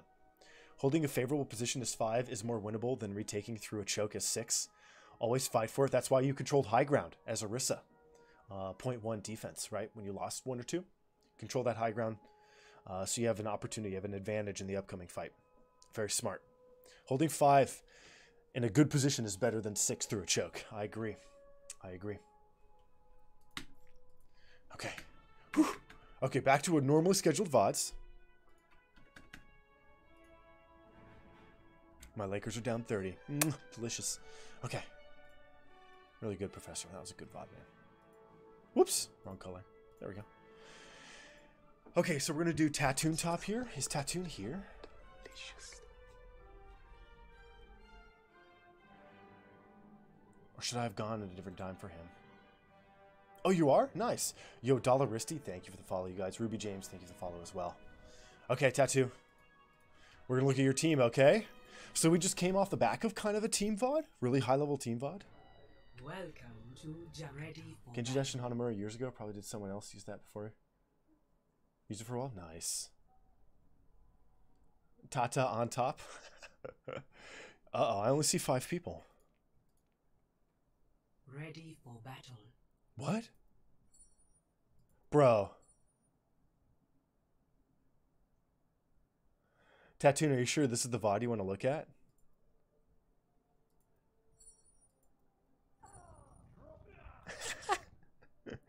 This is a 20-minute VOD of 6-on-5. Did you have a different VOD you want to look at? This one's going to be a little strange. A little strange. Oh, Tato on top? Okay, Tato. Got you. Jason Tatum over here. Yeah, I guess this is it. We'll look at this VOD. Okay. I'm going to be calling for damage here the whole time if you don't have numbers. Yo, Pick Z, thank you so much. That's very sweet. 5 gifteds. Riptide. Who these went to Amper X, Micro Teaspoon, Idol, Zaku FPS, and Riptide. Riptide X Real Trex. Got it. Yo, thank you that. And Dollar Risty, thank you for the follow. Yo, Pixie, thank you so much. That's incredibly generous of you. Very, very sweet. Dizzy thanks you as well. It's very sweet, truly.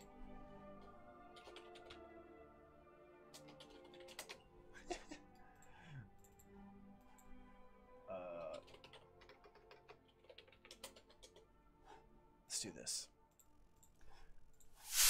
So, Tato, are you sure about this? Tato team.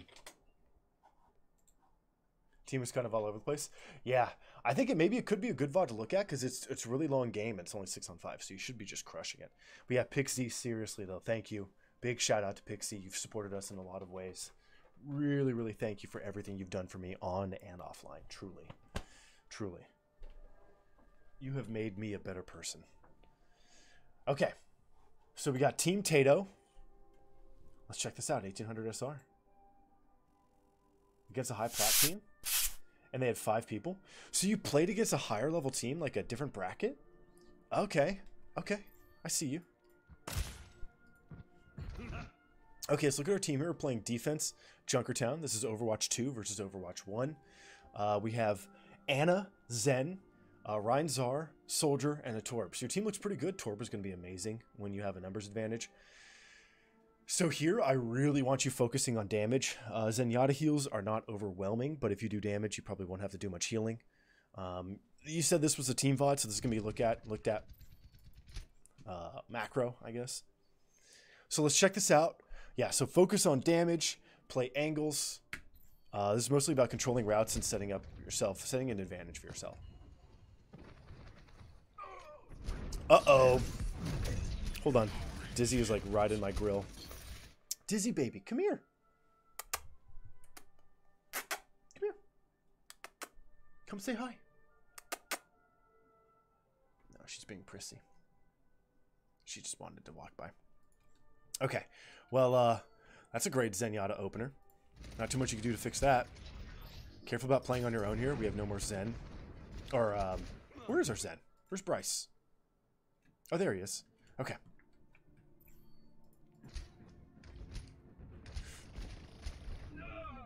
Whoa. That's a really aggressive Tracer. So here, there's not too much more you could have done. I think playing aggressively here is too risky. Walking forward totally exposed your backline. So best thing to do here when you're down, right, is what we just learned in the previous VOD. It's better to hold a favorable position as 5 than it is to play aggressively with 6, or not play aggressively, but like walk through a choke of 6. So the best thing for you guys here would have been to kind of acquire high ground as a team, play these positions here, so you can kind of sustain the fight and then wait for your 6-man to come back and then play really aggressively. Let's go back and let's watch. Your tanks just overwalked. They overwalked. Yeah, you want to control this piece here, here, and here.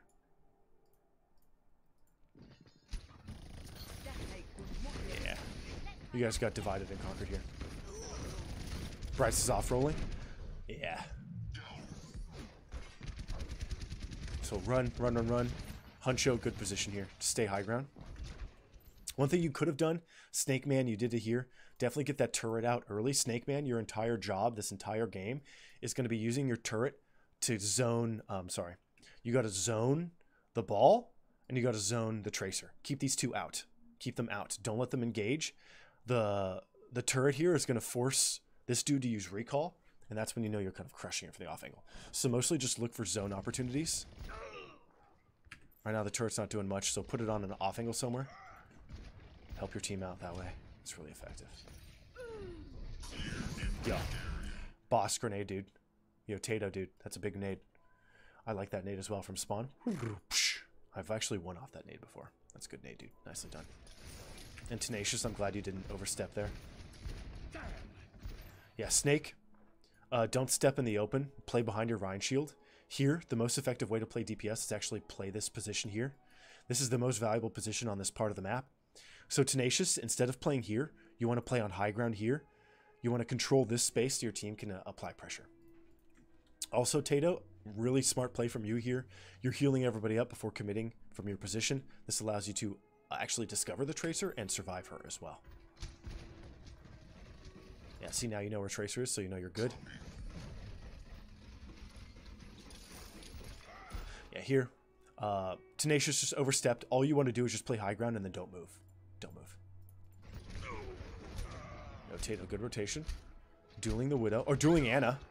No! She got the kill. Nice try. Yeah, just kind of got overwhelmed. And the enemy team is fanning out and playing damage first. So they have 5, but they're playing like 6. Because they're going for damage first. Yeah, see this? See the Zen being aggressive and their Anna was being aggressive as well in the previous fight? So here, Tato, if you actually kind of default to a heal first mentality, you're actually going to lose. Because they effectively have more numbers than you do. A team with 4 DPS will always beat a team with 2 or 3. Always. So you want to be playing for damage here. Snake Man, the turret here again, try to use your turret for zoning purposes. You want to keep the Tracer out. So putting your turret back down here, somewhere that has vision on all the angles, has high ground, low ground vision, and will only shoot the Tracer, will keep her out permanently, and will identify her position to your team as well. The payload has reached the checkpoint. And then here, Tenacious, Reinhardt, it's kind of just, they just capped the point. You're just kind of stuck here in no man's land. I actually want to see you playing right up here. If you play here and keep your shield up, you convert your entire team into a group of DPS players and you just naturally win. Stay high ground, use your shield, allow your team to do damage, then you jump on the enemy team when their resources are gone. The shields are broken, bubbles used, lamp used, grenades used, that kind of thing. Here, this position, no man's land. Doesn't achieve anything. You can either play here, which is not that great for Reinhardt, or play up here and just shield these guys so your Anna can do damage. Decent for Roadhog to play there. Not great hook angles, but he has a lot of survivability.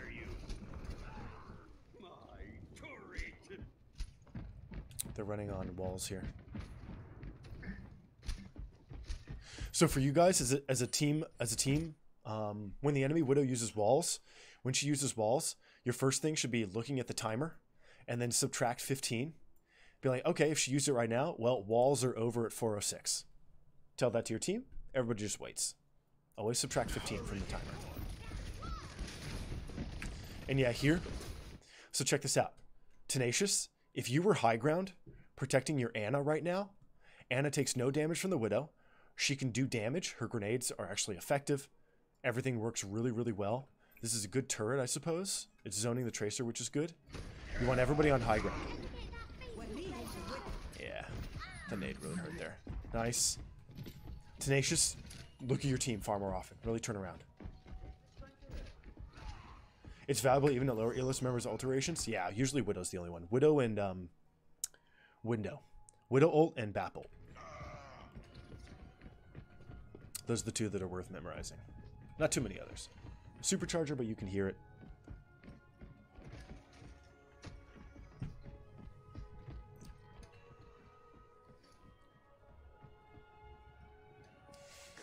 Nurse Joy. That's a great question. Yeah, see here? This turret's not going to do too much. I suppose you'll get some. But see where you are right now, Snake? This is actually literally exactly what you're supposed to be doing. You're protecting the off angle, keeping them out from this angle.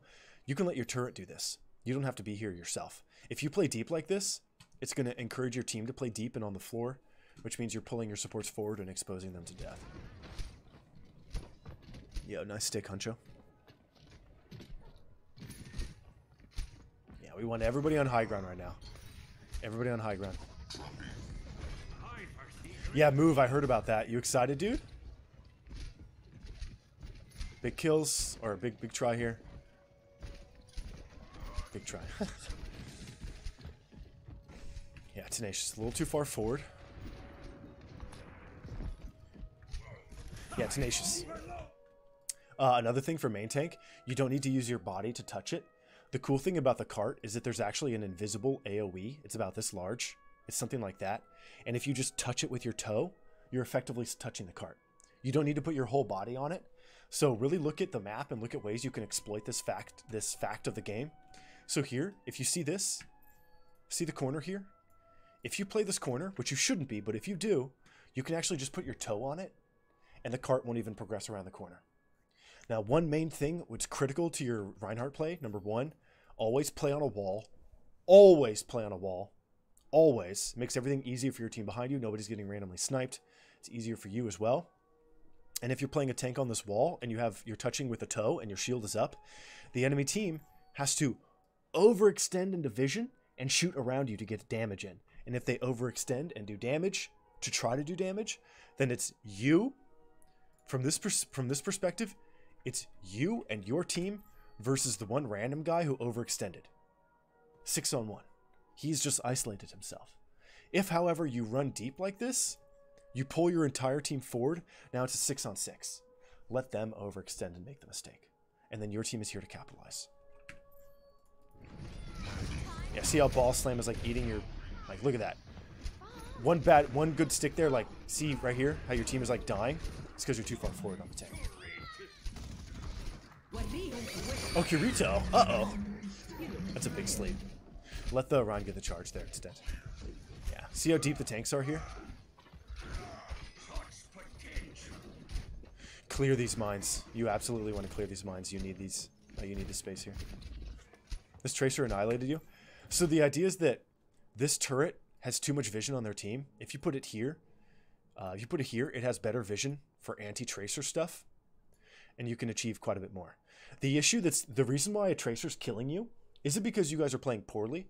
It's because your main tank is way too far forward, and if your main tank is forward, it thins out your team, which exposes your entire team to Tracer. When Tracer comes back here and fights you, it's like she has the opportunity to make things work for her.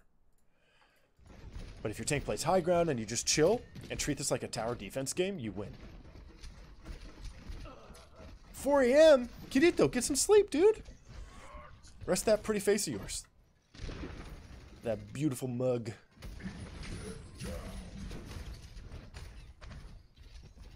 Yeah. We're playing aggressively in like really awkward positions. Just way more high ground. Okay? She used it at 209. So that's 159. The walls are gone at 154. Tell that to your team. Everybody hide until then.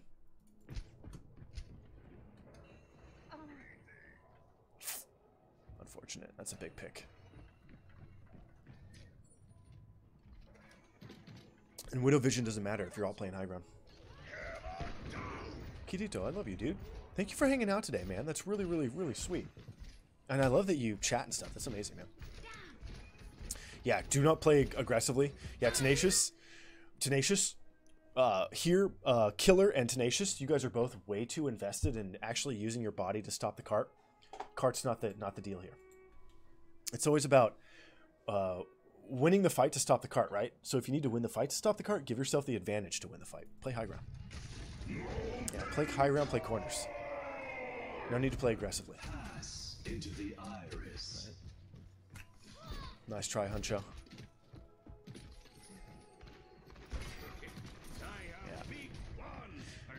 Yeah, Tato, dude, mostly what's going on here is the tanks on your team are so far forward, it's pulling you guys into really bad positions. Yes, I agree, Narratus. Sometimes it's really good to let the cart move forward. Like right now, if you guys just let them push the cart as 5 and played high ground, you'd win literally every fight. Yeah, overextended, so we're dead. They're shooting around the shield. Nano, no healing to stop it, so we're dead. Yeah. This is mostly just playing too far forward and not using high ground. Run. Run, run, run. Big. Actually, it's a big dragon. You said they were high plat, right?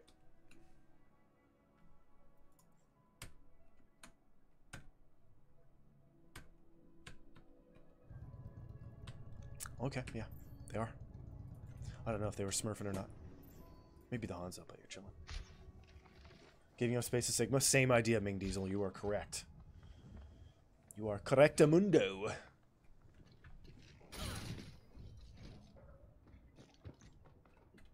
Hey, 30 seconds. Give them the point. We have no ults to re-engage. You have Nano, I suppose. Tenacious, you want to go with your tanks. Let Tracer take that route. Yeah, this fight's lost. Save ults. Pull back.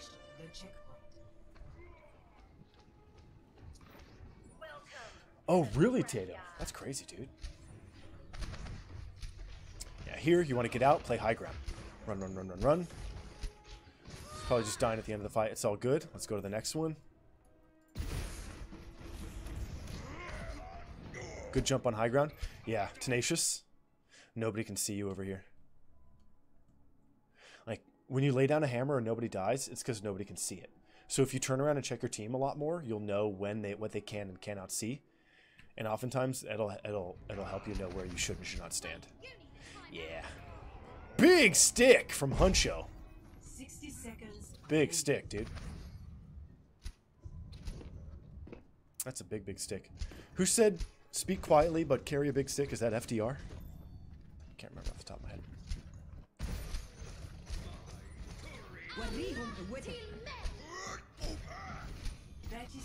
Yeah, again, here, Tenacious. No line of sight. So instead of charging this way out of line of sight, what you could have done here, Tenacious, let's rewind a little bit. You're deep because you're nanoed. First of all, don't fight into this space because these guys here, nobody is shooting people up here and they're going to be shooting you for free. So don't walk around this corner. You want to play here deeply or play here. So when you get the nano here,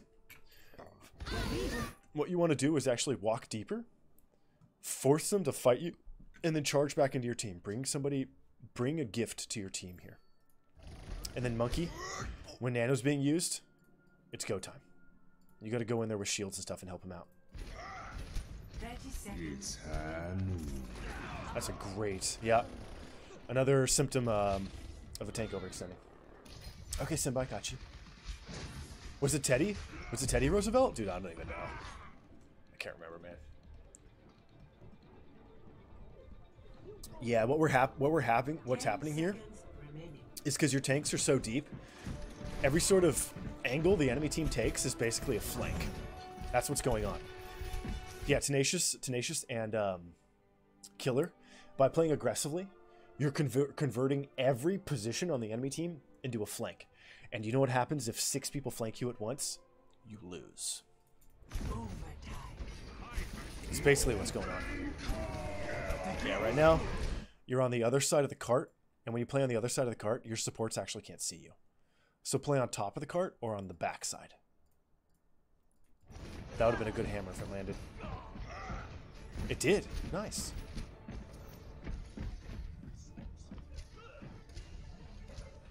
Yo! What does it mean when someone has wings on their portrait? Yo, 1000, what do you mean? a good trank. Nice, guys.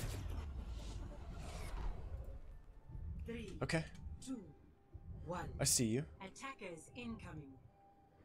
Now you guys should shine. On offense, you should shine. I don't know if I'd encourage a Junkrat. I think your Torbjorn would be just god tier.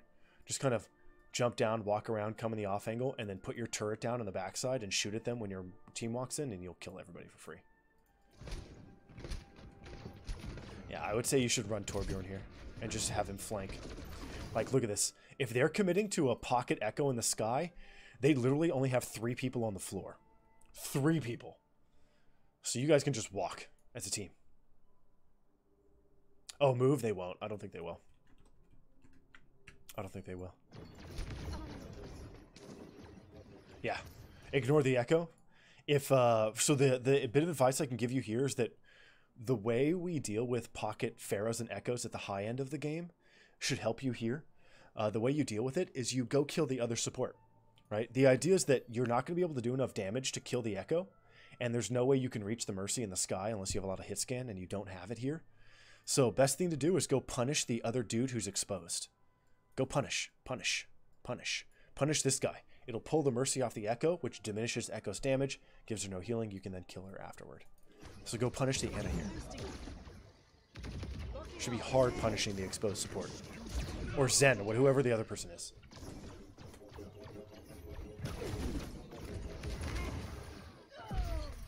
Wow, you guys actually killed them on the back there. Okay, we take that. I'm surprised. A little too deep. Uh-oh. Whoa. Whoa. Nice monkey.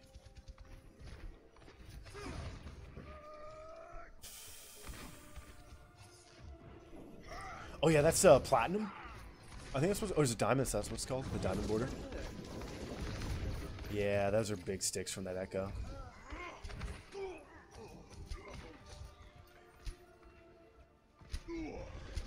Okay, so they're grouped up.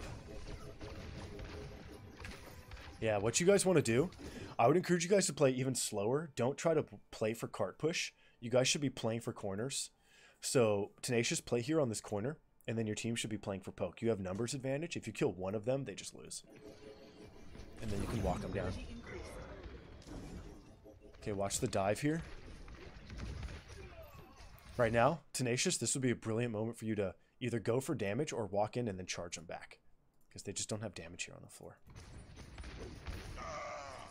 They ate you. Use that shield there. Use that shield in between those swings. They're kind of farming you guys here. Yeah, if they're going to be this effective, kind of poking and retreating, group up a 6 and apply pressure heavily from one direction. It's a really effective way to control this. Oh, race FPV1.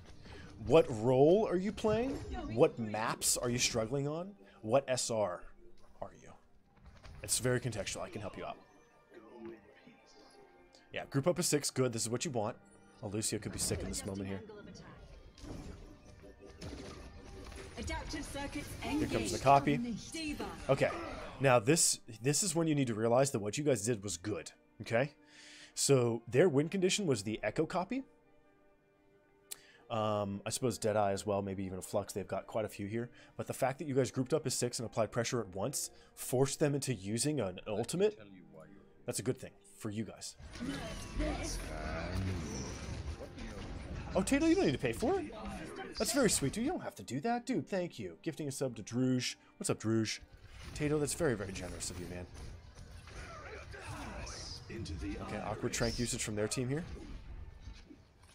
Yeah, the DPS behind the high ground as well is killing you guys. Yeah, so we're having trouble kind of dealing with high ground oppression. Just group up a 6, play a 6. You can go down here and then put your entire team inside. Play from this position. You still get point touch. The enemy team has to fight you off the point, and then there's no high ground pressure. Play somewhere with a ceiling so that high ground crap isn't killing you. Bull skunk, that's cute as hell. That's cute.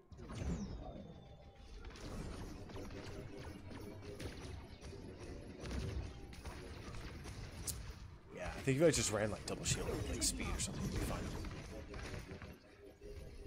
60 seconds. Puncho, nice pressure. Here, if this Echo goes high ground and plays this piece of land, you lose this fight no matter what. Yep, there she is. This is the same as this. It's the same. So you're going to lose this fight here in a second. Dizzy baby girl! Oh, you're actually okay there. You're not covering too much of it. That's a big nano, actually. Okay, you guys have angles here. Got to heal the soldier. Uh-oh, big flux. Flux dead. That's killer. You guys actually did a good job. They had to use all their ults. Team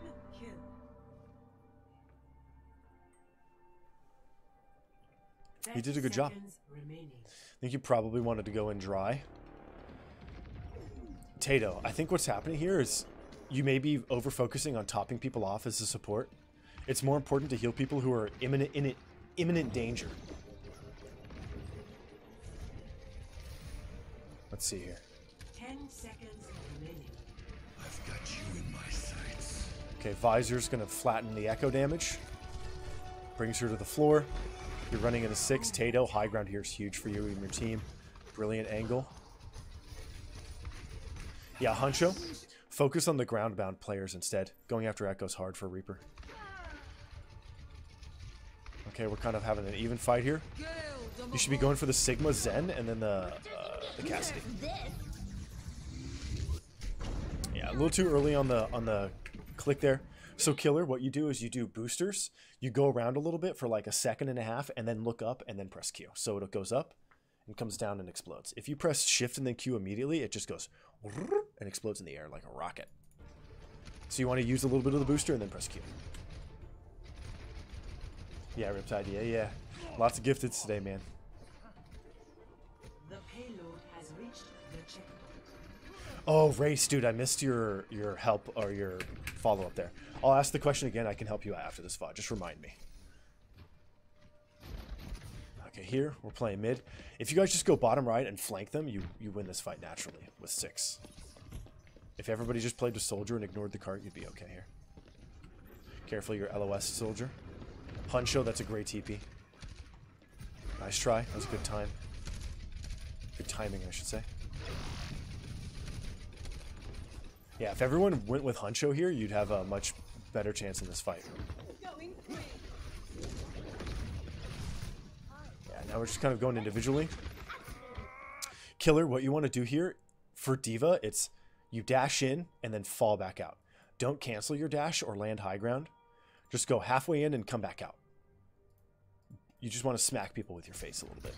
Here comes the off angle. This is going to hurt. It's going to kill you in the back here. Yeah. Yeah, go in and out. That way nobody can flank you. If you played a 6 and came up this way, nobody can flank you. You've got to take their position. Riptide, you've been subbed for 60 months. You didn't even know it. I am your Netflix subscription. Yeah, try to protect yourself as that time if you can. Oh, didn't hear the echo? It's because she doesn't make much noise. Yeah, not much you can do about that. Alright, so we are down a D.Va. Whoa. Big kills. Yep, follow up. Go, go, go. This is a big play from your team. Now you want to be aggressive and go kill more. Good, your team is being aggressive. Good, everybody go. Everybody go. Go, go, go. Go, go, go. Go, go, go. Dub, dub, dub. Hey, K9. Hey, Coquels. Payload has reached the checkpoint. I need to give Nightbot a subscription. Honestly, don't use ults here. Let them waste theirs. The Visor, I suppose, is okay, but you want to use it from high ground. Visor on low ground is not that great. Traded window for copy and Deadeye. It's actually pretty value. Did you have lamp? You did. So there, throw lamp on the floor. Just throw a lamp on the floor but underneath your teammates in the air, and they'll be slammed into it, and they'll survive. It's actually a pretty good window. A wild K9 Impala just came back from lurking. Blanky cheer. Yeah. So what the trouble we're having here on offense is grouping up a 6 and applying pressure in a singular direction from a singular direction. You guys tend to group up and apply pressure, but a lot of what's going on is on defense, your tanks are way overextended, and here on offense, your DPS are diving on their own and dying. So we're having kind of the same issue, but it's the offense version. And vodka and bourbon. Oh my god, you guys. I don't even drink. Yeah, here, same thing as point 2. Instead of playing low and applying pressure, what you guys want to do is group up a 6, walk this way, come to high ground, and then play from this position. That unlocks that position and allows your supports to play there with really aggressive maneuvers. Win the fight, then bring the cart forward.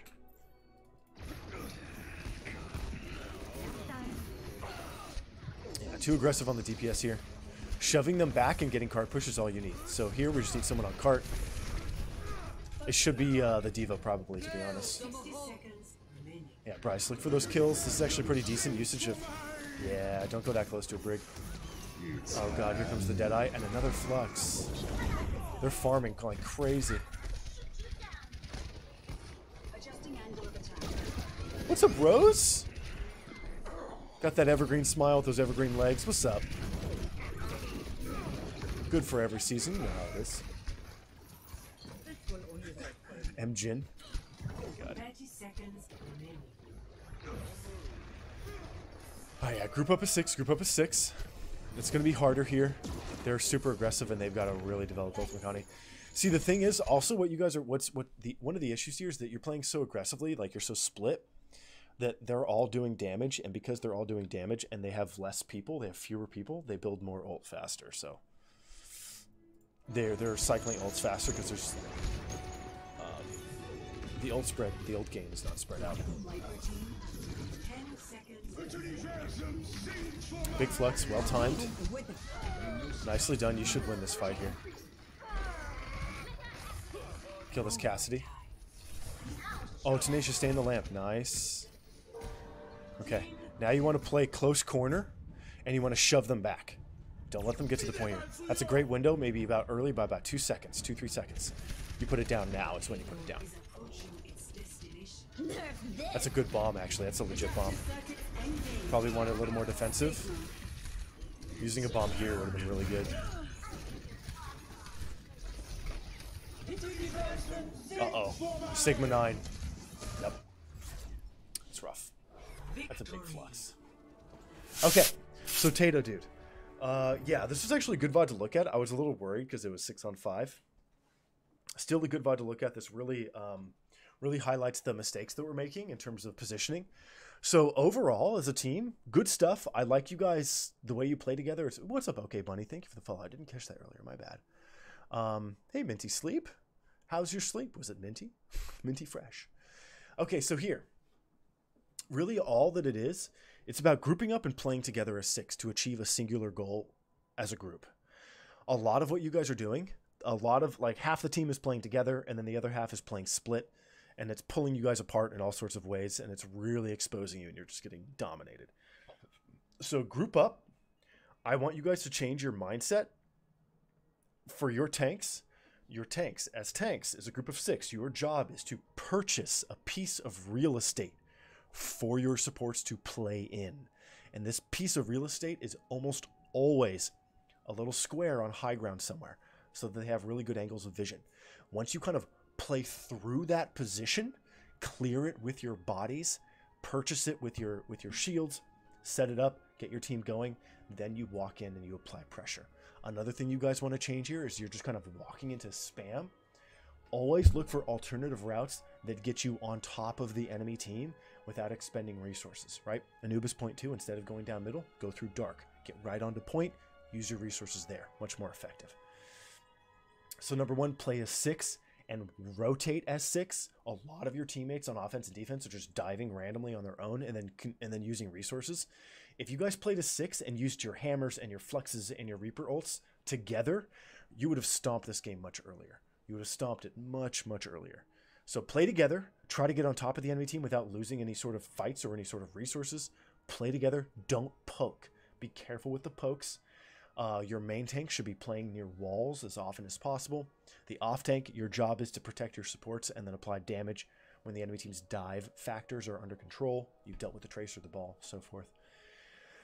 The other thing here for DPS and support as well, Tato, I saw you do it quite a bit. Use high off angles. Play on high ground and apply pressure to squishies. If you are shooting tanks only, you're achieving nothing other than feeding the enemy supports. You want to be shooting squishies. That's your big deal. Yo, Magooey V2, dude. Thank you for the 3-month resub. That's very sweet, Magoo. Oh, it's Magooey V2. Got it, dude. Thank you so much, man. That's really generous. So yeah, Tato, you guys looked really good, but you'll have a much greater opportunity to win these fights if you play way more high ground, stay together as 6, keep your tanks on high ground, do not focus on cart push. Cart push does not matter as much in this game as most people think. It's about giving yourself an advantage in the fight and then winning the fight, then dealing with the cart. I mean, that's why the cart actually moves backward when it hasn't been touched, right? Like, you don't need to stop it. And then if you play those walls as a tank, you'll be able to touch stuff and your team will know where to play behind you so nobody gets randomly poked. So really well done. More high ground play. Play together. Use your ults together. Play for singular objectives. Really well done, Tato. Good stuff from the team. You guys have a lot of potential. This actually looked really good. It's kind of a good wake-up call to get to lose against 5 when you have numbers like that. It's a good little wake-up call. All right, so we're going to do Simba. Is Camille even awake? I think I may move Simba to tomorrow. We may do Kion instead. Simba, are you here? Simba, if you're here, let me know. If not, we can jump right into Kion. Oh, Simba's here. Sweet. There you are. Nice, Sue. We're going to load it up. Traveling to Havana. I love you guys. Thank you guys for hanging out today. Ready for battle. Where are you here? Simba, who are you in this game? I don't remember any of these names. Do you remember which one you are? Here, I'll show you which one it is. It's this game. I don't remember who we are here. Kiko, got it. Oh, that's right.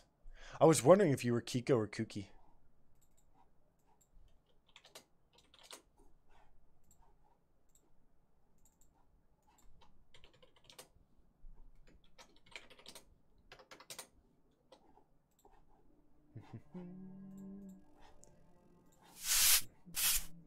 I also have to go pee real quick, if that's okay.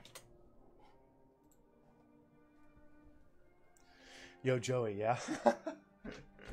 I need the stabilization too. Trust me, that's also why I'm here, dude. It's good to see you, dude. How are your deadlines? How are your pieces coming along? You okay? Okay. Hang tight. I'm going to change the music because I think it's faded. Oh, it's still there. I'm going to drum it up a bit. Let's go to...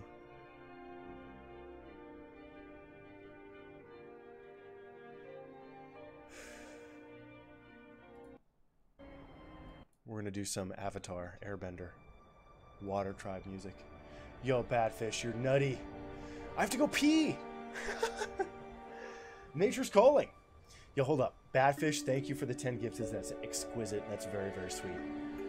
Who got these? What are you doing? Okay, so these went to Plushcap, ThinkLeet, Boogie, 409, Merchui, Morellis, Cody Wolf, Feels Dankman, Minty Sleep, Josh Critch, and Spa1. You guys, very, very sweet of you, Badfish. That's incredibly generous. Thank you so much. What's up, Bullskunk? Need to go make some dinner, but limited content. Can't believe it also just found me. Better late than never. That's very sweet. Thank you for hanging out. Boogie, thank you for the follow, man. You guys are very sweet. Badfish, you are not a bad fish today. You are not a bad fish today. Are you bad fish like Bad Dragon? Do you know what that is? Don't look it up, trust me. Yo. Thank you so much, truly, Badfish. Truly, truly, truly. Thank you so much for the generosity. With that, I'm going to go pee, okay? I have to pee really badly. Hang tight. I'll be right back. Yes or no? No. Definitely no. Yeah. Just avoid it. Don't Google Okay, one sec. I'll be right back, okay? Hang tight, hang tight. This is like we're saying goodbye forever? No! I'll be right back. Just gotta go pee. Is it too loud? No, it's okay. Custom dice sets? Kill kills, really? Silicone, I have no doubt. Okay, be right back. One sec, guys.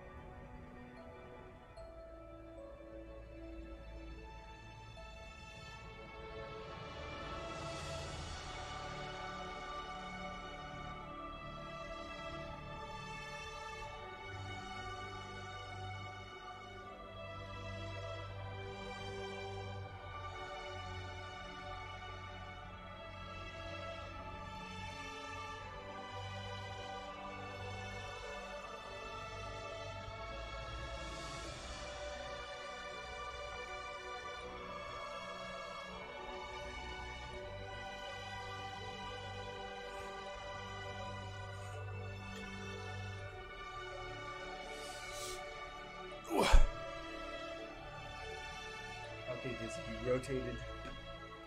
She's now blocking one of the exhaust ports for my computer. Dizzy.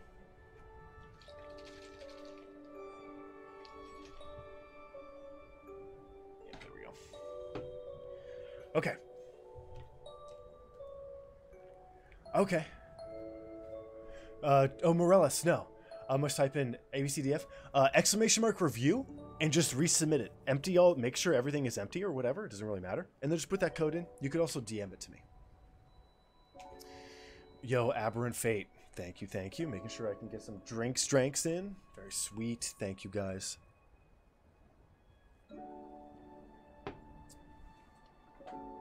Teacher told so in 3rd grade last year. Yo, Badfish, yeah? Again, Fish, that's incredibly generous. Truly thank you for supporting the channel, supporting what we do. Okay, Simba, quick play, DPS. Let's go, dude. All right. Oh, wait, you're not DPS. Wait, are you DPS? A support. Yo, I should leave it as DPS to remind you to do damage on on Moira. All right, let's change it to sup. I should still leave it as DPS, to be honest. Okay, here we go. It changed. It's all good. 2, 1. Attackers incoming. Alright, so look at our team real quick. So Ryan, Diva, you have a Moira, an Anna, a Soldier, and an Ashe. Okay, team looks pretty well built. Lots of opportunity for you here to do damage since you have an Anna on your team. Really lean into your damage. Moira's nails are built with the souls of fallen enemies. Sup. Play a little further back. That's a great damage orb. Yeah, too much spray. Just get the right clicks here. Great damage orb. Here, if their entire team is on the floor, they're all on the floor, then you want to jump up and play high ground. So if you figured out there are ways for you to like jump up here, then fade up here into high ground, you can kind of make it happen. Or if you fade over here into the off angle and go for damage, you'll be so distracting that they won't do any damage to your team. I like that you're spraying multiple people. That's good. What's up, Alaskan? Exclamation mark review, and then click the link and fill out the stuff, and you're good to go. Yeah, way too much heal bot from you here. Just drop your Q. Hell yeah, kill the Sigma here. Oh yeah, just kill him, Go for Sig. Rotate. Damage. Oh no, go deeper. Yeah, here. Damage, and then fade over here, and then shove them. Yo, this is getting mega loud. Much better. Good call, though. How often does Moira get her nails done? Every patch. So once every 6 years. Yeah, nice damage here. Big nade from your Anna. That's a big damage orb. Yes! More of this. More of this. This is how Moira wins games. Hell yes. Unfortunate pull interruption on your orb there. There, the wall. If you play aggressive like that when there's no wall, you can do your damage and then throw heal orbs to heal your team and still continue to kind of own the enemy in the back line. But I love that you even had the gumption to pull that maneuver to begin with. You thought symmetry turrets are pillars? Are pillars? Yeah. The pull blocked your heal orb and sent it backward. That's really unfortunate. Here, do damage. Yep. Even to the shield, it's good. We'll take the back cap. We'll take it. We'll take it. Heal orb, nice. That escorts your team forward. Good spray here. Go for damage. Damage. You have no more juicy juice.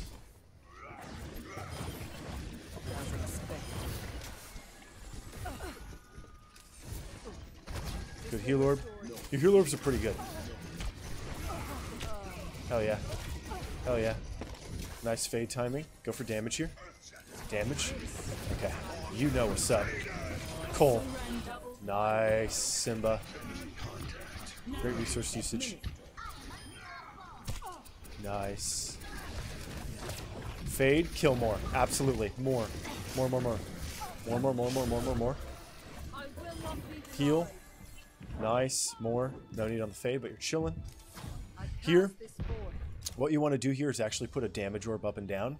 If you put it up and down, it'll just like dun dun dun dun dun dun dun dun dun dun dun dun dun, and you'll get max value because people will run by it. Unless you're using that one to fish, which is also okay.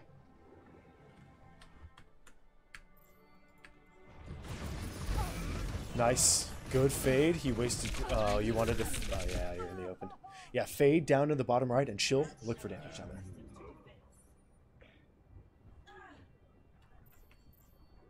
Moira's not a diva fan?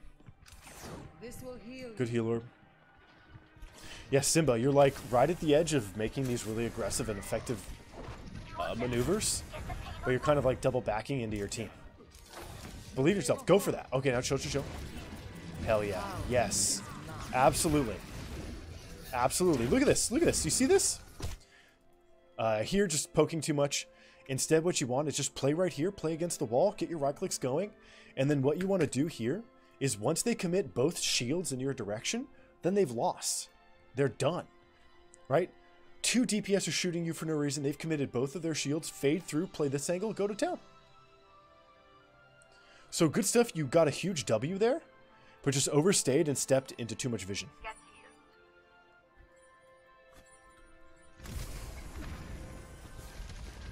Kill guys.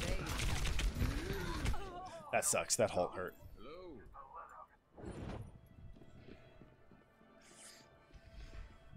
Da, da, da. Sweetie. This is my will. Yeah, get rid of this guy off high ground. Fade, fade, fade. Go for damage. Okay, we lost the fight. Chill.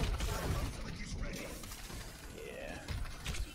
The way Moira opens fights is by getting onto the supports in the back early. Oh, that's maybe a mistake. I appreciate the idea, though. Okay, and it's actually pretty legit. They're overextended, so you're punishing. Big decision here. Yeah, more of that, dude. More of that. I just want you getting into their backline when your team is ready and your team is there as 6. Kill people in the backline. I will keep you why we stopped. Yeah, Naradus? Who is it? Hey, Darth Sim. Fade to the top right high ground. Ah, nice try. These halts are kind of hurting you. If the halts are killing you, that means that you're using fade too early for something that doesn't really matter. You need that fade to save yourself there. Try to play a little more high ground here. Waiting for ult too long. Oh, nice try. That's a little hard to get. I love your aggressive damage orbs, though. Okay, go back to healing. Great damage. Support orb, I suppose. Healing orb. It's going to bounce multiple times. Nice left clicks. Hell yeah, finish with an orb here. Nice damage. Heal, fade. Yeah, nobody's up there. You know you're safe. Save, fade. Probably wanted a heal orb there for your team on the fall down. Fade, fade, fade. Oh, you're already in a space that's compromised. Good heal orb. Nicely done, man. Good aggressive fades. Good Cole timing here, too. Just stomping it home. Probably didn't need the Cole, but we're chilling. Be aggressive here. I love that your aggressive damage orbs are doing a lot more than you might imagine. I'm escorting the payload. Let's keep it moving. Yeah, careful of poking without that shield. Moira can't do too much here, but if you're looking for some easy farm, what you want to do here is play somewhat close to this giant pillar, this giant rook, right? It's like a chess piece with a rook. Now, since Moira has fade jump opportunities, like a god tier Moira orb here, is actually, the way I've done it is you fade into the wall and you pop up. You get a little bit of high ground here, and what you do is you're trying to equalize the floor on high ground so that it's flat. See how I can see the floor here? I can see the floor, but if I fade right here, I literally can't see it. Once it's flat and you're kind of up here, you're looking for the bounce in the middle of the column here. Hey, sweetie. Hey, Diz. And if you do this and you do a damage orb, it'll get multiple bounces. You'll get multiple. It'll be like that. You'll get like 5 or 6.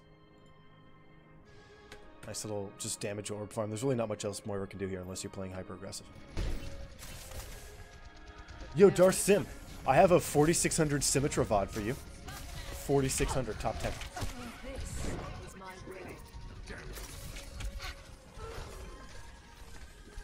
With insane TPs.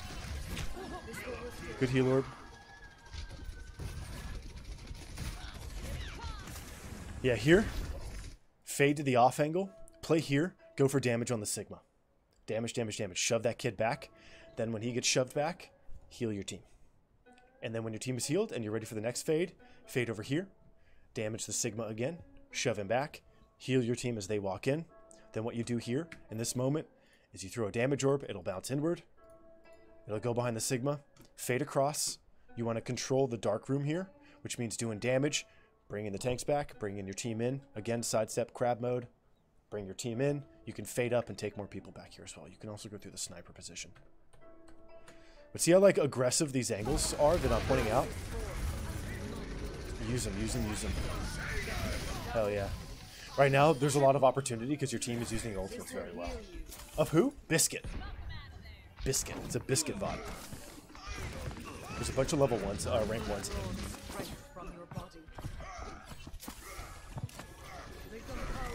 Yeah, we looked at it today. We reviewed it. But it was for Professor. Yeah, it's a little high angle. It's going to disappear. Good push, though. Supercharger's hard to win against, man. Might want to get out. Don't call, just run. Yeah, no need to call. Only call here if we have, like, Bob out. Okay, you just let that happen?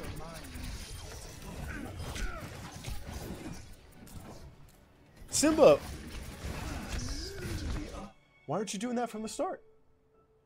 Use your acrobatics. Use your damage orb. Get in there. Get to the back line. Own people. Remind them that you are they daddy. I'm your daddy. I'm Moira. It was luck? Nah. You've got great acrobatic skill. Use it here. And your damage orbs are really strong. I love them, man. Dizzy, that's some water. What are you doing, big girl? She's playing with a quarter. Shiny. Shiny. She's trying to bite the quarter. She doesn't know why. It doesn't taste good. Careful, that fade didn't need it. Yeah. Needed the fade.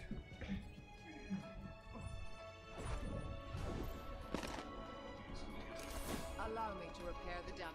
Yeah. Yeah, Biscuit's respected among sim players. Heard sim turrets? So yeah, another cool thing for Moira, sim turrets are not your problem.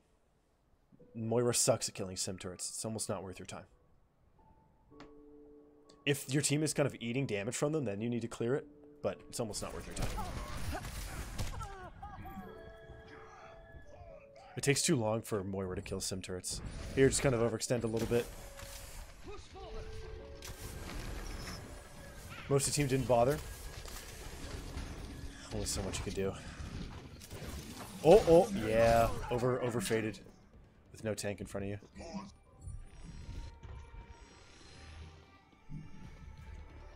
Here, there's actually a critical moment here for Moira players. This is really critical. When you come out of spawn here, what you're looking to do is throw a healing orb that can help your team from here. Luckily, there actually is a spot. Right here is the dark room with the mini. If you throw an orb into it, it'll bounce around and you'll get max value because your team is going to be playing from that corner. They should be. Your team should be playing from the dark room here, which it looks like they are. So if you just throw that healing orb from this position, right here, just jump and toss it, it'll go right in, and it'll bounce around, and you get value out of spawn.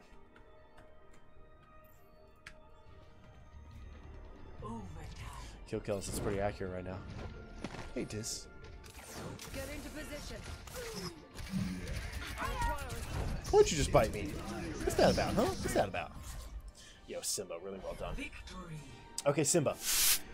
If I had to kind of critique this, I think your Moira is excellent. You are a very strong Moira, but you're kind of going halfway in.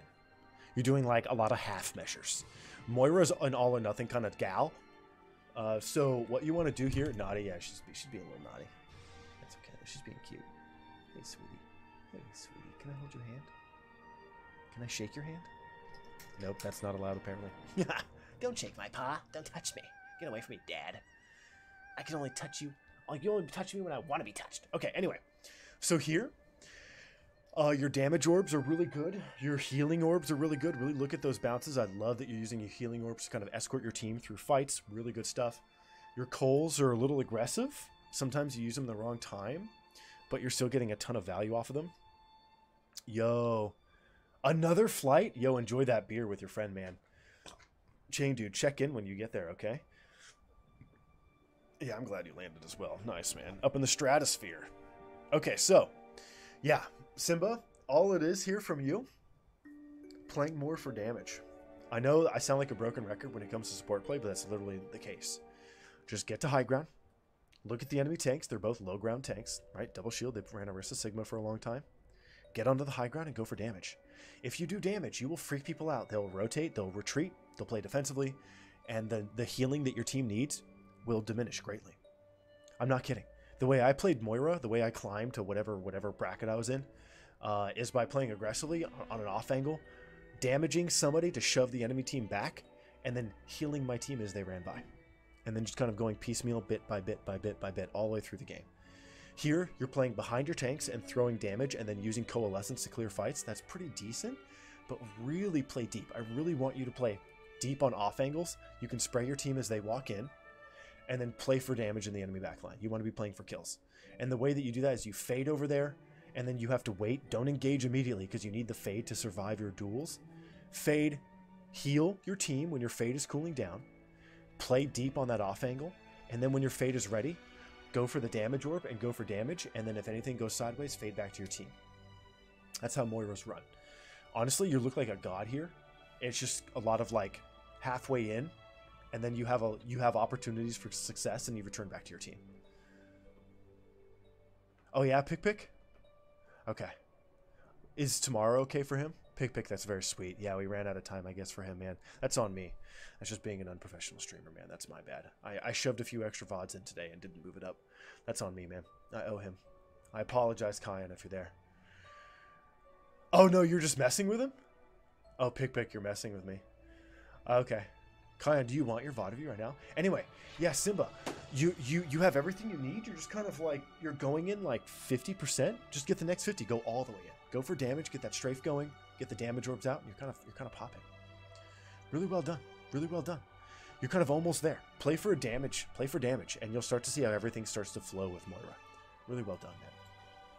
And I may check out some of those other VODs you gave me to kind of see what it is. I would imagine you're playing very similarly, kind of halfway in, instead of going like all the way. There were moments when you hard commit, though, when you drop your coalescence when a fight's like already over. I want that, but from the start. Really well done, Simba. All right, let's get Kion going. And I'll check out one of those other ones too when I can, okay? Yo, Bioshocker Overwatch, thank you, man. That's very sweet. Bioshocker, we rated you, right? That's very sweet, man. Thank you for the return follow. I remember that name. Ready for battle. Okay, Kion. Zarya, King's Road. Dude, this is going to be amazing to watch. Okay.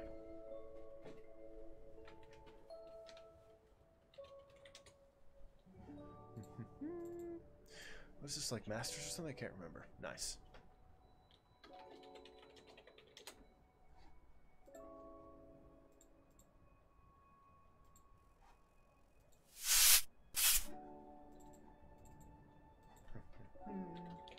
Got that. Nurse Joy, sup cute, what's up? Appreciate it. I saw that you were streaming. I wanted to see some support. Yo, Bioshock, that's very sweet. That's very, very sweet. Thank you so much. Hopefully you're having a good one. Hopefully you're having a good one. Thank you for coming back. You didn't have to hit me with that follow, but it is truly appreciated. Okay, Kion, here we go. 3,700 tank on King's Row. Let's go. Metro is tired on the enemy team. No way. That's funny. Okay. So 3650, but it's a 33 average game. Okay. That means you should be just going for damage here. What's up? What's up? Yagi, what's up? Welcome back. Yeah, we look at quite a few VODs every day. Now we only do like 6 to 8. We used to do 14 to 15 a day because that like killed me. It made me want to die. So I don't do that anymore. All right, so let's look at your team here real quick. You're running Ryan Zarya. You have a Lucio, so you're basically playing Lucio. It's called May Rush, technically. Now, the way May Rush works is your team approaches quickly, you isolate with May, and then you kill. So Zarya is a little different here for her. It's going to be harder to build the charge. Hopefully your Lucio gives you the opportunity. You could go through Hotel. You could just walk through the Rhine. Let's see here. 14-15 a day? Yeah. Like 105 a week. Something like that. Nice. Your Rhine should be dueling the Rhine. Okay, he got you nothing with that bubble. Good stuff.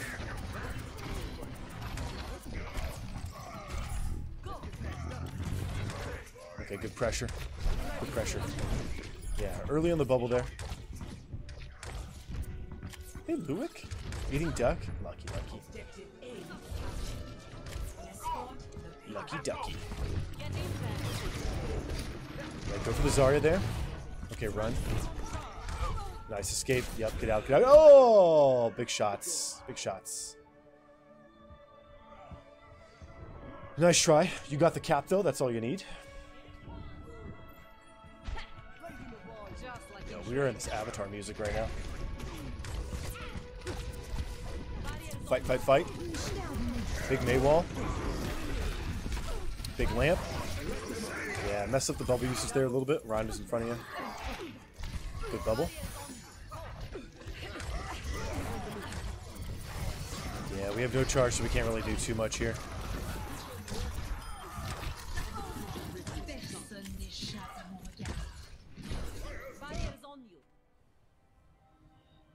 Whoa. That is one hell of a developed portrait for having a name like that. That's a very throwaway name. And he's got a high level portrait. That's crazy. It's crazy, man.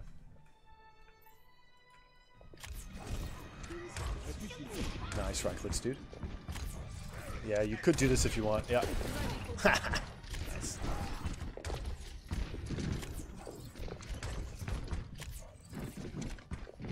Where's Zarya energy? Right here.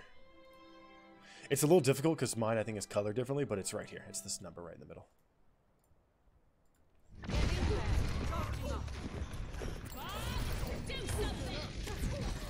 Okay, you can bubble yourself on the Bob to get charge.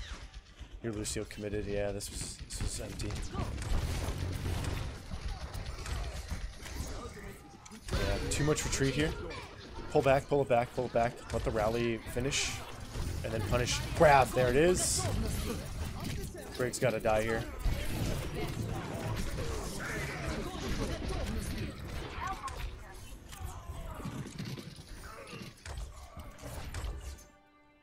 How do we not kill when they have no Brig?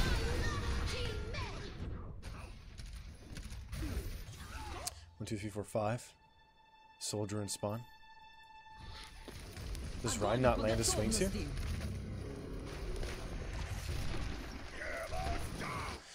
Yeah, Ryan messed up. Let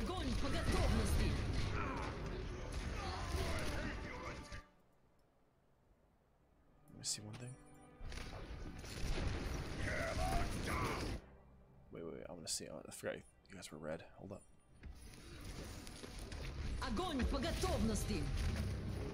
He has hammer here. He should use it right now to finish the fight.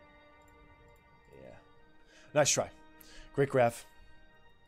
Team let you down. Yeah, get out, save that charge. Here we go.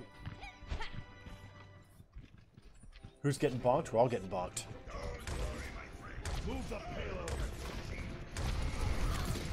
Yo, Brig is in a very questionable position. Your Reinhardt went after the Brig? Oh boy. Oh boy, oh boy. Alright, this Widow is dominating from middle here, so your team needs to go right side or go high ground. If you're having trouble in King 0.2, your team has to go high. And since you have May Rush, high ground is actually legit for this comp. Is there a fee? No, everything is free, so put an R in there.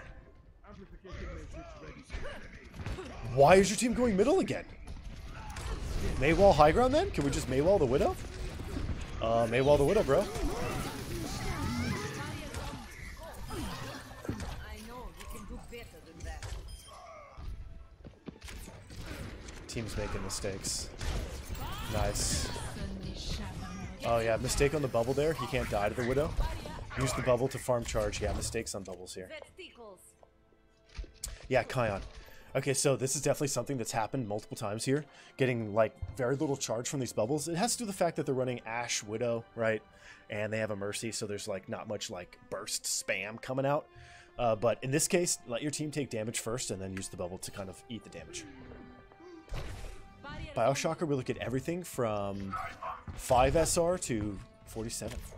Technically, let's be real. The lowest SR VOD we've looked at, I think, was 200 SR, and the highest SR VOD we looked at was 4,960. Yes.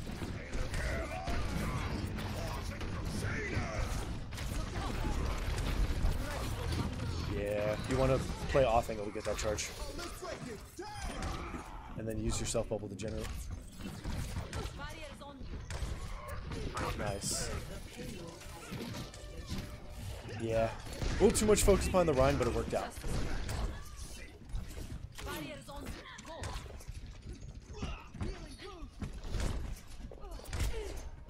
Nice depth perception.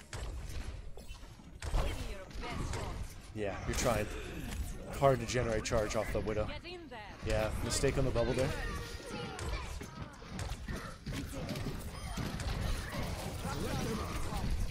Yeah, you need the bubble here for the Rhino for the back. Yeah. So your initial bubble usage is not staggered enough. The enemy team notices it, and they're punishing the lack of bubble. And then when the bubble does come back up, the second one, the second friendly bubble, the enemies, your team is so spread thin that they can swap targets, and then you get no charge. So kind of letting your team take, like, the bubble right there, no need, right? Great depth perception. Grab this for your Rhine. Or grab the Ashe on the high ground. Oh, damn, dude, he just exploded. Yeah, mistake on the bubble there. Oh, you tried to get the dude on your team who's deep. She's dead. Huge bubble? You get the sleep? Oh, sleep there would have been mega clutch.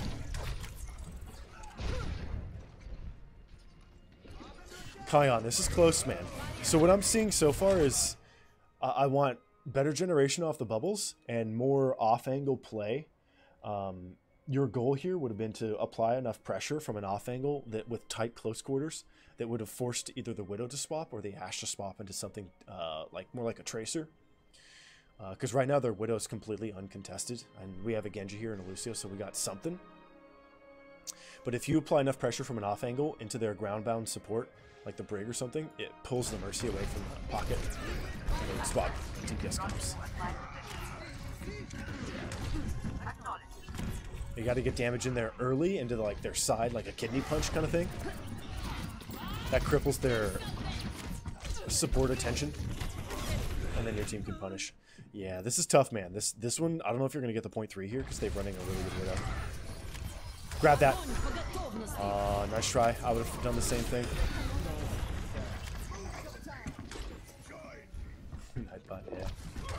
good bubble. Nice punch. Good pressure here. Whoa, overcommitment much? LOL. Yep, early bubble on the Rhine. Let him get in there and then bubble him. Early bubble on yourself. Yeah, Kion, it's all bubbles. It's all bubbles, dude. No need on the bubble there either.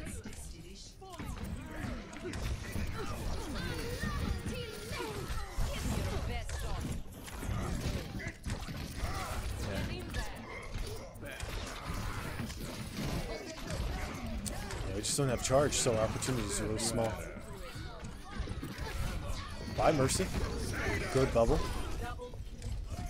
Nicely done, man. Yeah.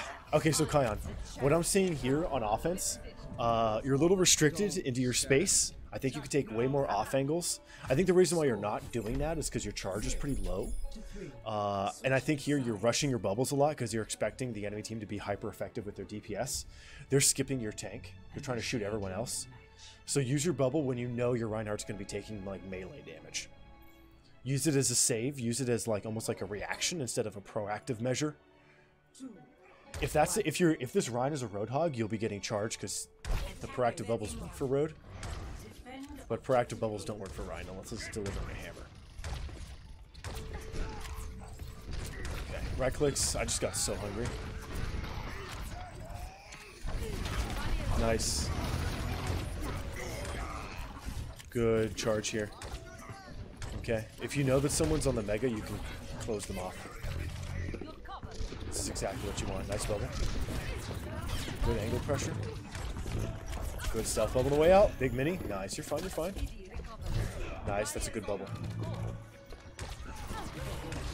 Big claim here. Your Rhine shield is broken, so do not play middle. Play off angle. Give them the point. There you go. Go all the way through. Good. Yes. This.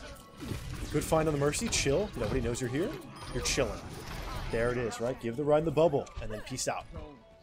Good off-angle play. Widow only got 1 kill. Having a hard time recently bubbles in lower SR lobbies. Yo, yeah, Kion, that is definitely something. I feel you. Yeah, so in a lower SR lobby, the way you do it is you let that tank take damage. Let the tank take damage and then bubble when you know they're too deep. So be a little more hesitant for team bubbles. Like, let this Rhine take damage here, then bubble him on the way out. Nice. Good stuff, bubble. Yeah, you're much more under control here, dude. Yo, Bioshocker, go get that laundry. Yep, Tracer's coming on the off angle. Not too much you could do about her from this space. You could really approach their backline, right? They have 5 right now. You're looking for Grav. Somebody on your team went to go fight. Good eyes. Good eyes. Very strange decision from your soldier. Huge play from you. They grabbed. That's not good. Big bubble on your Rhine. Really well done here, dude. Yeah, you see this? Kion, check this out. You're winning these fights on defense. And it's because you have charge. And your depth perception is amazing. That's it, man. You just need to figure out how to get charge on offense.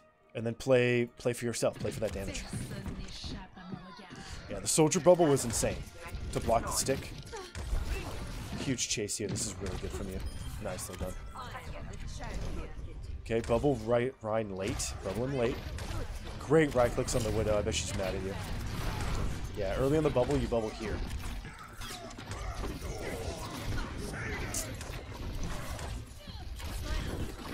Self bubble. Friendly bubble. Nice. Get the right clicks flowing here. Get the right clicks flowing. Eat into that that armor. Oh, we're in the wrong spot. Yeah. I think when you peeled yourself left on the statue for a rally response, this moment here was a little bit cray-cray. Playing behind your team.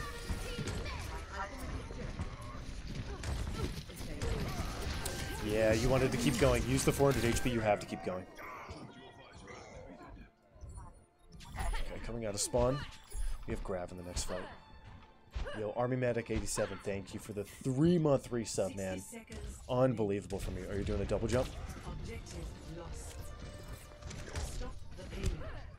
No way! Is that the timing? Kion, is that the timing? I've never known. I've always just done it visually, or with time. Is that the way that it works? You do the first right click, and then you empty the other 3, reload, and then right click, and it's timed perfectly? Is that the case? I've literally never done that. 3 shots to reload? Yo, legit! Okay. Yo, you just leveled me up. New friends, indeed, kill kills. Wow, I didn't know that. I always thought it was measured, but with your eyeballs. Okay. I was doing it the hard way. My bad.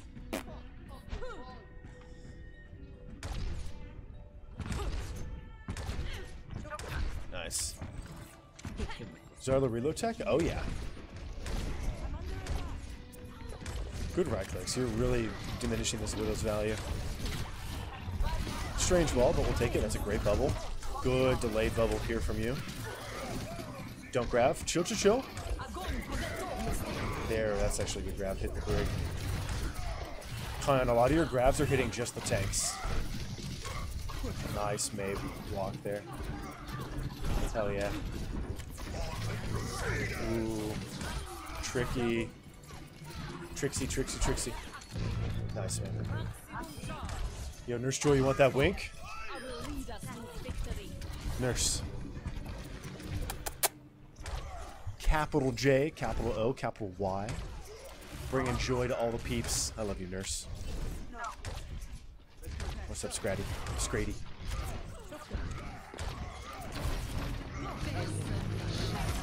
Don't play this corner. Play the corner with right clicks instead of the beam. Oh, okay. I see you. Watch Widow's Alley. Right clicks. In. In. They're going to hit you with a big ult here. There it is. Big block. Grabbing just the tanks a lot. Yeah. Got to grab those squishies. Making you blush every time? Nah, you make me blush, Nurse. I love you. I am killed. Yeah. Grabbing the tanks a lot. Want to grab those squishies. Set yourself up on that. If you play that off angle more, the squishy grabs are going to be there for you. But if you're playing with your Rhine, so like buddy, all the grabs you throw are going to be tanks only. Careful the right clicks in the rail. Finish the Ashen and the, yeah, Mercy. Nice. Not as good as you are, kill kills. You guys are what made this stream good stuff. Hey, Spiller. Get in there. Yeah. Yeah, so Kion, all it is, it's on offense, generating more charge, playing for yourself on off angles with damage, using your beam and your self bubble to get out, changing your grab strategy up, grabbing squishies more often, and then on defense, playing again on off angles for damage. Because you generate charge on defense much more effectively. And that's it, dude. Great right clicks. Big Mei wall. Watch the ult here. Grab early. Grab, grab, grab, grab, grab. God tier. That's a winning grab right there. Yep. Yeah, dude. So there it is. There it is. This is a great VOD. I think we figured it out. We figured it out. So everything it is for you, all that it is, it's generating charge on offense. That's it. Just getting charge on offense. Making more of a target of yourself, which means more off angles. That'll help you generate that charge. And if you play those off angles, you'll generate charge yourself on your own bubbles. And it'll pull your Reinhardt forward, which means you get more charge from him as well. So play off angles, play for damage. Grab squishies. That's going to be a big one for you. Grab squishies. And then instead of playing corners with your beam, play corners with right click instead, so you can play a little further back. And then you want to be grabbing squishies on defense as well, which means deep off angle play. A lot of just playing behind your Rhine and grabbing tanks. That allows the enemies to use their support ultimates in really effective ways. So you want to grab their squishies. Play those angles. Treat yourself like an off angle DPS player. Keep vision on your team so that you can bubble them whenever you need to. And then treat it like you did 0.1 defense, right? Getting your teammates' bubbles to generate charge and to save them. And then you walk through hotel and you just dominate on your own. And you want every fight to be like that. Every fight, offense and defense, should be exactly like that. The same thing.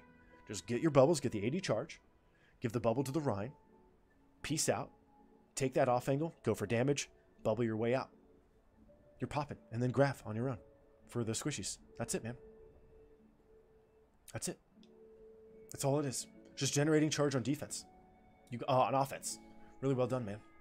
You got this. You got this. It's all yours. Yeah, Kion, dude. That was a great VOD. That was a really, really, really good way to kind of look at like what you're missing here. Yeah, man. Play for damage. If it's a lower bracket, know that when you play on the off angle, the damage output they have just won't be there to kill you. It's just not going to be there. So you can really get stuff done. Oh yeah, Dizzian? What's up, Diz? How are you doing, dude? Yo, Dizzian, what did you work out today? Chest day today for me. Chest day. And what's your favorite day? What's your favorite day? Okay, when you woke up, every day's chest day? Spoken like a true drunk rat. Hey, Diz. Oh, did I call you by saying hi to Dizzian? We have 2 Dizzes up in here. Yo, Dizzian, you want to see the other Diz? Come here, sweetie. She's a little confused. I see your previous message. I did not. Leg days when you mountain bike? Oh, okay, yeah. For me, it's oh man, I just do legs normally. I don't do like a sport or anything for them. I used to do wind sprints for leg day. Pick. I agree. Really well done, Kion. That's a good VOD, man. Whew. What a day. I have a 4.2 game against COD Code and Guru and Ace. Yo, Dizzian, we should look at that. Yo, Dizzian, you want to look at that tomorrow? Yeah, dude, just give it to me. We'll look at it tomorrow. It's the Pro VOD tomorrow. That'll be fun. I'm always down for junk VODs, dude. Always down.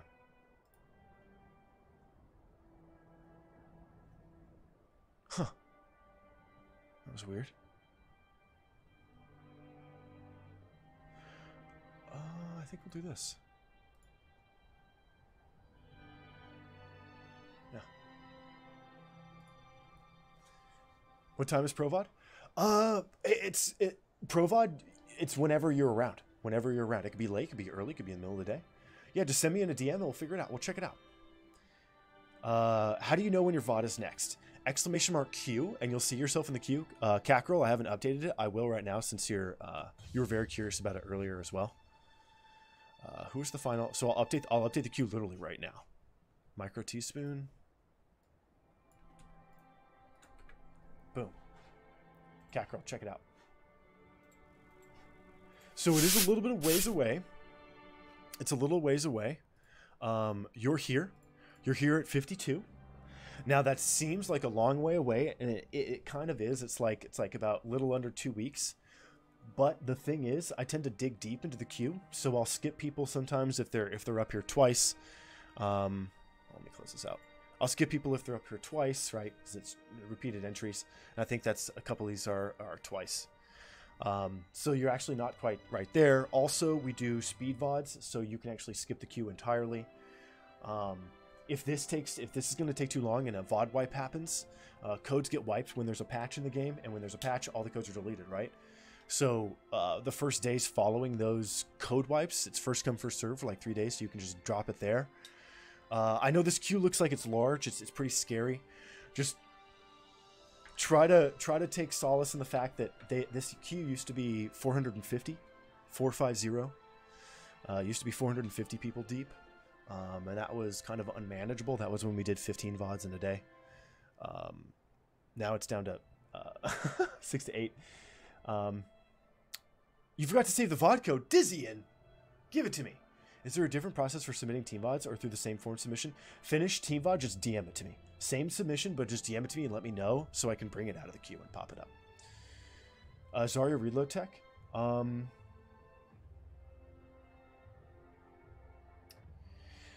explain that in a sec. But yeah, Cackerel. It'll take about 2 weeks, but there are a lot of opportunities multiple times during the week where you can kind of skip the queue. There are other ways to kind of bring your VOD up as well. If you really want to get it looked at, hit me up with a DM on Discord so that I can work with you offline as well. Yo, Chain, thank you.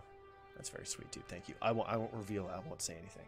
But Mr. Toker, Stoker. Thank you, dude. See, I think does it like have to be ranked, and is there a time limit? Ranked, if it's quick play, you need to give me 2 VODs. Give me 2 VODs. If it's competitive, just 1. So a really cool thing you can do for quick play is like do a quick play on like Moira and then a quick play on Soldier, so you can kind of see both, right? You can kind of double dip. Nobody's done that. Definitely exploit that, guys. Really, really exploit that. Yo, Spillin and Chain, you guys are having your bit war. Dizzy is doing unbelievably crazy things right now. She's standing on my monitor. Look at that. Look at that. Look at Dizzy. Look at this.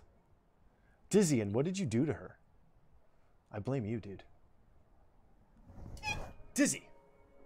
Down. Come on, big girl. Oh my god, you two. Chain and Spilling, you guys are crazy. I love lamb. Also, I haven't really seen anything to be ranked yet. Pretty sure there's like 6 minutes. The games that David and Sam short. Then if it's 6 minutes, give me 2. That's way too short. I can't give you enough info. Mic drop, no Chain. You're very sweet. It's the beer in you, dude. It's the beer. You see all my arcade games, guys? I love me some Mayhem. If anyone wants to submit a Mayhem VOD, please do. Definitely one of the best Mayhem players on the planet. That I do know. That's because there's not very many of us.